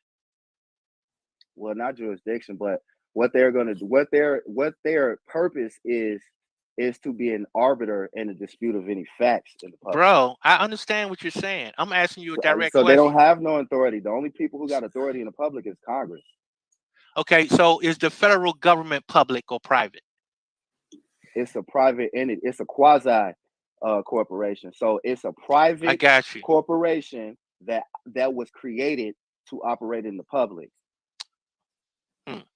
Okay, so if they're operating in the public, whose jurisdiction is that? The Crown? No, not the Crown. No, that's okay. So who jurisdiction that is? Congress. Right. When they operate in public, whose jurisdiction is it? Okay, whose jurisdiction is it? Congress? Yes. Article so basically, you saying, Clause 17. That's okay, so basically, what you're saying is the U.S. Supreme Court has no jurisdiction. No, whatsoever. I ain't saying that. What I'm saying is their jurisdiction. You saying it as if they're a sovereign and they can create laws. Then they can't. The only people who can create laws is sovereigns and Congress. Okay, so you're telling me that Congress are sovereign? Well, yeah, in the public. They the only sovereign that's in the public. Because they are who make all the rules in the public. Like we've at the beginning of the Constitution, you got we the people. Who y'all think we the people was? European. Y'all think they was talking about us? Is European pilgrims. No, they was just talking about the creditors who created the public. That's what the Constitution created. It created the public. Okay, they created the public. Okay, was the Constitution a charter? No. It wasn't a charter? No, it's a trust indenture. Okay, so who is the sovereign behind the trust? All them people who names on there. So you saying that it was unilateral sovereignty? Not like you. All right. So you a sovereign in your own right. So can't nobody tell you that you are a derivative of anybody unless they can show you that via some contract, or you accept the benefits and privileges from someone who is providing for you. Therefore, you ain't no sovereign because you're not in your own right. You're not producing for yourself. You're not making a way for yourself. So yeah, them people was making a way for themselves. That's what makes them sovereign. There was no corporate construct back then. Everybody operated through trust and torques. There was no way for you to not be a sovereign unless you was in, like I said, unless you was in a contract accepting benefits and privileges. So you're saying that a foreigner can come over and just be a sovereign? Yeah, they're naturally a sovereign. Yeah, as long a as foreigner you don't is accept, naturally a sovereign. as long as you don't accept United States citizenship, you're a sovereign. What if you accept Christianity? Your religion don't have shit to do with anything. You really we think talking so? about talking about commerce, bro. and contracts, See, and bro. that's what you have to realize, bro. Sovereignty has to do a lot with religion, bro. This is why. Whoa. I didn't want to have that conversation. Okay, with you no, I'm just saying because if they claim to be Christians, then that means that they had a sovereign power, and it wasn't them. This is what I'm telling you. That's what I'm trying to tell you.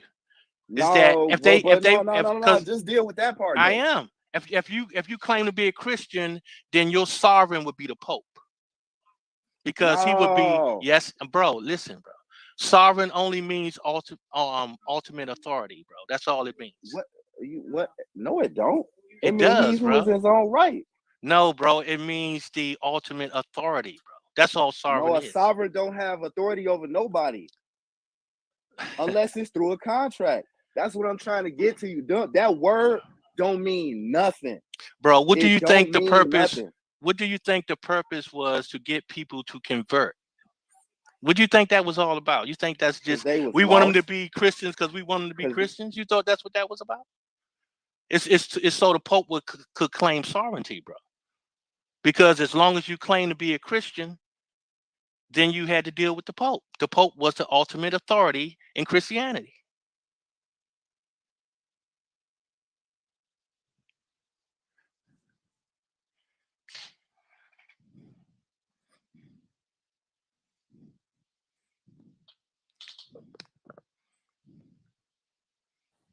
Check one. Oh, I can. Oh, okay. It seemed like everybody dropped off for a minute. Oh man, that sucks. But that's all good. Before I leave out of here, I wanted to ask Chief Holiday, what was that video that he was debating that clown? Is Chief Holiday still on? Yeah, I'm here, bro. What you talking about? What was that video that you was clowning that Mexican guy? It's the video before this one, the last live stream. I don't give a fuck. So where did this guy come from? Instagram. They were trolling me on Instagram. So Instagram. He came out at Final Battle Crew. Yeah, he came through from Instagram. So here's the thing, right? Him and Judge Joe Brown believe the same dumb shit, right? They say the dumbest shit ever, but don't make sense. How you Choctaw and African? Where's the African come from? Did your grandparents, did your mama, anybody say that you was African? Can you find some paperwork? Now he considers himself an African and a slave, right? Yeah. Based off of his skin tone, based off of what was taught to him in African studies or Black studies, was turned into African studies, right? So what she's saying is she's talking to all these people, but guess what? Once again, if you're talking to Professor James Smalls, he's going to tell you that Negroes been here before the creation of any other people. But we have the actual archaeology to prove that. But what happens is that dude I was talking to, he turned around and was like, well, yeah, I know that's a Negro skull, but her genetics are closer to his mud ass. That's dumb. And when I hear shit like, hey, bro, y'all been I hope you motherfuckers don't say this dumb shit in my face. Please. You might get slapped in real time. Fucking dumb. I swear to God, I'm put hands on y'all.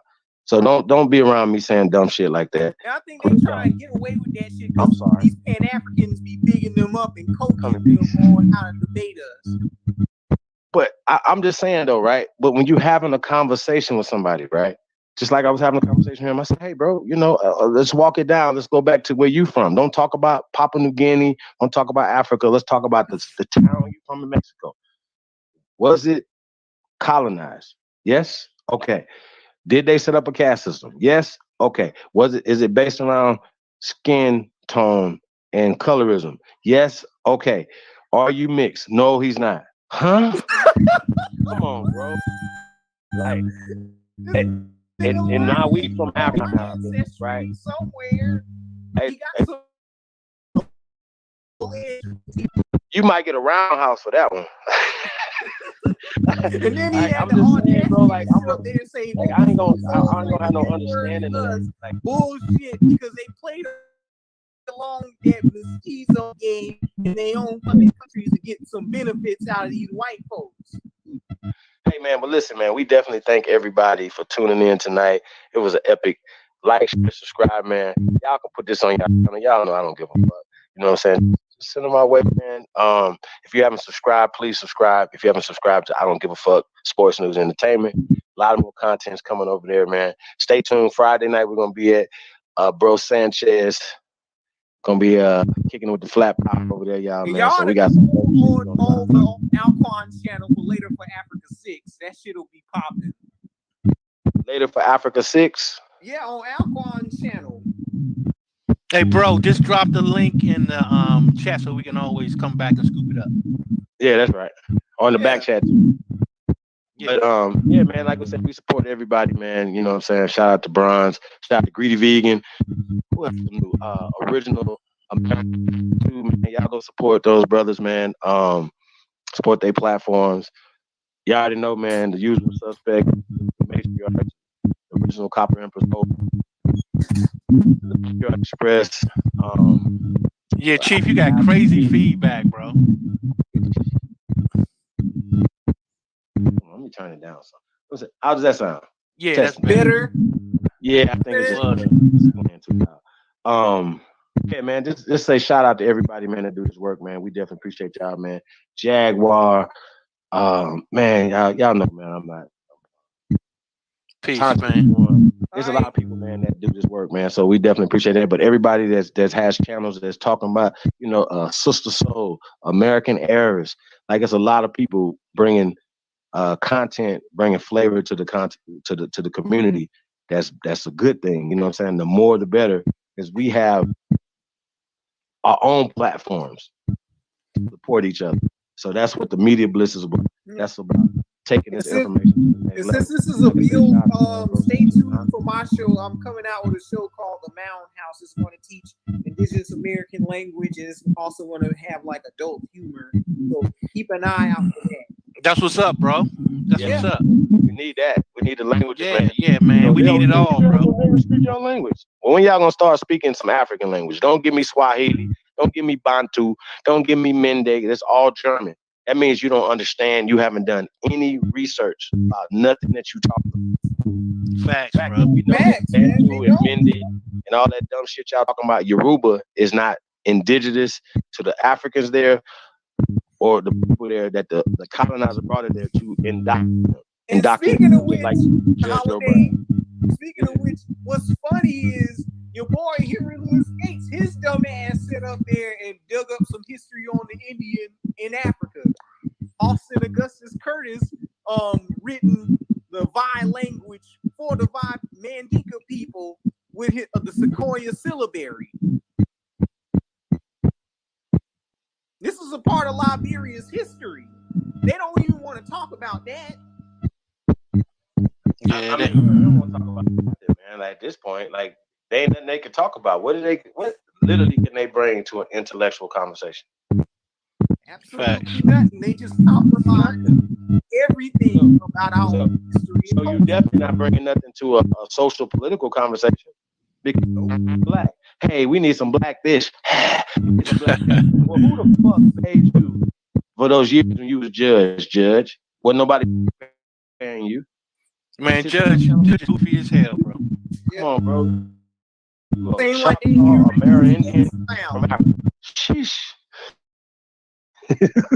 Henry Louis Gates compromised reparations for black people because he sat up there and said that we self-hating on our African self, but he over there married to a white woman, and he also hid Ben Affleck's own slave-owning ancestry in the Sony hat.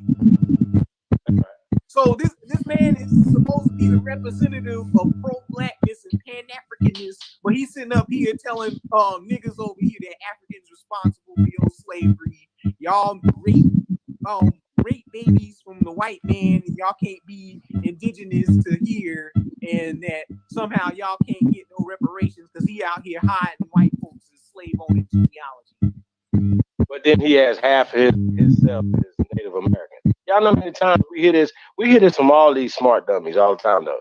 Every last one of them. They do. My grandmama said we Sioux. My grandmama said we Blackfoot. My mama said this, right? I know even a few of these fools said mamas and grandmamas on their deathbed believing. Yeah, and that doesn't make any sense if they supposedly self-hating on a black whatever self that they want to believe that we are, because wouldn't it be a detriment for alleged chattel slaves being banned out of an indigenous identity, but these white folks are trying to push an African identity upon you? Wouldn't it be a detriment for niggas to claim Indianness because they would forfeit their own lives if they claim that? Well, let me say this, bro. If they give reparations for slaves, then it's gonna be a lot of white women about to get them checks. Wait, stop it, bro. Stop it. Wait a minute. Wouldn't Tone Talk and Yvette Carnell be putting on for their pale skinned girlfriends or wives? I mean, I'm just saying that would go along with the Mann Act, correct? Yeah, that's what, bro. Listen, I don't know. See, here's the problem, right? When they talk about white people being free, right? They have no idea that the white women were not included in that shit. You see what I'm saying? Yeah. And even white women didn't get free till the goddamn 1900s, bro. Let's be clear. We gotta give them what they really are, because white is a status that they writing back in a time period that didn't exist. Even in 1910, that wasn't a thing. So when we're talking about these things, right, it's them creating a social for themselves, and they've always weaponized this women against us. Let's just be clear. Well, you say social construct. That's what they playing. Right. See, they didn't want to use the word Slav, so they had to change it to white. You understand what I'm saying? If you're saying there's a white slavery, right, then you have to say there's black slavery. See my point? The crayons in the box in the trash. Right. That's how we take power. Like if you experiment in real time where you live at, right? Just go spark up a conversation with a pale skin, right? And then see how quick they try to use white and try to push slavery or black on you, right? Right. Once you take that conversation from them, they step butt naked. They don't have nothing else to do because those are the psychological weapons that they use against us. Do you understand? Right. What I'm saying? I don't give a fuck what you say. Fine. So this is another challenge for y'all. We got money for you. If you can find a pale skin that owns some niggas, please find that person for us. Please. Listen, bro, they're not white, they are Slavs. Okay? So we need to address them as who they are. They're the Slavs. Yeah. We suck on these crayons, though. Guess when they stopped using the word Slav? When? After the Civil War. Because guess what? Ain't a slave or native too? A slave is a Slav, bro. Yeah, when we break down the definition of native, it says a slave, a child born of a slave woman. Well, we know that, some of these Native Americans are Slavs. Okay? So that's what they're referring to. Say they stopped using Slav after the Civil War. Yeah. After they was emancipated. You see what I'm saying? That's when the Slavs were emancipated. Yeah. Okay? So let's be clear about that. But what I find funny is these Mongol centrists love playing that Russell Means clip saying, where were all the black people doing that shit? Man, listen. I want to say, if you all can like button, if you haven't hit the like button, subscribe if you haven't subscribed, share if you haven't shared, and on y'all way, y'all can, go check out Unpack with the sister Janice, Unpack. So, yeah, we're gonna be over there after this, y'all. So we definitely appreciate everybody. Hey, and only builders over there, man. So we definitely appreciate all the builders. Everybody hold us down. Shout out to Lady P. I appreciate the super chat as well. Like I said, everybody that's supporting the builders over there. We're gonna keep, like I said, we're gonna go Bro Sanchez.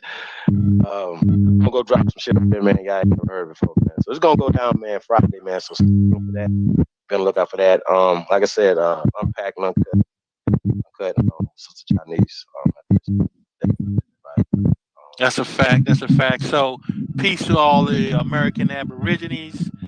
Walk like a god and support the real. You dig? That's right. Support the real, y'all.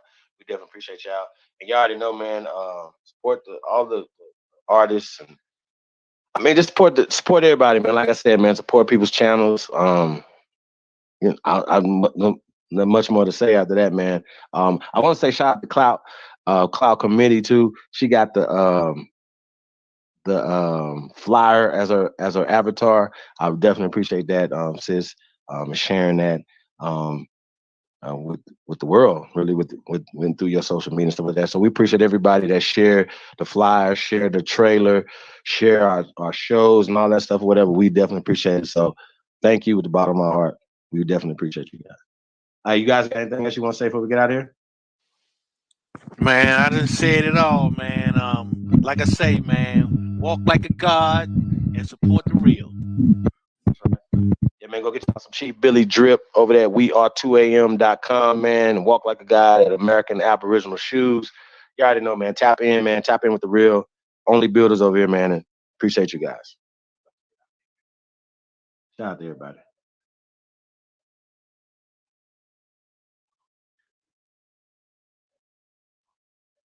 Hey, hold on a sec. Hold on, I got somebody else just came in the building. What the heck? We got the Bro Sanchez flyer up, y'all. Friday, 1, what's that, 3 or 4? That'd be 4 Eastern. So 1 Pacific time, 4 Eastern, man. So I'll be on the lookout for that Friday, y'all. Let's go down. Bro Sanchez channel. Anybody got anything else to say? Nah, that's it, man. Hey, bro, where'd you change your name from? Your name is at the tip of my tongue. Rex Ultimus. What's his brother's name, man? It's my little roadie. Hey, he must be out of there. Hey, Rex.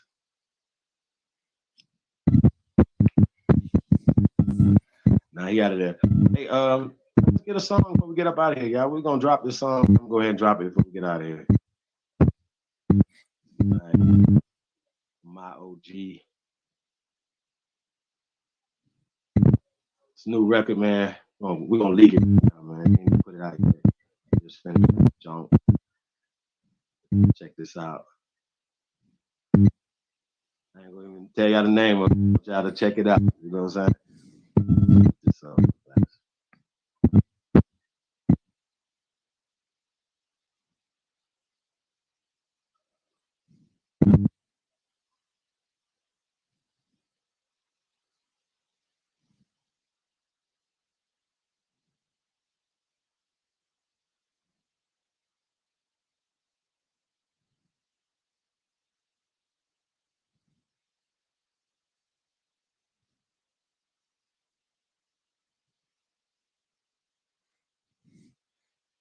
What it's gonna be, Chief? hey, we queuing it up right now, man. We queuing it up right now, man.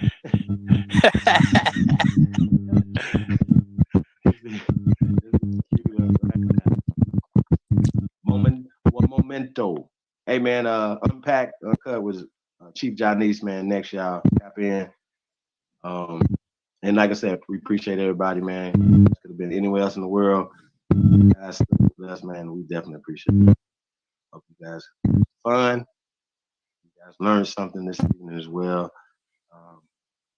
Yeah, that's it. The only reason why I was doing this, not to be gossiping or creating any kind of clout or anything like that. But I feel like, addressing Judge Brown and these people, and the misinformation that they put down and the gate that they trying to keep. We jumping gates, we kicking gates now. We don't care about no gates. You just keep. Bro, you already know, bro. You say Aboriginal 3 times, niggas gonna show up.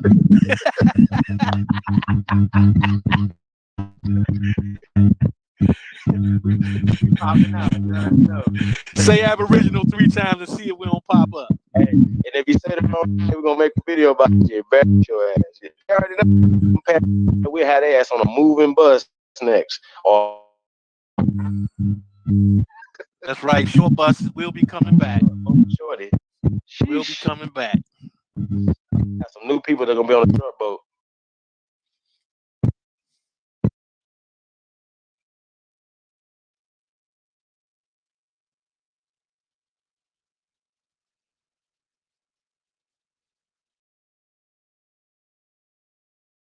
I did.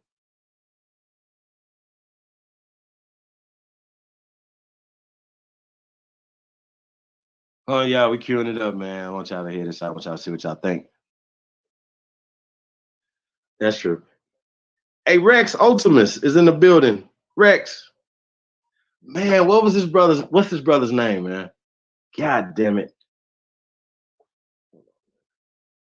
Sue Juris Rex Ultimus. His brother's name, man. Hey man, yeah, man, y'all tap in, man. Friday, whatever the date is on Friday. It's going down. Rose Sanchez, Black Power meets Aboriginal Power. It's going down. Y'all go tap in, Sister John. Press go.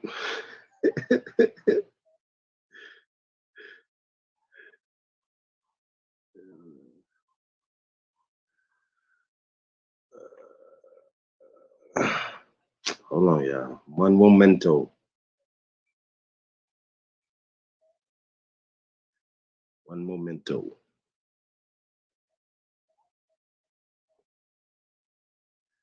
Press go. Peace to the God, Mr. Brooklyn in the house. Where you at? Mr. Brooklyn in the chat. What's up? What's up, Mr. Brooklyn? What's up, brother? You should have definitely came up and rapped the taste with your Sahab, man.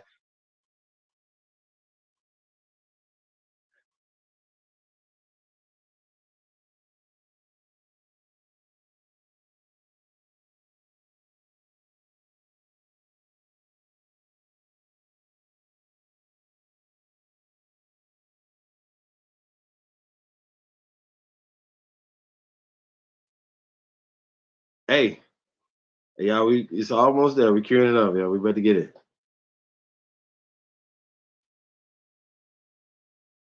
Nothing but sluts. Just came back from Dallas, Texas in a 6'8" lack. Bitch, I got ostrich on my seat, my candy paint red and black. When I left, I had one, but I'm coming back with 2. And she bought a girlfriend. Hey, so now I got a few. Hey, hit the website.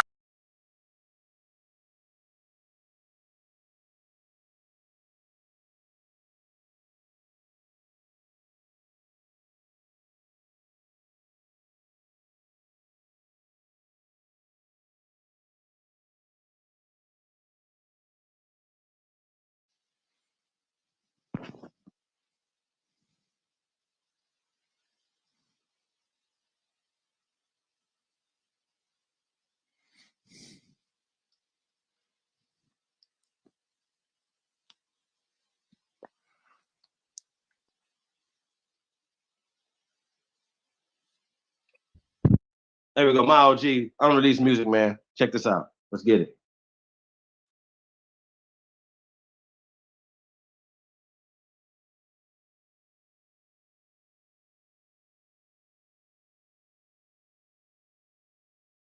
at this motherfucker. He just got low, you know what I mean? He got to get out here. Ain't no pressure here for us, you know what I mean? RIP to the realest from the side, Chad Butler. Hey, I know you heard of me, yeah. Another first degree. OPP, Original Purple Panthers, my OG. Let's get it. Hey, murder. It's a capital. Murder. Body bags. I'm a pimp C, bitch, so run me my bucks. I sold pussy on the street cause I knew nothing but sluts. Just came back from Dallas, Texas in the 6'8" lack. Bitch, I got ostrich on my seat, my candy paint red and black. When I left, I had one, but I'm coming back with two. And she bought a girlfriend, hey, so now I got a few. Hey, hit the website and make it do what I do. I make 3,000 in one day, so motherfuck what you do. If I told you pussy number, you would think I was fibbing. Going in and out of town, you might think I was tripping. In the game, ain't a thing coming foreign with Jag. I spent 1,000 on a Sachi shirt and left on the tag. Got a badge, though, money, and that bitch is legit. I hooked that hoe up with my plug and that bitch hit for a brick. Whipped it up, double back, cut them rookies some slack. Bitch, I came up uncorrupt, I'm selling pussy and crack. Got some kush from California, had to take me a trip. Bitch, I mailed myself a 30, made 2,000 to split. Hit the studio with sound cause I got something to say. Pussy stay up out my face cause I got something to spray. True hustler out the south, big bag man. Haters see me drop his head and get mad. And X see my new bitch and get sad. And start crying cause she eating out the trash can. Central Texas motherfucker, that's where I stay. I be in corrupt city every goddamn day. Big paper, I'm stacking. Hoes gon' let me beat they back in, cause all this dick that I be packing. A black man and a poet. Pimp C, one of the best to ever do it, and I'ma make sure that y'all know it. My best friend a real killer, so you best not trip. Pussy keep on popping off, he gon' get shot in the lip. Slow ass nigga. It's the first degree. I know you heard of me. It's the first degree. I know you heard of me. It's the first degree murder. Murder. It's the first degree murder. Murder. It's a capital murder. Murder. Murder. I brought it back. Shout out to Bun B. Check this out. Just like Bun B, bitch. I was a king of moving chickens in my kitchen whipping. Never slipping, pop the clip and I kept my sink dripping. Just in case the task force is flipping, they got them stitches tipping. I ain't tripping, pain dripping, plus I got bitches stripping. Now peep this game from a heavy brother, the fatty lover. Overeating belly stuffer, never been a petty hustler. I get this dick to your mother cause I'm a motherfucker. Chew me up like some hubba bubba, she'll never love another. She like to eat nutter butter, I need another rubber. But keep that shit undercover, I'm trying to duck a sucker. Yes, sir, Mr. Master. Hit your sister faster than pastor to the pastor. He fucked behind the church in the pastor. Seen the bitch walking almost past her. Let the window down, then I passed her. The gas, then I asked her if she had asthma. I gassed her. Told the bitch forget about her past her. Skin is yellow like hello. Booty poking like an elbow and shaking like a bowl of jello. Yeah. Oh.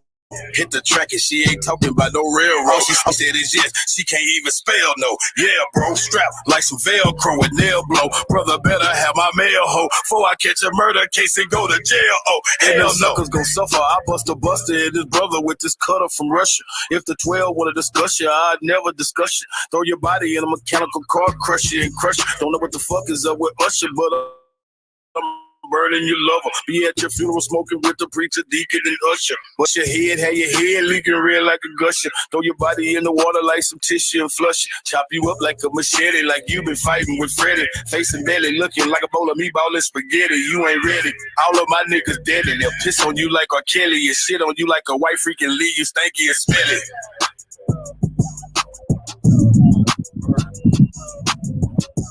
Hey, OPP. We out of here.